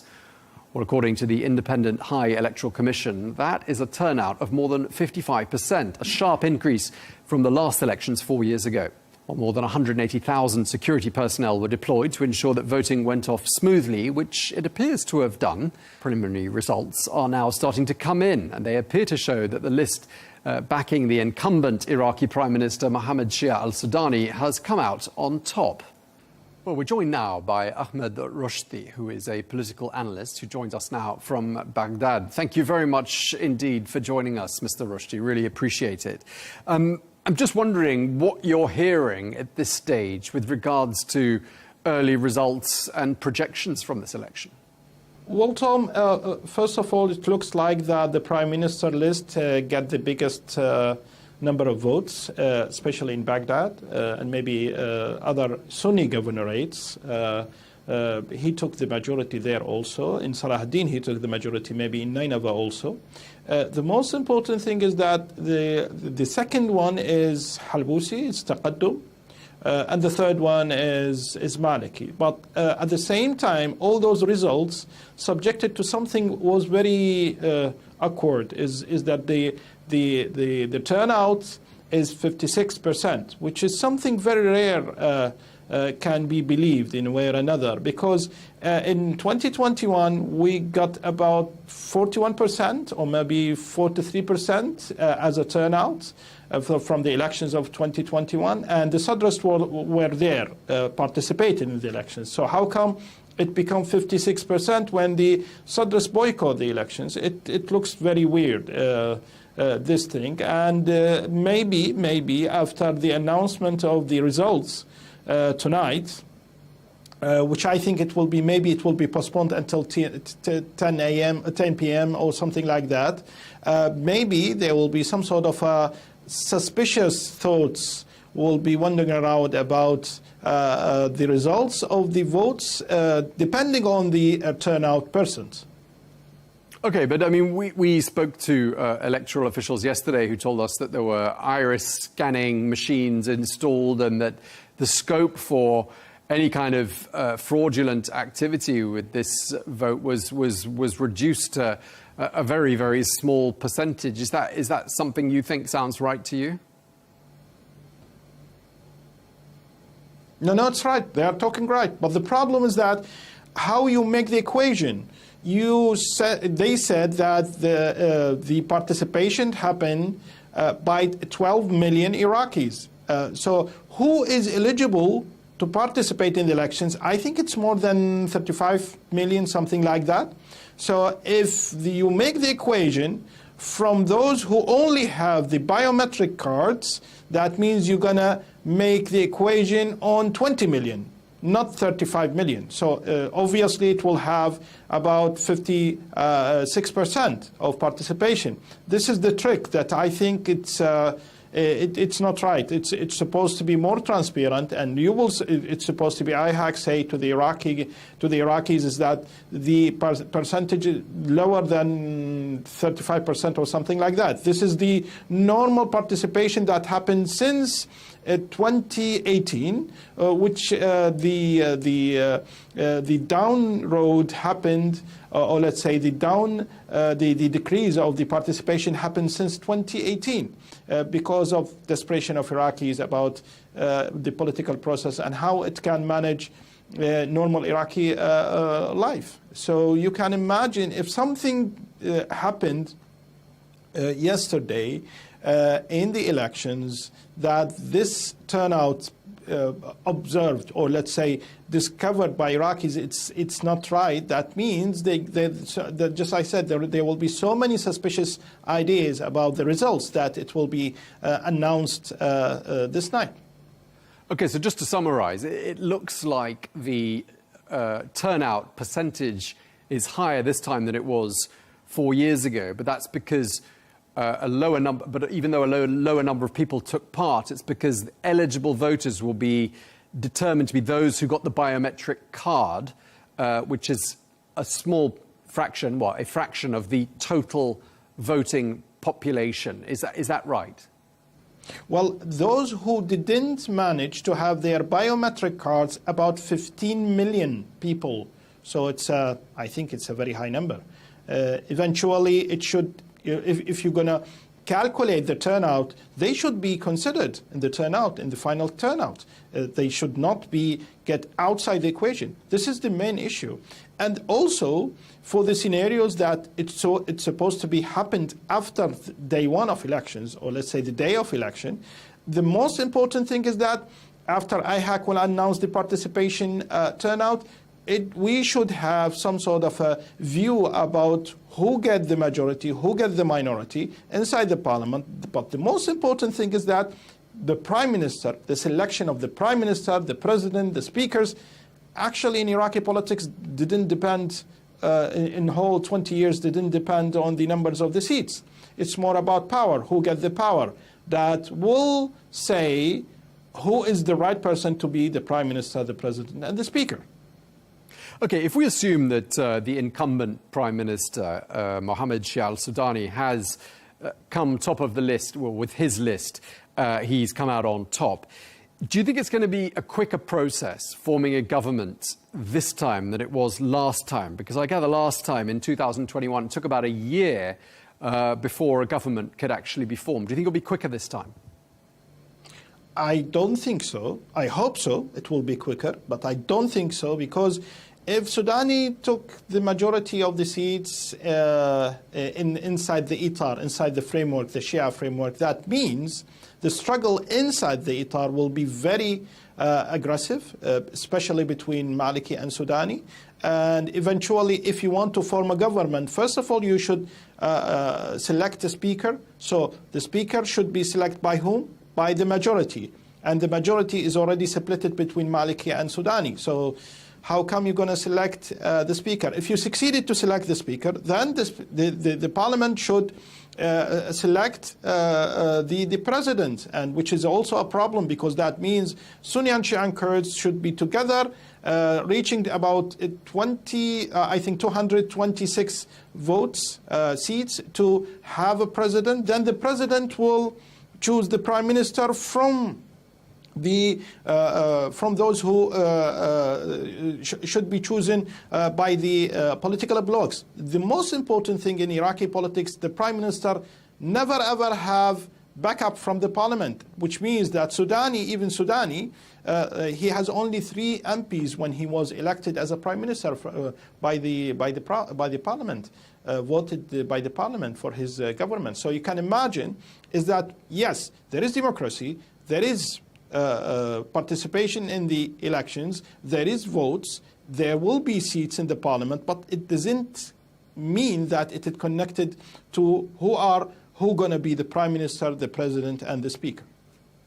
Okay, one of the big words with regards to this election in Iraq, at least from the point of view of the international community, has been Iran, your neighbor. And of course, Washington wants to see and has demanded reduced Iranian influence in Iraq. And yet, Iran-backed political parties and armed factions are understood to have supported the current prime minister. How do you think Washington views that? Well, Tom, let us be honest. I think Iran wants to negotiate the United States about the situation in Iraq. Just they want to negotiate the U.S. about their nuclear file and so on. So I think what's happened now is go to the ultimate, is that means the prime minister, the president, the speaker will be pro-Iranian, the government will be pro-Iranian, as they are showing those things to the Americans, just to bring them to negotiate. But I don't think the Americans now want to negotiate. I think they will do harsh measurements on any Iraqi government that will put a role for the Hashid, for the Fasal inside it. So you can imagine how much it will be a very difficult time for the formation of the Iraqi government, also for the new government that it will be announced. Let's hope it will be as soon as possible. It's no coincidence, is it? But when you think about where Iraq sits on the map between Syria and Iran, and the week begun with the new leader of Syria in the Oval Office in Washington, with clear support from Washington, multiple pledges of financial support for the new administration in Syria. Isn't that a bit of a message as well for Iraq, which is, if you engage with Washington, we will treat you as we have treated the Syrian leadership, and your economy will feel some of the effects of that. Do you think that was part of the messaging from Washington? Yeah, Tom, you are totally right. This is the right message that happened to be sent to the Iraqis, is that don't go forward to have some sort of a high influence of the Iranian inside Iraq in a way that they can manage to form a government that have Iranian interest in the first and the final. So you can imagine, that's what I said, it's very difficult for the new government. If it will be formed soon, it will be very difficult to have some sort of a balanced relationship between Iran and the US. And also, we also know that even the Fasal and the Hashid already have their own MPs inside the new parliament. So if they will have a political blocks inside the parliament, they should have a role in the formation of the new Iraqi government. So you can imagine how much the situation is very complicated to the Iraqis. So I don't know actually how they can manage something like that. It's a very complicated situation. And let us not forget something very important, is that the boycott of Sadr to the elections also, I think it will be a very harsh moment, that if the new government didn't manage to be formed, it will face not only international challenges, but also local challenges like Sadr. So I don't think Sadr will stay calm and see everything happen peacefully to form a new government away from him. How do you think ordinary Iraqis feel when they think about, obviously they've got concerns of their own, like the unemployment situation, the provision of electricity and basic services. But when you think about the international dimension here and how Iran is increasingly isolated internationally, and perhaps if they went down the path of Syria, they'd be engaged with and embraced by Washington. I mean, do ordinary Iraqis feel like perhaps it's a moment when they choose which way they turn? And would they feel more inclined to turn towards Washington than Tehran? Well, Tom, honestly, I think we are seeing the same days that happened in 2019, the era before the demonstration of October 2019. Iraq has become desperate. Lots of unemployment percent. There is some sort of a geopolitical change in the region. So and there is also pressure from the international community, pressure from the U.S. In a way or another to reshape Iraq, politically speaking. So you can imagine all those things can affect ordinary people, ordinary Iraqis. So I will not be surprised if demonstrations will happen again. And I will not be surprised the demonstration will happen by normal Iraqis. Maybe then the Sadr will support them, or maybe the Sadr will begin that, something like that. No one knows. Especially the situation is become more and more complicated.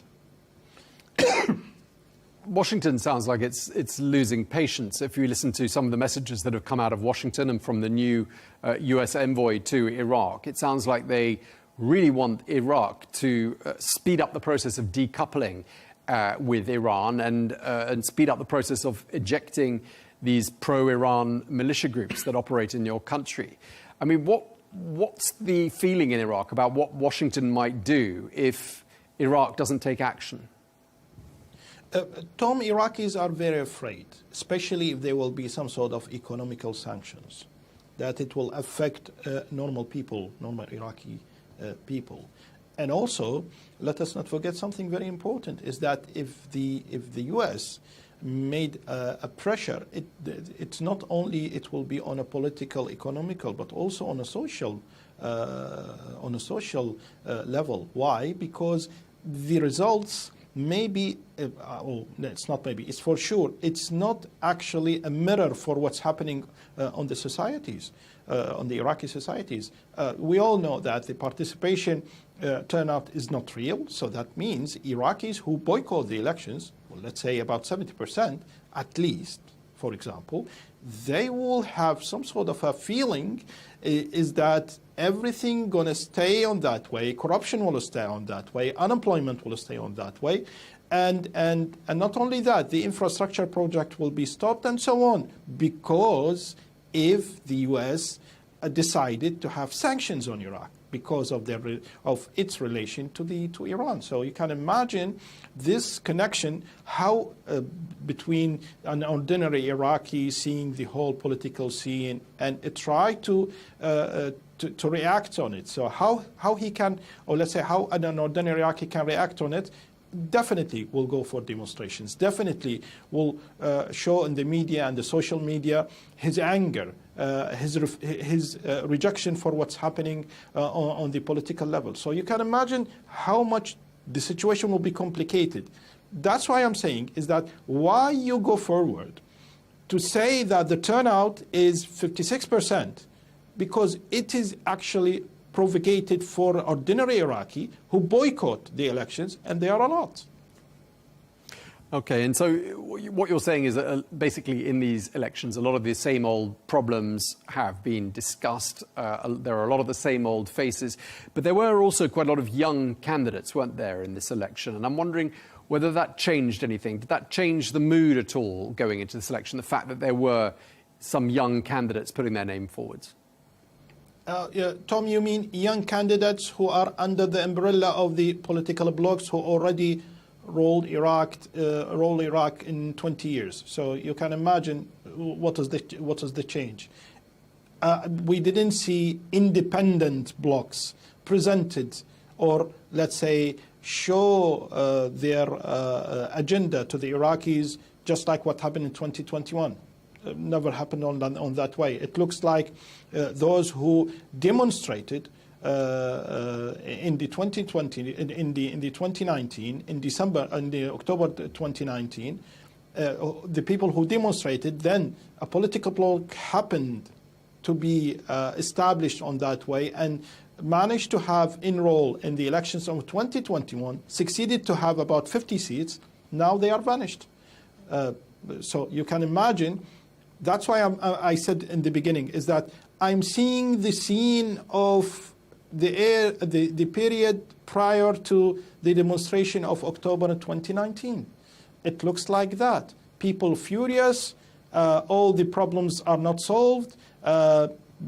Saying false numbers about the turnout and so on. The Sadr already boycott, so you can imagine all those problems. How the new prime minister can manage it? How an Iraqi government, new Iraqi government can manage it? All those issues are very complicated. So that's why I'm saying for the ordinary people and also for young men and women in Iraq, which is about 60% of the Iraqi society, there is no hope. So what are they going to do? I mean, just to wrap up this conversation, I mean, it doesn't sound like you're very optimistic with regards to the outlook for your country.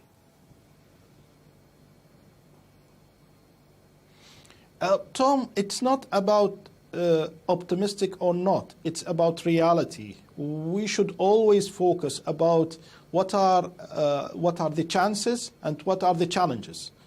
It looks like the challenges are more than the chances. So how it needs someone, or it needs a team that knows how to deal with the situation to try to minimize the challenges and raise up the chances, which I don't see someone who has the capabilities, or a team or some sort of a political blocks, alliances can do something like that.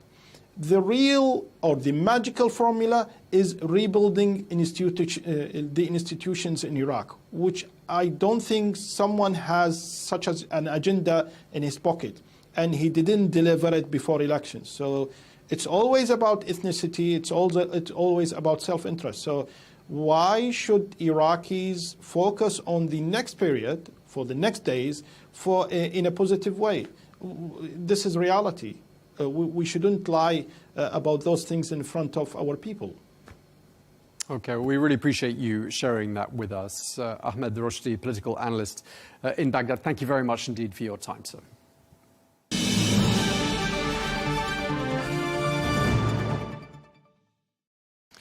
Well, we can speak now to Douglas Silliman, who is the president of the Arab Gulf States Institute and former US ambassador to Iraq. Thank you very much indeed for joining us, Ambassador. I'd just like to start by asking you, knowing obviously as you do Baghdad and Washington very well, how closely watched do you think these elections were by the US administration? I think they were fairly closely watched by parts of the U.S. administration. And I will say that, noting that President Trump, in the past month or so, has appointed a special representative, Mark Savaya, from the Iraqi American community as his representative to Iraq. So it is clear to me that the special envoy is watching the elections very carefully. And I think that means that there is still interest in the White House in the way that this turns out. That said, the interest in the White House and the interest in President Trump in seeing what the results are in Iraq is a hope that Iraq will move away from Iranian influence and be a little more willing to work with the United States. The president has had great success in the past couple of months in working with the new president of Syria. And I think he would like to have that same kind of success in working with the new government of Iraq. Right, and looking at Iraq on a map, sandwiched between Syria and Iran, I mean, it seems like Iraq's at a bit of a crossroads at the moment. Does it sort of veer towards being a bit more like Syria and engaging with the United States, or does it go deeper into, the sphere of influence of Iran? I mean, which way does Iraq turn at this point? Well, I think that depends a lot on who is actually in the end chosen as prime minister. There are parts of Iraq, particularly in the north among the Christian community, the Kurdish community, and many in the Sunni community, who would like to see a closer relationship between the United States and Iraq. There are many, particularly in the Shia community and south of Baghdad, who, for historical reasons of religious affiliation, family ties, would probably like to see a close relationship with Tehran. And this is the balance that all Iraqi governments have had to make. So I think you're going to see different communities will want different relationships with the United States and Iran. So the choice of prime minister will not be determinative. But if you have a prime minister that will lean one way or another, that might slightly change the direction of where Iraqi government policy is going. If you look at the current prime minister's campaign speeches, Mohammed Shia Sudani, he is trying to take a position that is clearly in the middle between Tehran and Washington, and has said that there is no inherent right for American forces to be in Iraq. So I think he's trying to play both sides, if you will, saying that he would like to maintain Iraq's independence as much as possible from the two countries that probably have the most interest in the outcome, and that is the United States and Iran. Obviously, the last 12 months, you know this better than anyone, have seen some pretty seismic changes across the region.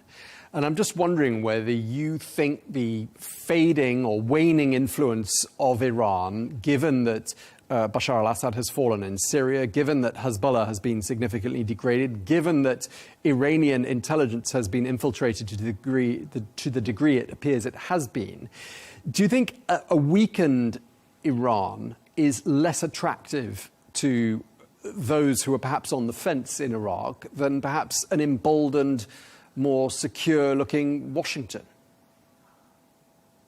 I think that a weakened Iran has created complications for some of the militias and political parties in Iraq that have either depended upon Iran in the past or got their training and their start with Iranian assistance. I think that, however, the Iranian Quds Force, the Revolutionary Guards, are by no means dead. And they had already given a significant amount of independence to some of the militias and political parties with which they worked very closely in the past. And I think that what that has done, among other things, has turned many of the Iraqi militias less from militias and more toward criminal gangs who have had to figure out how to raise enough money to pay their people and continue their operations. Through one set of reforms and the privatization of some state industries, however, the Mohandas Corporation, which is a legitimate company essentially run by the Popular Mobilization Forces, has begun to take up larger and larger shares of the Iraqi economy, at least the government-leading economy, perhaps to look for a model like the IRGC in Iran, where there is significant IRGC influence on the economy, or even something similar to the influence that the Egyptian government and retired Egyptian military officers have on the economy, logistics, construction in Egypt. So there is a transition that gives greater economic power and essentially legitimate economic power to militias and political parties that have been close to Tehran. And this is probably the issue with which Washington is most concerned. They don't want to see pro-Iranian political parties, pro-Iranian militias gain greater economic support and be able to use that support to increase their own strength inside Iraq. And how prevalent was this issue of Iran's sort of looming influence over Iraq and Washington's desired outcome that perhaps there be a decoupling between Iraq and Iran? How present was all of that on the campaign trail? Is that something we heard a lot from the candidates about during campaigning? The answer is we heard a lot from some of the candidates about this, and we heard a lot about from the candidates essentially saying Iraq needs to be independent, that Iraq must define its own future, and it was echoing the measure, the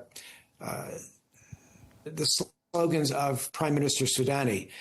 You have also heard from some Sunni candidates, from some Kurdish candidates, the desire for a closer relationship or a continued close relationship with the United States. And most of the rhetoric from the pro-Iran parties has frankly not been in favor of a closer relationship to Tehran, but rather attacking what they see as a too close relationship with the United States. So it isn't an argument against should we be close with Iran, but rather we should distance ourselves even further from the United States. So there's a bit of subtlety in the argument. To be honest, in past election cycles, I think that both Washington and Tehran were a bit more engaged with candidates, a bit more engaged in talking to the ultimately elected members of parliament and Tehran preferred. Let's talk about how the election went and what people were sort of thinking about as they cast their ballots. First of all, Muqtada al-Sadr, the influential cleric, I mean, has he lost some of his influence? Because he called on people not to take part. He called for a boycott in these elections. And yet it seems that that call for a boycott has been ignored because turnout, we're told, is 51%, and that compares, 55%, comparing to 41% in 2021. Does that mean that Muqtada al-Sadr is not quite as influential as he used to be? Well, I think that what you have is a pool of Iraqi voters that is significantly larger because, frankly, Iraqi voters who were born in 2007 turned 18 years old this year, and they are eligible to vote. So the pool of Iraqi voters now, I think, just barely surpasses 30 million people. The statistic that the Iraq High Election Commission released of a 55% turnout is 55% of Iraqi citizens who went to the trouble to get a new biometric election card for this particular parliamentary election. And there were about probably 9 or 9.5 million Iraqis who are eligible to vote, but through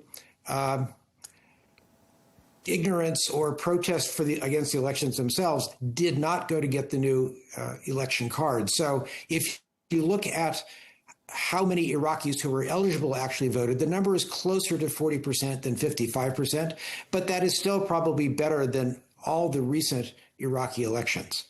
Does that mean that Muqtada al-Sadr has lost influence, therefore, if people haven't heeded his call? I think Muqtada al-Sadr lost a lot of influence after the 2021 elections. He won the largest block of MPs, and for a reason of protest and perhaps not understanding what his order to his MPs to resign actually meant, his MPs resigned from the parliament. It completely changed the structure of the parliament and brought into the parliament the second most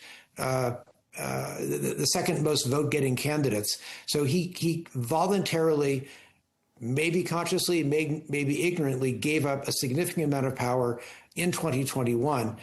I think that Sadr has always had a problem taking responsibility for governance. He is a much more effective candidate and politician as a gadfly from the outside. And I wonder if that is not part of the reason that he has asked his people not to vote this time. And he was quite serious. Apparently, 31 members of his party chose to register for the elections with other coalitions or other parties, and he expelled them from his own party. So I think that he was quite serious. What he will do, how he will try to influence elections, we don't know. It does not appear that he took any steps to create violence or disturbance before the elections at all. And most of what he engaged in the past few weeks was asking Iraqi voters, if they were to vote, to reject what he called illegitimate American presence in Iraq. So it wasn't even as strong an anti-American message as he has given in the past. So we will see if he wants to play a role in government formation, but without any MPs, I think that role, like the last time, will be significantly reduced. Okay, and in terms of the overall success of this election, although we obviously don't know who the Prime Minister is going to be, you know, there were very few cases of violence that were reported. There were some skirmishes in Kirkuk, I gather, and we spoke to someone overseeing the electoral process yesterday who said on the whole things had gone pretty well. So do you think it's fair to say that there is something to be celebrated here, that the sixth election since the fall of Saddam Hussein did go by largely peacefully, didn't they? Well, I think that Iraqis are beginning to understand that this democratic process is part of the new culture of Iraqi society. The problem is, however, that a lot of Iraqis, maybe even a majority, have not been happy with the results of the governments that they have chosen. So I think that you can say that things are going a little bit better, and the fact of elections is something that Iraqis have gotten used to.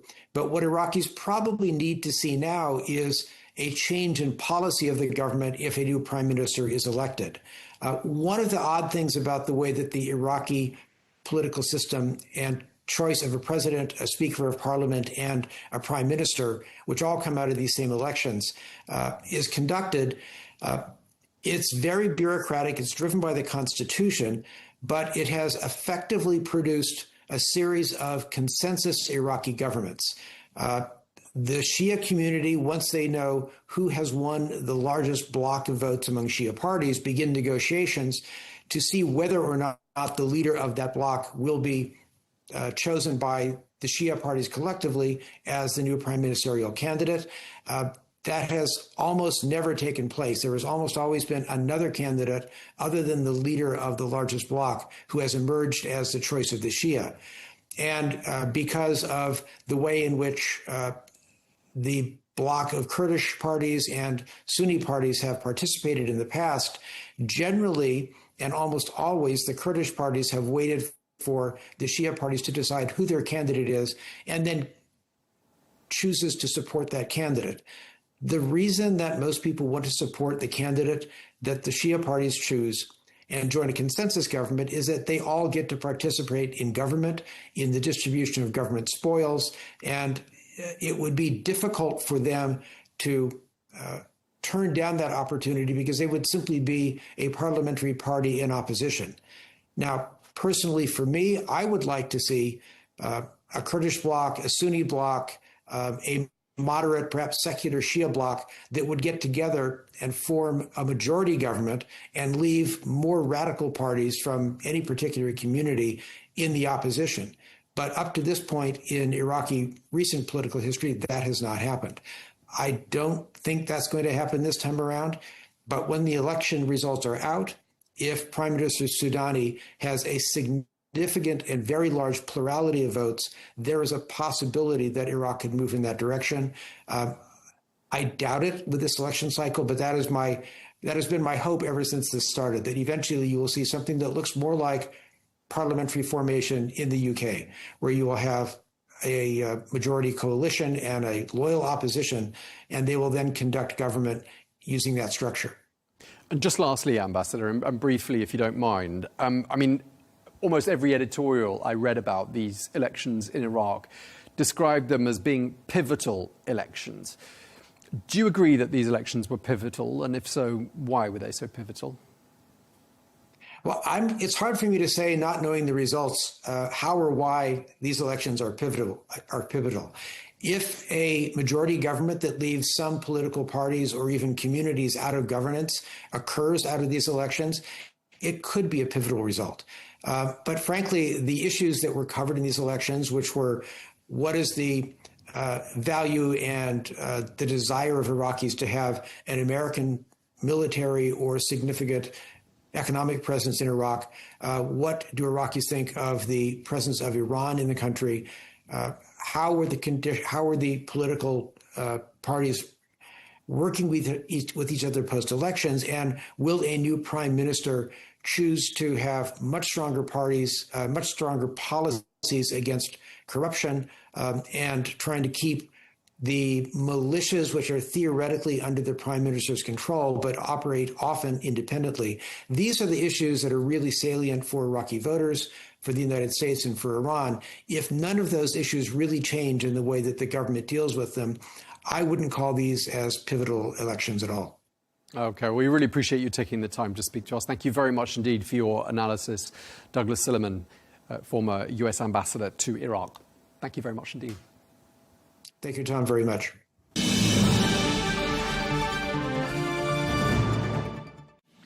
Well, that is all we have time for this edition of Global News Today. Thank you very much indeed for joining us. Be sure to join us again tomorrow for more exclusive interviews. Until then, goodbye.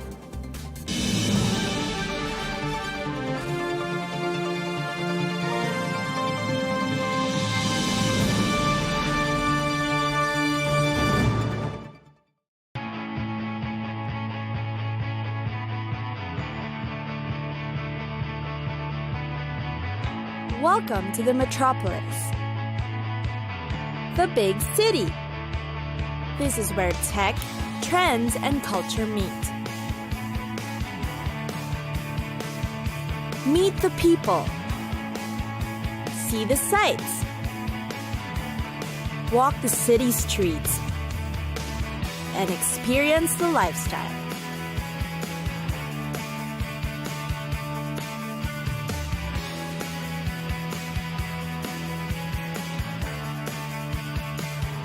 This is your first-class ticket to the cities of the world.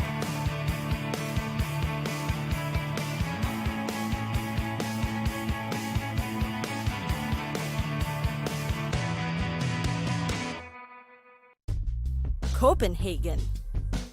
Roam around the city of Copenhagen and you'll find anything and everything to suit your tastes and interests. Denmark's capital is filled with historical landmarks, architectural sites, and museums that speak of its culture. What to do in Copenhagen? Visit the famous Little Mermaid, of course. The diminutive stature of this bronze-cast Hans Christian Andersen heroine is considered the city's most iconic landmark. Many who've seen it will come home with a postcard or a photo of the great replica. Then, of course, you should sample its best and most iconic dishes. The Danish, or also known as the New Nordic Kitchen, is in fact known as among the world's best. It offers a modern take on the traditional Danish cuisine that uses seasonal local produce that's organic and climate-friendly. It's highly recommended that you visit one of its best kitchens and gourmet markets for an authentic culinary experience. Meanwhile, for entertainment, Copenhagen is highly praised for its jazz music. It has also become a means to express voices on certain issues such as racial tolerance and free thought. American jazz musicians have actually made the city their home since the 1960s. Since then, it has become one of the characteristics Copenhagen is known for. It's got top-notch jazz clubs, open-air concerts, events, and international jazz festivals are held here on a regular basis. Another landmark that reflects the city's culture and history is Christiania. The autonomous free town Christiania was founded in 1971. It is the site of an abandoned military camp that has continued its existence for over 4 decades. As an effect, the city of Copenhagen has come to be known as the liberal and free-thinking capital. A visit to the city will definitely teach you some of the remarkable stories of its history. Not to be missed are the canals, of course. 1. There are the painted houses on the canal side. Make sure to visit Nyhavn, a former sailor's haunt transformed into a lovely summertime tourist trap. Then there's also Gammel Strand, where a street market adds a lively air during the summer. And finally, Christianshavn, which is filled with canals. It has earned the nickname of Little Amsterdam.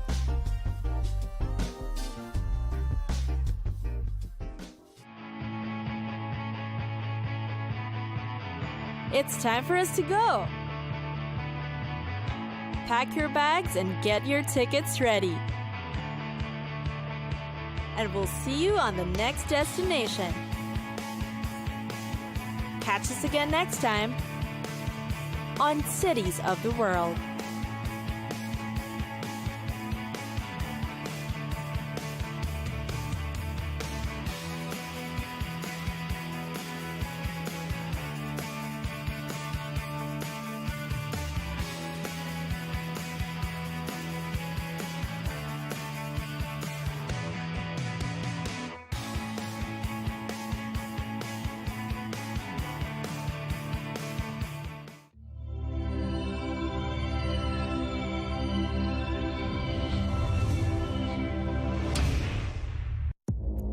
Our allies, in many cases, are worse than our enemies. Stay informed and connected with the latest international headlines.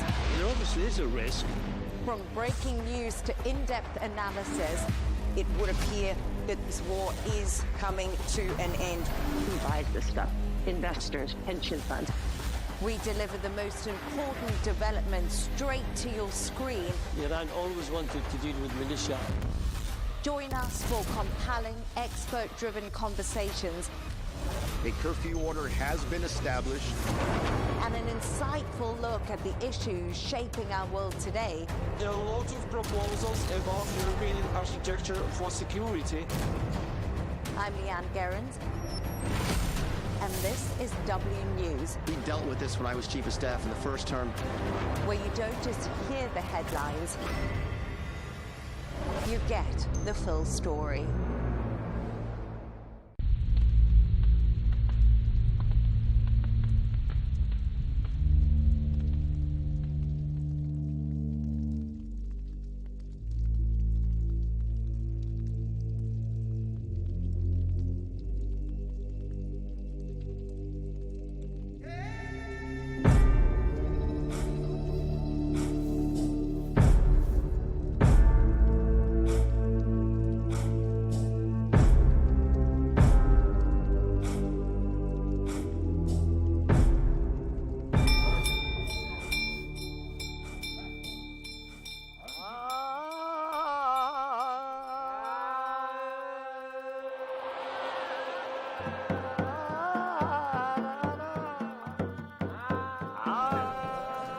The first democracy in the world, the descendants of Alexander the Great, an isolated village.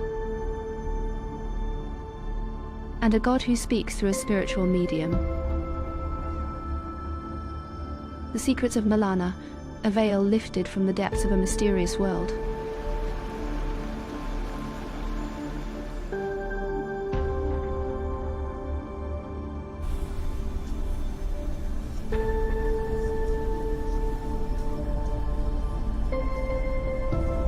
The village of Malana, nestled in the enchanting Himalayas, sits at a high altitude of about 2,652 meters above sea level in India's Himachal Pradesh state, surrounded by breathtaking beauty.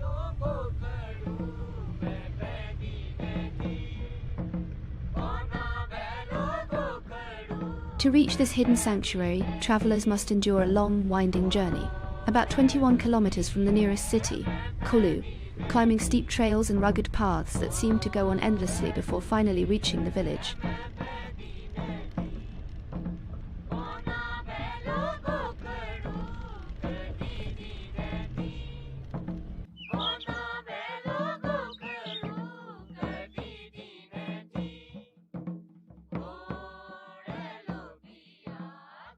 Tourists endure great hardship to reach this village due to its remote location, which modern transport cannot access.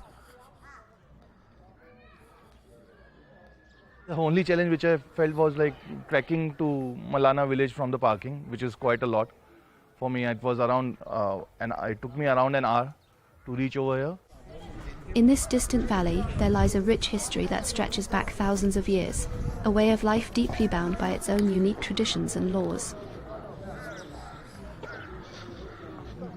The beliefs of the Malanese, which often conflict with their economic needs, mean that although they strictly forbid physical contact with outsiders, they are nonetheless forced to rely mainly on tourism, a blessing, yet also a curse for them.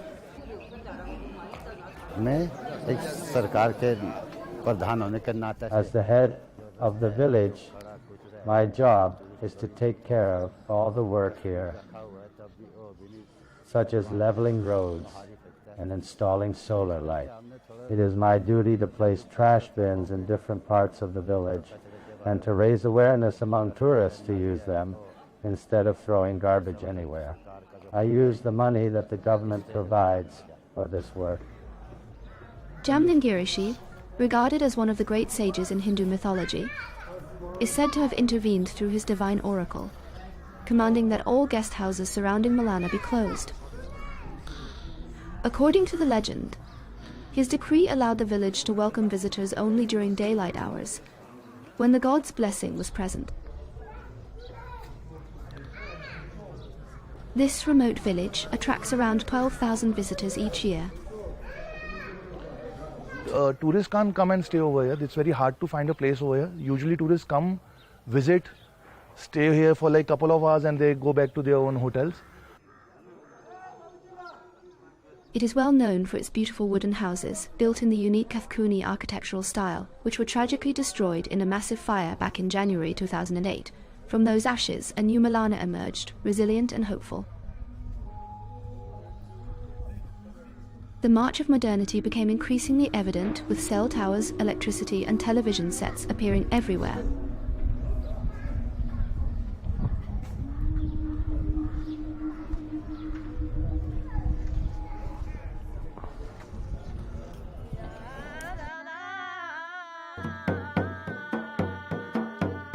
Throughout Himachal Pradesh, people will tell you that the residents of this ancient village, known for their deeply rooted customs, avoid even the lightest physical contact with outsiders. They remain cautious and distant, especially when it comes to any direct touch.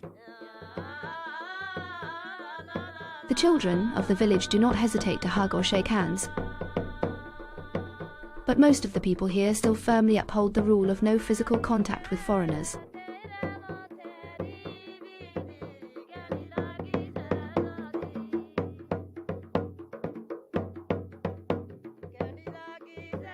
What surprised me over here is that you can't touch their holy places, you can't touch the local people over here. And if you're not walking on the path which is already made to walk, they'll literally tell you to move away from that. You can't come closer to their houses as well. You have to pay huge amount as fine or something like that. सुनो यहाँ मना है कि ऐसा नहीं है किसी जगह में हम भी नहीं जा सकते हैं, आप भी नहीं जा सकते हैं. Touching is forbidden here.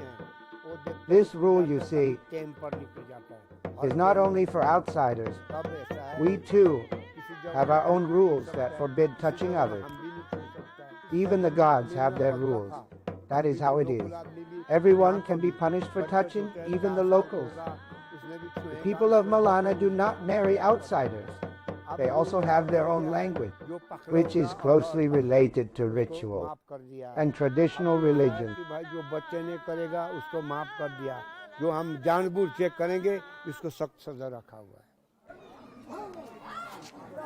The people of Malana do not marry outsiders. They also have their own language, which is closely tied to their rituals and traditional faiths, deeply rooted in their culture.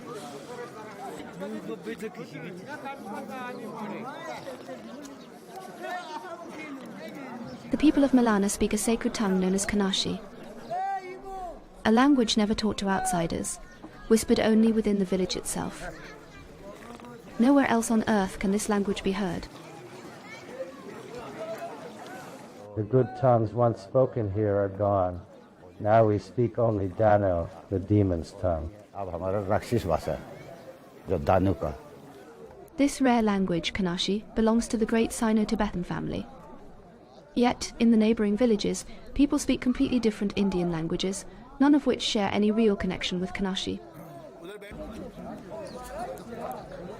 The current state of the Kanashi language, unfortunately, puts it at an inevitable risk of extinction. It is unwritten, and it has not been scientifically documented at all.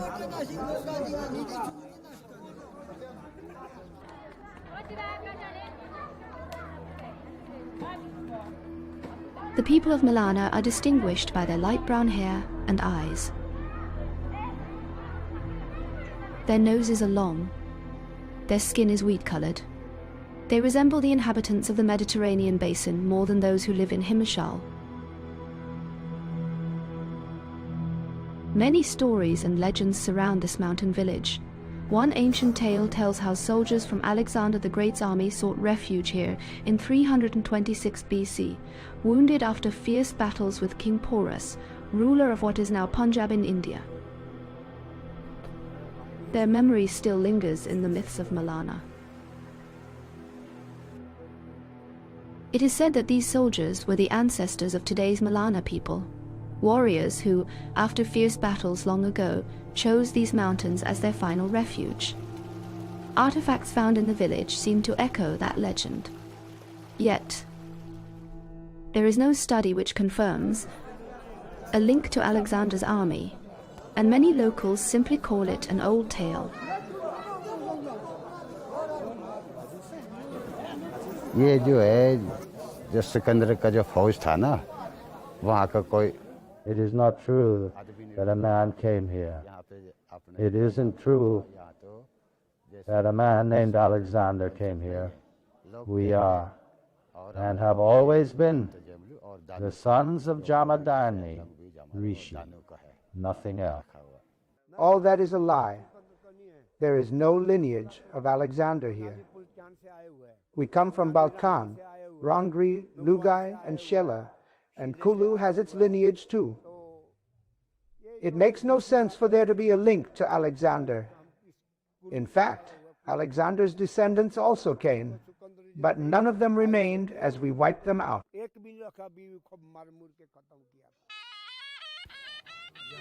The village of Malana is renowned for its judicial and democratic system, marked by its unique and ancient traditions. The members of the village council, 11 in total, gather in the main square and are known as the Jamda. The council members listen patiently to every case brought before them. Disputes are discussed, voices are heard, and the village reaches its verdict by a vote of the majority, an enduring example of the living spirit of democracy that has guided Malana for centuries.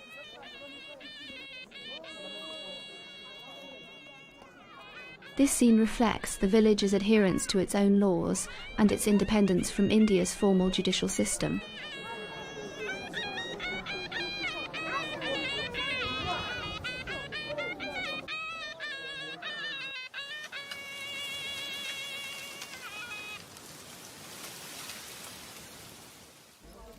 Malana is famous for cultivating a type of cannabis that bears its name, Malana cream, one of the region's main sources of income. Yet this crop brings not only legal challenges but also social consequences. Children and young boys, sadly, have become involved in supplying and selling drugs in Malana. थोड़ा सुधरेंगे यहाँ पे थोड़ा problem थी नशे मतलब ऐसे Families that live here believe that people fall into drug addiction at a young age. The village is very small, so education is poor. And only a few of the villagers can read or write. Still, we live a simple life by farming the land, welcoming travelers, sharing stories by the fire, laughing together and finding happiness in the quiet rhythm of our days. Guest houses can be opened, but not inside Malana. I studied until the 10th grade, yet family troubles forced me to stop. According to our culture, we no longer take outside jobs. We follow Rishi's path, growing vegetables, tending apple trees, gathering herbs from the forest. This work is inherited from our ancestors. This is the rhythm of our lives. It keeps us close to our land, to our mountain, and to the silence that protects us, and collecting herbs from the forest. This is how we earn our living.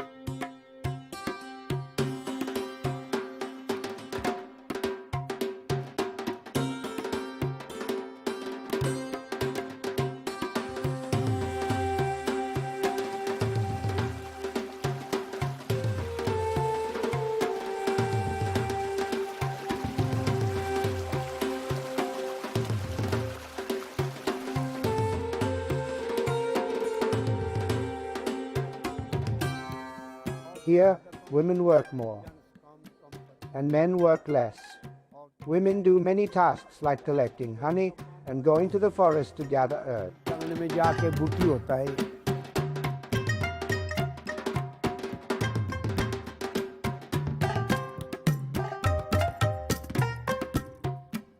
People are quite friendly over here, and there's some different culture also over here. What I heard about the culture and everything, that they have their own code, they have their own law. They don't follow what you call Indian constitution. So this place is completely different compared to all over India, kind of, you can say that. Their Pradhan take all the decisions if there's any fight or anything in between the locals or something among themselves. There's only one person who takes all the decision for them.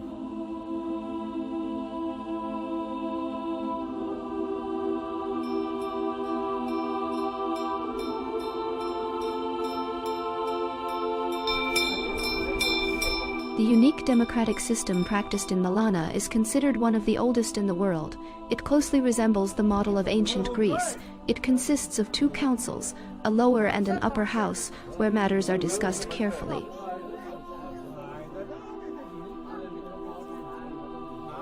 Final authority always rests with the upper house, which includes 3 respected figures, one serving as the voice of the local deity. The village's oral tradition tells of a sacred figure named Jamadan Girishi. He lived in this mountain village centuries ago, known for his wisdom and deep contemplation. He is believed to have helped establish the laws and customs that the people of Malana have followed through the ages.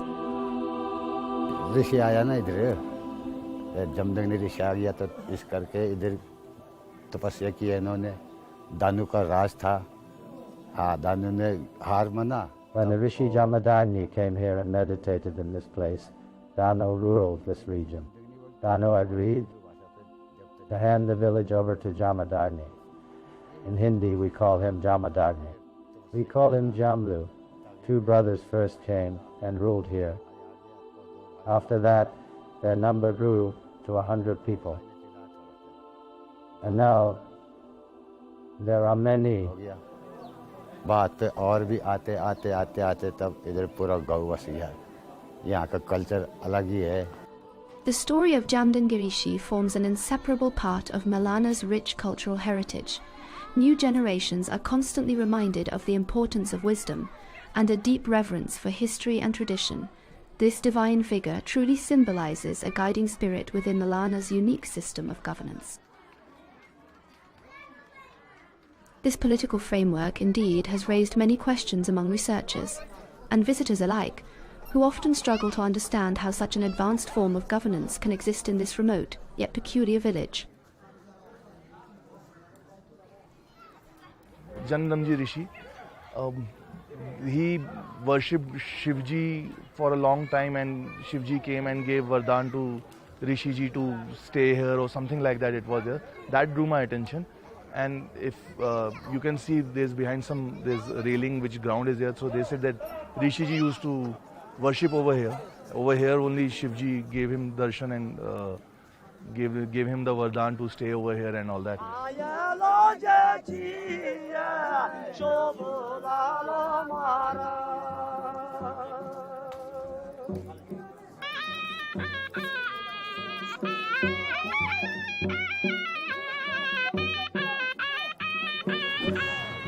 There's some festival today for which I came. So let's see festival, how does it goes. It should start in the evening and it will go on for the next 2-3 days. They dance and all that, and they do prayers and all that.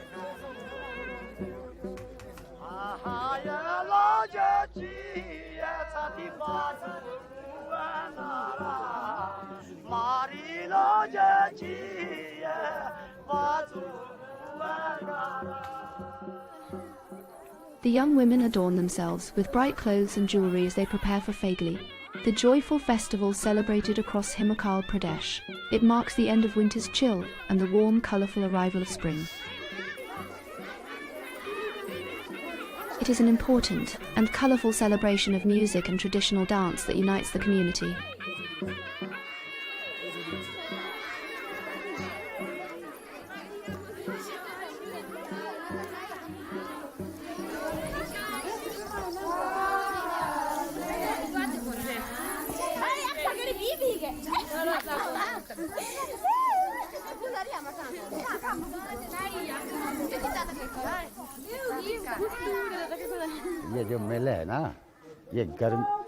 This celebration is held at the end of winter and the beginning of summer.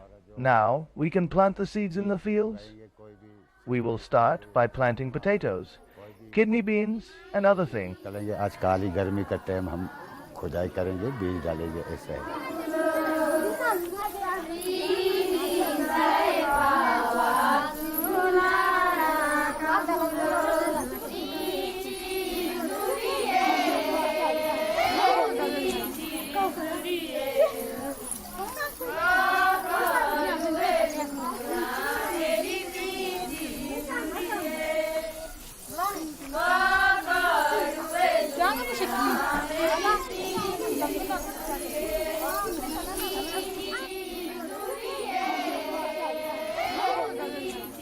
Girls will come from all the villages wearing their best dresses. And there will be dances in many places, and everyone will visit each other's homes to eat together. Aaj ladki mele hai.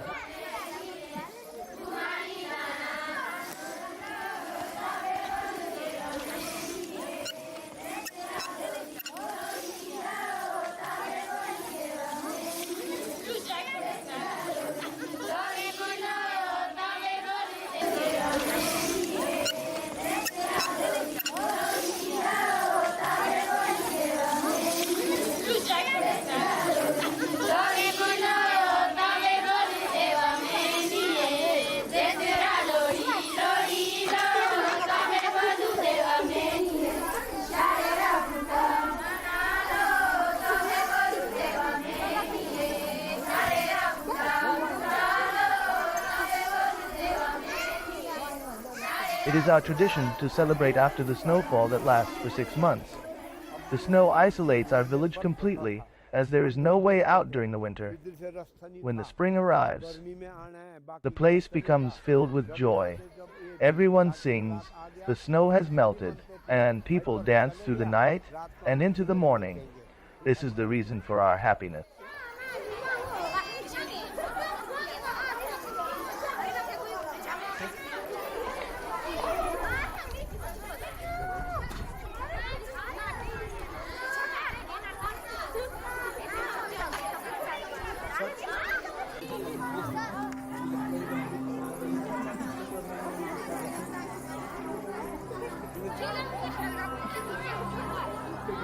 I guess the village has to take care of the things. That there are lots of garbage on the entrance of the village, and there are lots of stuff is scattered over here and there. So I guess it can get much better. They can clean it properly.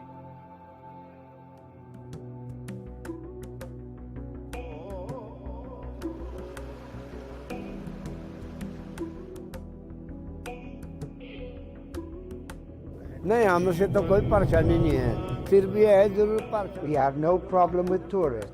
The only problem we face with them is that when they come here, they throw litter on the road like chocolate wrappers, biscuits, and empty bottles.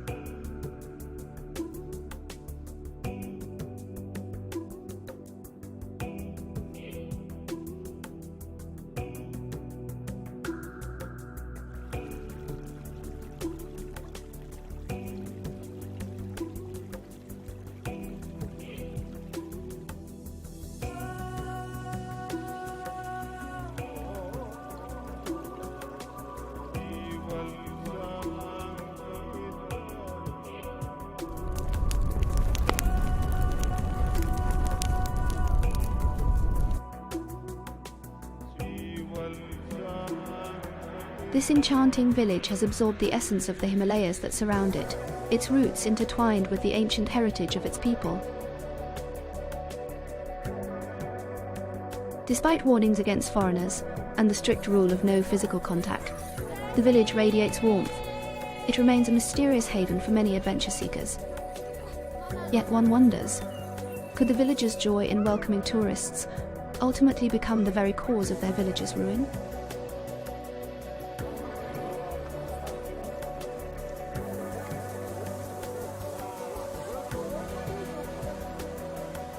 बस यहाँ पे future यही है अब future तो अब पहाड़ ही है ये फ्यूचर सब These mountains are our future, because in the days to come they will remain beautiful.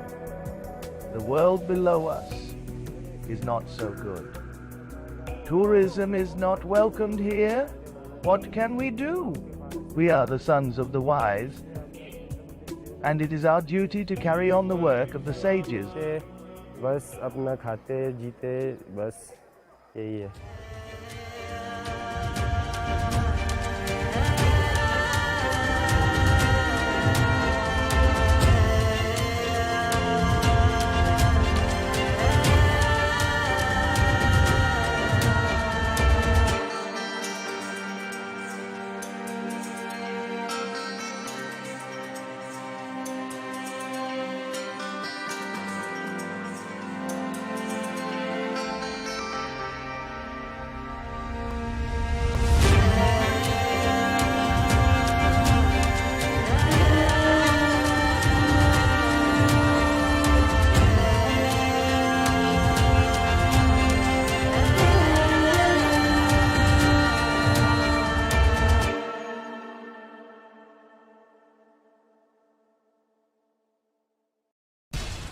We have to take care of our people, and we're going to take care of our people first.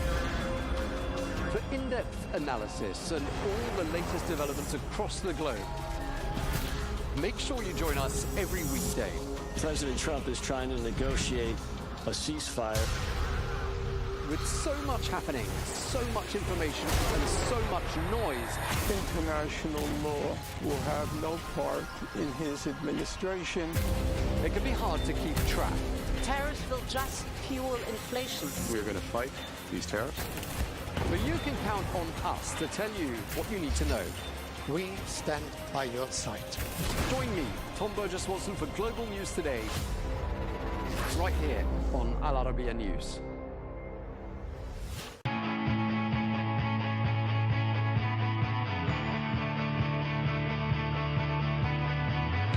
Welcome to the metropolis,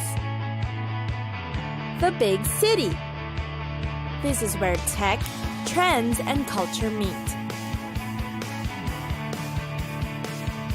Meet the people. See the sights. Walk the city streets. And experience the lifestyle.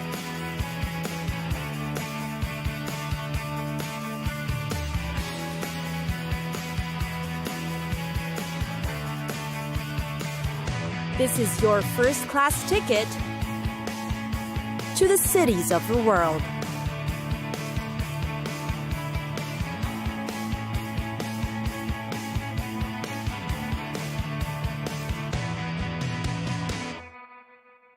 Washington.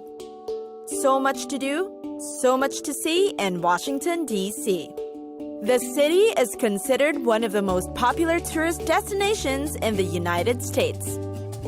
It's got historical landmarks, parks, and neighborhoods, each with a mix of attractions and activities to offer. The national monuments are definitely must-sees in D.C. Popular ones are the Washington Monument, the Lincoln Memorial, the Jefferson Memorial and Vietnam Memorial, and the World War II Memorial. These are places that say a lot about the country's history and national heroes.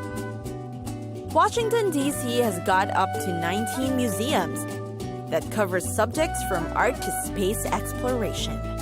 There are also interactive exhibitions on schedule that's fit for the entire family to enjoy. The 3 houses of the government are also key places to visit. These are the White House, the Capitol, and the Supreme Court.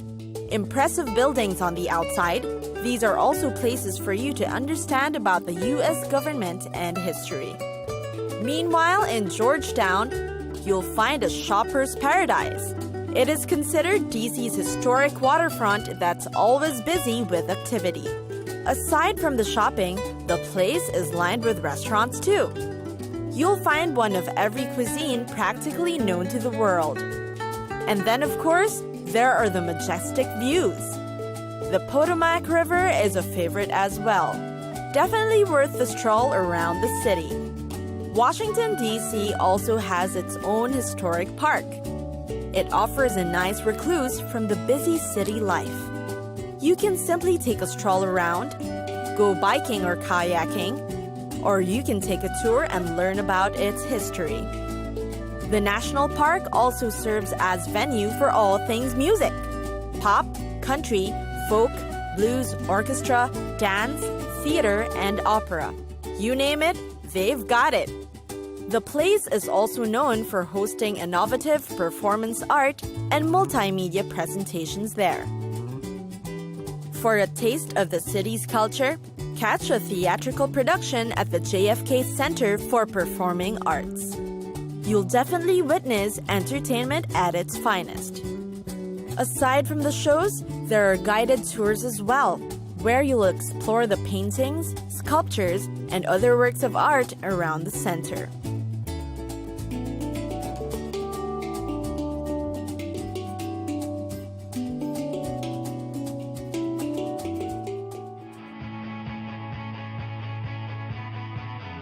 It's time for us to go. Pack your bags and get your tickets ready. and we'll see you on the next destination. Catch us again next time on Cities of the World.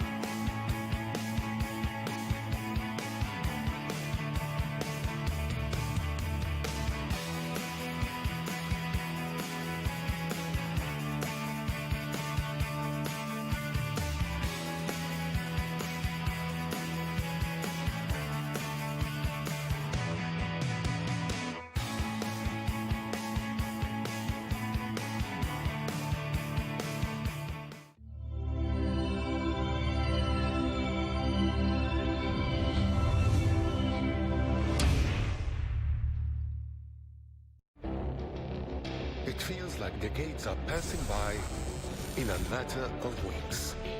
Seismic shifts in the world order. Never, ever will be part of America. With so much happening and so much noise. Whether it's political upheaval, Canada has been ripping us off for years. economic shifts, or social movements, And no one wins from tariffs. I think America can be more friendly to the rest of the world. The in-depth analysis and all the latest developments across the globe. To have an inclusive policy together. The meetings with Hamas gave me some hope. We're in another nuclear arms race. the most important developments straight to your screen. Welcome to the dressing room. I'm on my own. I need backup. And an insightful look at the issues shaping our world today. It was not going to happen, that war, and it happened. Join us on Arabiya News, where the world talks.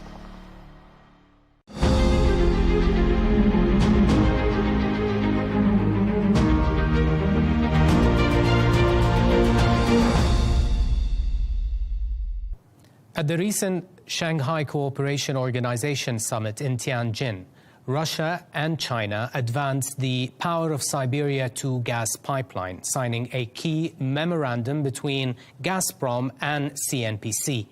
The project, routed through Mongolia, is designed to supply 50 BCM a year, nearly the same volume once set to Germany via Nord Stream 1. For Russia, this is a strategic reorientation of gas exports away from Europe towards Asia post the Ukraine war.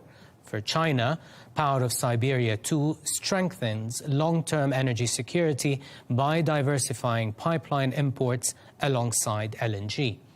However, critical commercial details remain open. Until those are resolved, the pipeline's geopolitical significance might outweigh its immediate commercial reality. With me to discuss the strategic and market ramifications of this new pipeline is Tatiana Mitrova, Research Fellow at the Center on Global Energy Policy at Columbia University. Tatiana, thank you for coming on the show. And let's begin with this. China is one of the two biggest LNG importers in the world this decade and is forecast to lead LNG demand growth in the years to come as it switches from coal to gas. Although gas will not flow in the Power of Siberia 2 before 2030 at least, how can it change the game for the global LNG markets, particularly for US LNG projects waiting for final investment decisions? Thank you, Nasser, and thank you for inviting me and for great question. Indeed, a Power of Siberia 2, even without real contract signed, starts already to change the global LNG market game and all the perceptions of the market players, first of all. Just a little bit of historical perspective. We are now approaching to the third large LNG wave of new projects. The first wave was like 100 BCM, the second wave was 200 BCM, the third wave is 350. So the market is already preparing to a huge gas glut. The prices are supposed to go down to the benefit of the customers, but the competition will be really fierce. And in this very situation, when suddenly the market learns that probably post-2030 there will be additional 50 BCM of pipeline gas from Russia to China to the key growth area, This means that probably certain projects that are now approaching FID will not see the future. They will not become bankable because banks are also investigating the market realities, assessing supply-demand balance, and they will see that it will be extremely difficult to get their money back. So certain projects in the US, first of all, might be put on hold, but also the others struggling to attract financing and to proceed, like in Mozambique, for example. For them, it's really bad news, though, as you've mentioned at the very beginning, there is no real deal at the moment. It's just expectations, but you know how the expectations can affect markets. Of course, Tatiana, the memorandum, although said to be binding, lacks any details, which means further negotiations are forthcoming. What are the contract parameters that you would be looking for, and who or which party you think has the upper hand on each of those factors? Well, a short spoiler, China has. Absolutely. Obviously, everywhere. Russia desperately needs this project, first of all, for the geopolitical reasons, but also to somehow monetize gas, which became stranded after real termination of relationship with the European countries. So this memorandum, it has the volume, 50 BCM, as you've mentioned. It has the route fixed via Mongolia, and Mongolia has confirmed and is really interested in proceeding with this project. What is missing is, first of all, price, the key parameter. And here, as far as I can see from all the rumors and leakages, you know, it's always very confidential issue. But the key bargaining is between the price, this is price similar to Power of Siberia 1. This is a request from Gazprom. It is oil-linked, but it is actually at the moment the cheapest imported gas that China has. So it is already several times cheaper than the price Gazprom had in Europe. But China is requesting even lower price for the second pipeline. They are actually talking about the price equal to the Russian domestic gas tariff for the industrial consumers, which is about $120 per 1,000 cubic meters. It's like $1.5 per MMBtu. It is extremely low. So somewhere in this range, they will find a balance. The second key parameter is take-or-pay volume. So the volume that a customer is obliged to pay for, whether takes it or not. In normal contracts, in most standard, it's about 80–85%. In this case, China is insisting on just 50% take-or-pay level, which is extremely low, and which means that China would be able to offtake just 25 BCM out of this 50 BCM capacity and keep the rest as an emergency insurance in case if it needs additional gas. But it also means that the period of payback for Russia is becoming much longer. When you cannot predict the load, it's really quite challenging. The third issue is financing. Who will pay for the pipeline construction? Obviously, China will finance the segment on its own territory, but who will pay for the Russian segment? For Power of Siberia 1 and for another pipeline to China from Russia, which is called Far Eastern Route, it is Gazprom, which is paying everything. China refused in 2014 to provide any loans or any advanced payment for this construction. For Power of Siberia 2, there was an indication from Alexei Miller, CEO of Gazprom, that they are discussing these financing issues. What will be the result? I do not know, but it is really important for the project economics, at least for the Russian side. And fourth, last but not least, of course, it's timing. When exactly they are planning to start? Russia was ready back in 2023. They've prepared already all the project documentation, all the permits, everything. But China, as you see, is not in a hurry. It's like postponing the project. And probably, though we are discussing early 2030s, it can go further to the right. It can be postponed for another 5 years, as it happened with Power of Siberia 1, which took 10 years for China to make a final decision and to really start the project. So these 4 key uncertainties, which means that there is a lot of further tough negotiations forthcoming. Surely. But how can the Power of Siberia 2, Tatiana, make China a bigger swing player in the global gas markets once that pipeline gets built and gas starts to flow? Excellent question, and it refers to this take-or-pay condition which I've mentioned. So if China will succeed to obtain 50% take-or-pay level, then it means that it will have 25 BCM of flexible capacity. That's a lot. And even without vast underground storages, China will be able to play in the market. It will have this arbitrage between pipeline gas from Russia and LNG all over the world. And if you add to that the fact that during the past few years, Chinese companies have built incredibly efficient trading capacities, both in oil and in gas, that means that they will be able actually to, well, manipulate the market. Yeah, they will have this flexibility.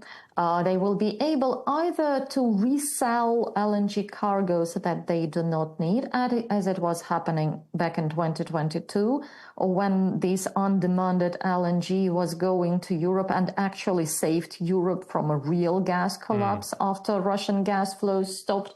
Or it is happening right now. Yeah, this LNG goes to Europe, the one that China doesn't need, because actually, though, at the very beginning, you've mentioned that China is the biggest and fastest growing LNG consumer in the world.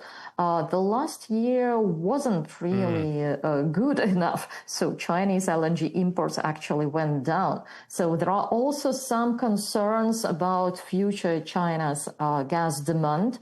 And if Chinese buyers are negotiating now with any LNG producer, what they say is, we will have, let's say, $1.52 per MMBtu for Russian gas. So what can you propose us? What is your value proposition in this case?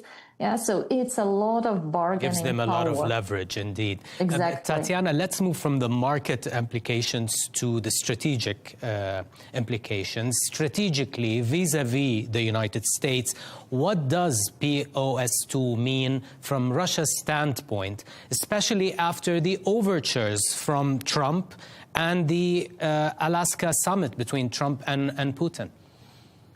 Well, the broader context of all these dances between Putin and Trump is, I think, led by Trump's desire to split China and Russia strategically, because this alliance is really becoming threatening. Russia having not only enormous resources, not only energy, but also materials, minerals, everything, and nuclear weapons, and China with all its economic and military capacity, that already looks like quite a frightening bloc.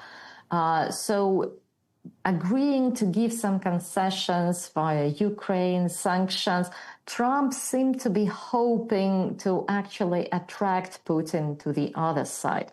And their Alaska summit, when they've mentioned different Arctic economic cooperation projects and all this stuff, it looked like a signal that probably Putin is turning to the US. But 10 days later, with all these Shanghai Cooperation Organization summit rhetorics, with the military parade, which Putin also attended, and with Power of Siberia 2 memorandum, for me it looks like a clear signal that Putin has chosen China's side at the moment. Maybe he is waiting for additional concessions from the US. Maybe it is like the final word.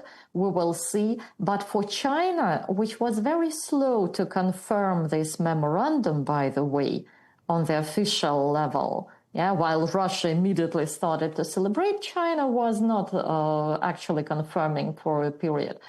So China definitely leaves some window for further negotiations, both with Russia and with the US. So it's this big trilateral geopolitical game ongoing.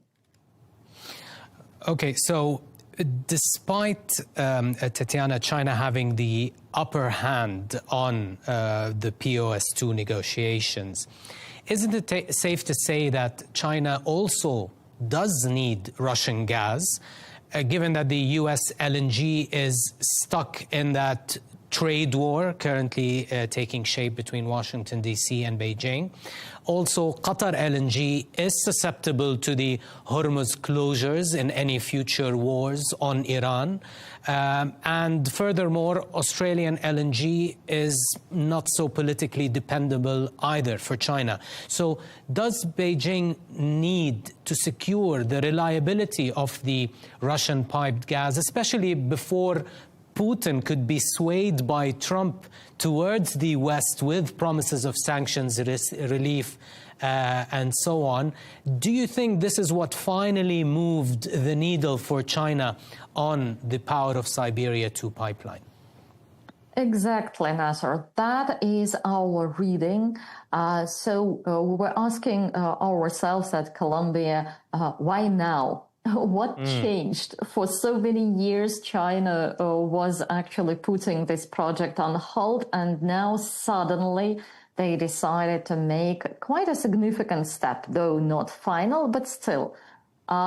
As you've mentioned, first of all, Iran-Israeli war and this threat of Hormuz closure, it really became quite a wake-up call for Chinese authorities, who were always very much preoccupied by energy security, but now it was so close that they started to reassess reliability of the supplies from the Gulf. Then the U.S. trade war. And again, during the last year, actually, China stopped importing U.S. LNG. They've already basically refused from it. So, as I mentioned, there is a lot of LNG around the world forthcoming in the next couple of years. So I think China will be able to replace the U.S. LNG by the other suppliers, but they need an insurance.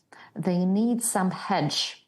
And therefore, Power of Siberia 2, though it's not absolutely the must for Chinese gas balance at the moment, it's something like nice to have, just in case, just to be sure that if there is maritime blockade, either in Hormuz or in the China Sea, if anything happens with the pipeline gas, which is going through common border and through Mongolia, you don't expect any big problems. And as the world is becoming more fragmented and confrontational, it seems to be a smart move from China's side. And also don't forget about price. It will be very cheap gas, which will support China's industrial policy and global competitiveness. So China is not losing anything, but it wins quite a lot. Mm-hmm.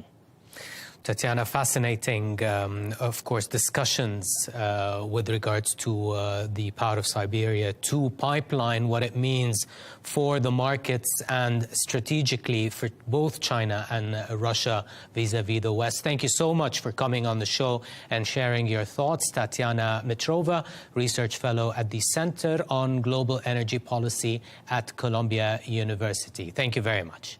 Thank you.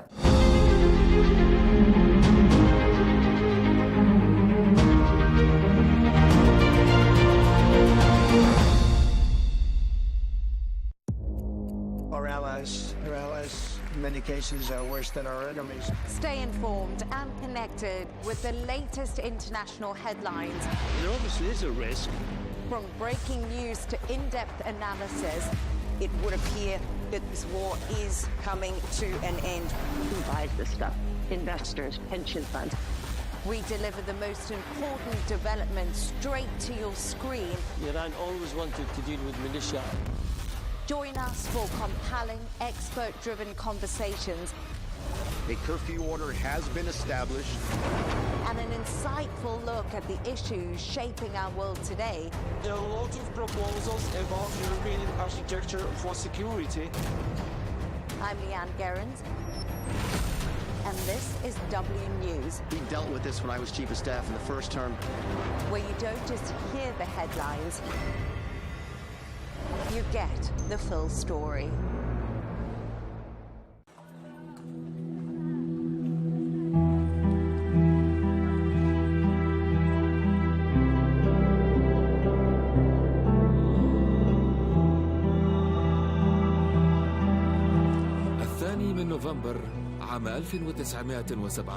On November 2nd, 1917, Britain's Foreign Secretary, Arthur Balfour, wrote a brief letter promising his government support for creating a national home for the Jewish people in Palestine.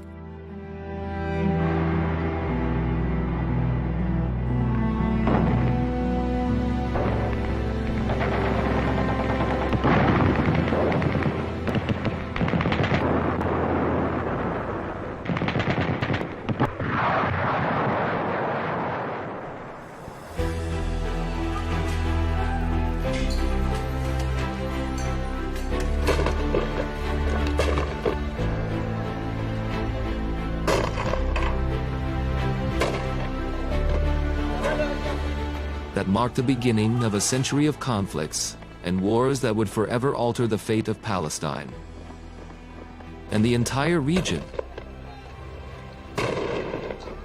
108 years later, Britain's Prime Minister Keir Starmer stood before the world. On September 20th, 2025, before the cameras, announcing his country's recognition of the state of Palestine. I state clearly, as Prime Minister of this great country, that the United Kingdom formally recognizes the state of Palestine. As your chairman has reminded you, The British recognition carried special symbolism. No other nation has played a more decisive role in the modern history of Palestine than Britain itself. it is nearly 16 years since he recruited me to the Zionist movement.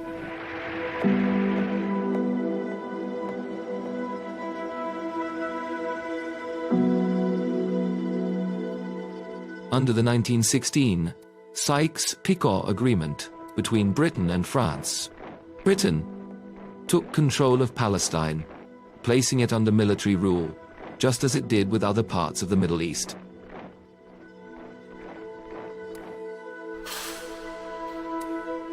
A year later, Balfour confirmed in his letter to Lord Rothschild, the wealthy British Jew, that his government viewed with favor the establishment of a national home for the Jewish people in Palestine.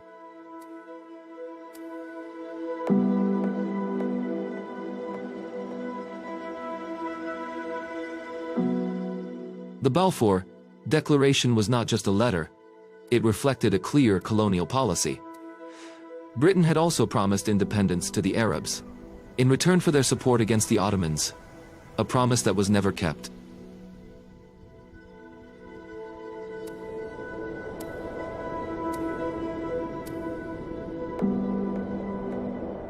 In 1920, Britain formally declared its mandate over Palestine. As the de facto authority, the British allowed waves of Jewish immigration into Palestinian lands. The resulting anger led to massive uprisings in cities like Jerusalem, Jaffa, and Haifa, culminating in a Palestinian revolt in 1936 that lasted 3 years before being brutally crushed by British forces.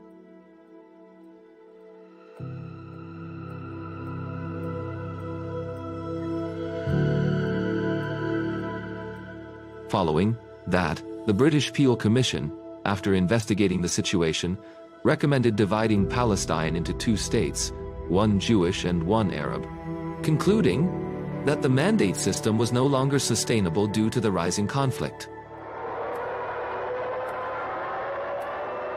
On the eve of World War II in 1939, a British white paper sought to calm both sides.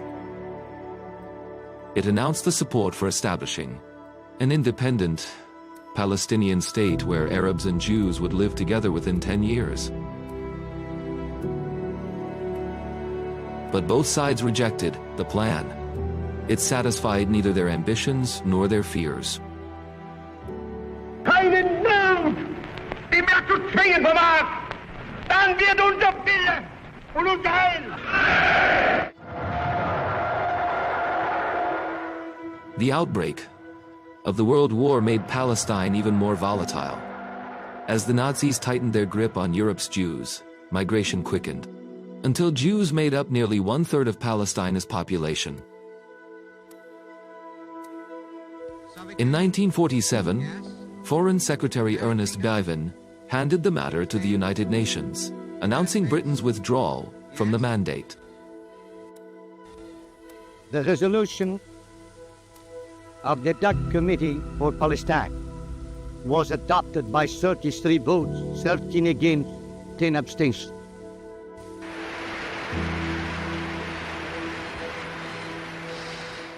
Under Resolution 181, the UN voted in favor of partition. The Jews accepted it, while the Arabs rejected it. In 1948, Britain withdrew as an occupying power, leaving behind a land already in flames. Soon after, on May 14, 1948, the State of Israel was declared. And the Nakba began.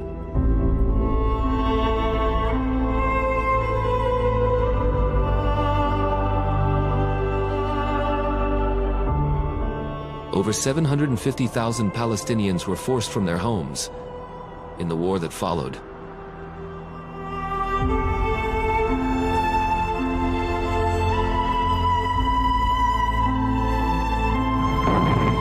During the Suez Crisis of 1956, Britain joined the tripartite aggression against Egypt, but its failure showed the world that Britain was no longer the dominant power controlling the region's destiny. The United States had become the global superpower instead.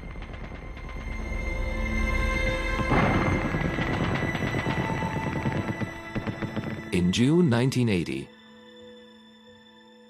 European nations, including Britain, met in Venice, Italy, and issued what became known as the Venice Declaration. The declaration was a pivotal moment. For the first time, the West collectively affirmed that the Palestinians were not merely refugees, but a people with legitimate political rights.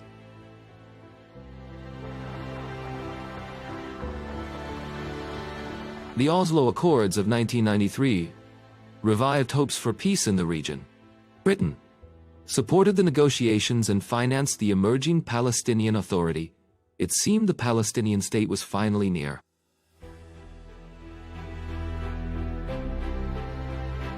Yet, as settlement expansion and repressive Israeli policies continued, optimism quickly faded.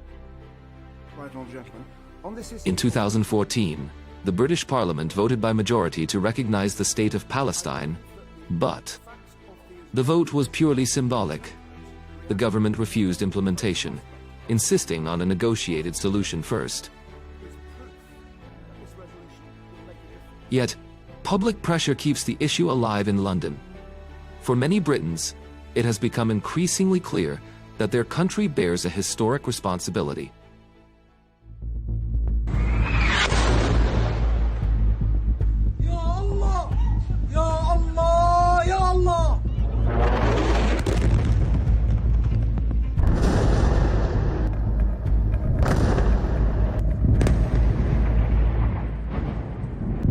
In 2023, Palestine faced another pivotal moment as Israel launched its ongoing assault on Gaza following the events of October 7th.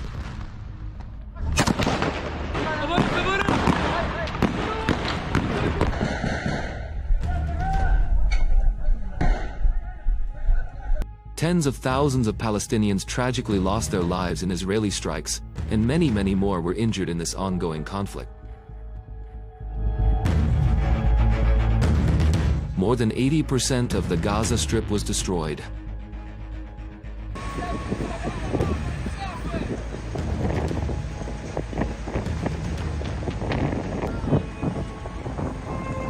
The new catastrophe in Gaza and Israel's repeated refusal to heed ceasefire calls placed immense pressure on Western governments, some of which finally decided to recognize the state of Palestine.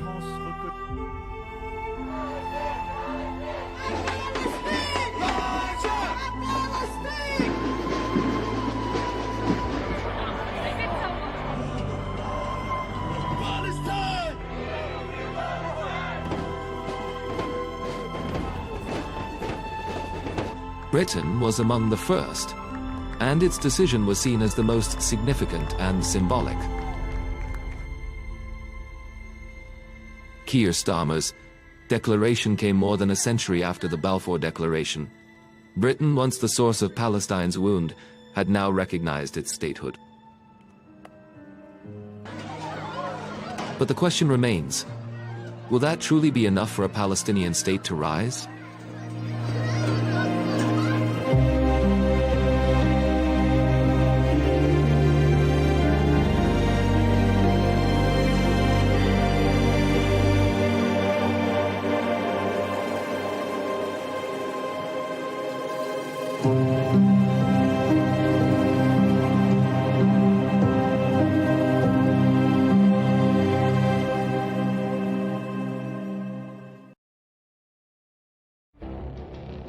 It feels like decades are passing by in a matter of weeks.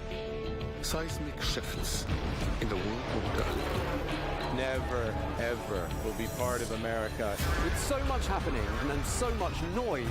Whether it's political upheaval, Canada has been ripping us off for years. economic shifts, or social movements, And no one wins from tariffs. I think America can be more friendly to the rest of the world. For in-depth analysis and all the latest developments across the globe. To have an inclusive policy together. The meetings with Hamas gave me some hope. We're in another nuclear arms race. the most important development straight to your screen. Welcome to the dressing room. I'm on my own. I need backup. And an insightful look at the issues shaping our world today. It was not going to happen, that war, and it happened. Join us on Arabiya News, where the world talks.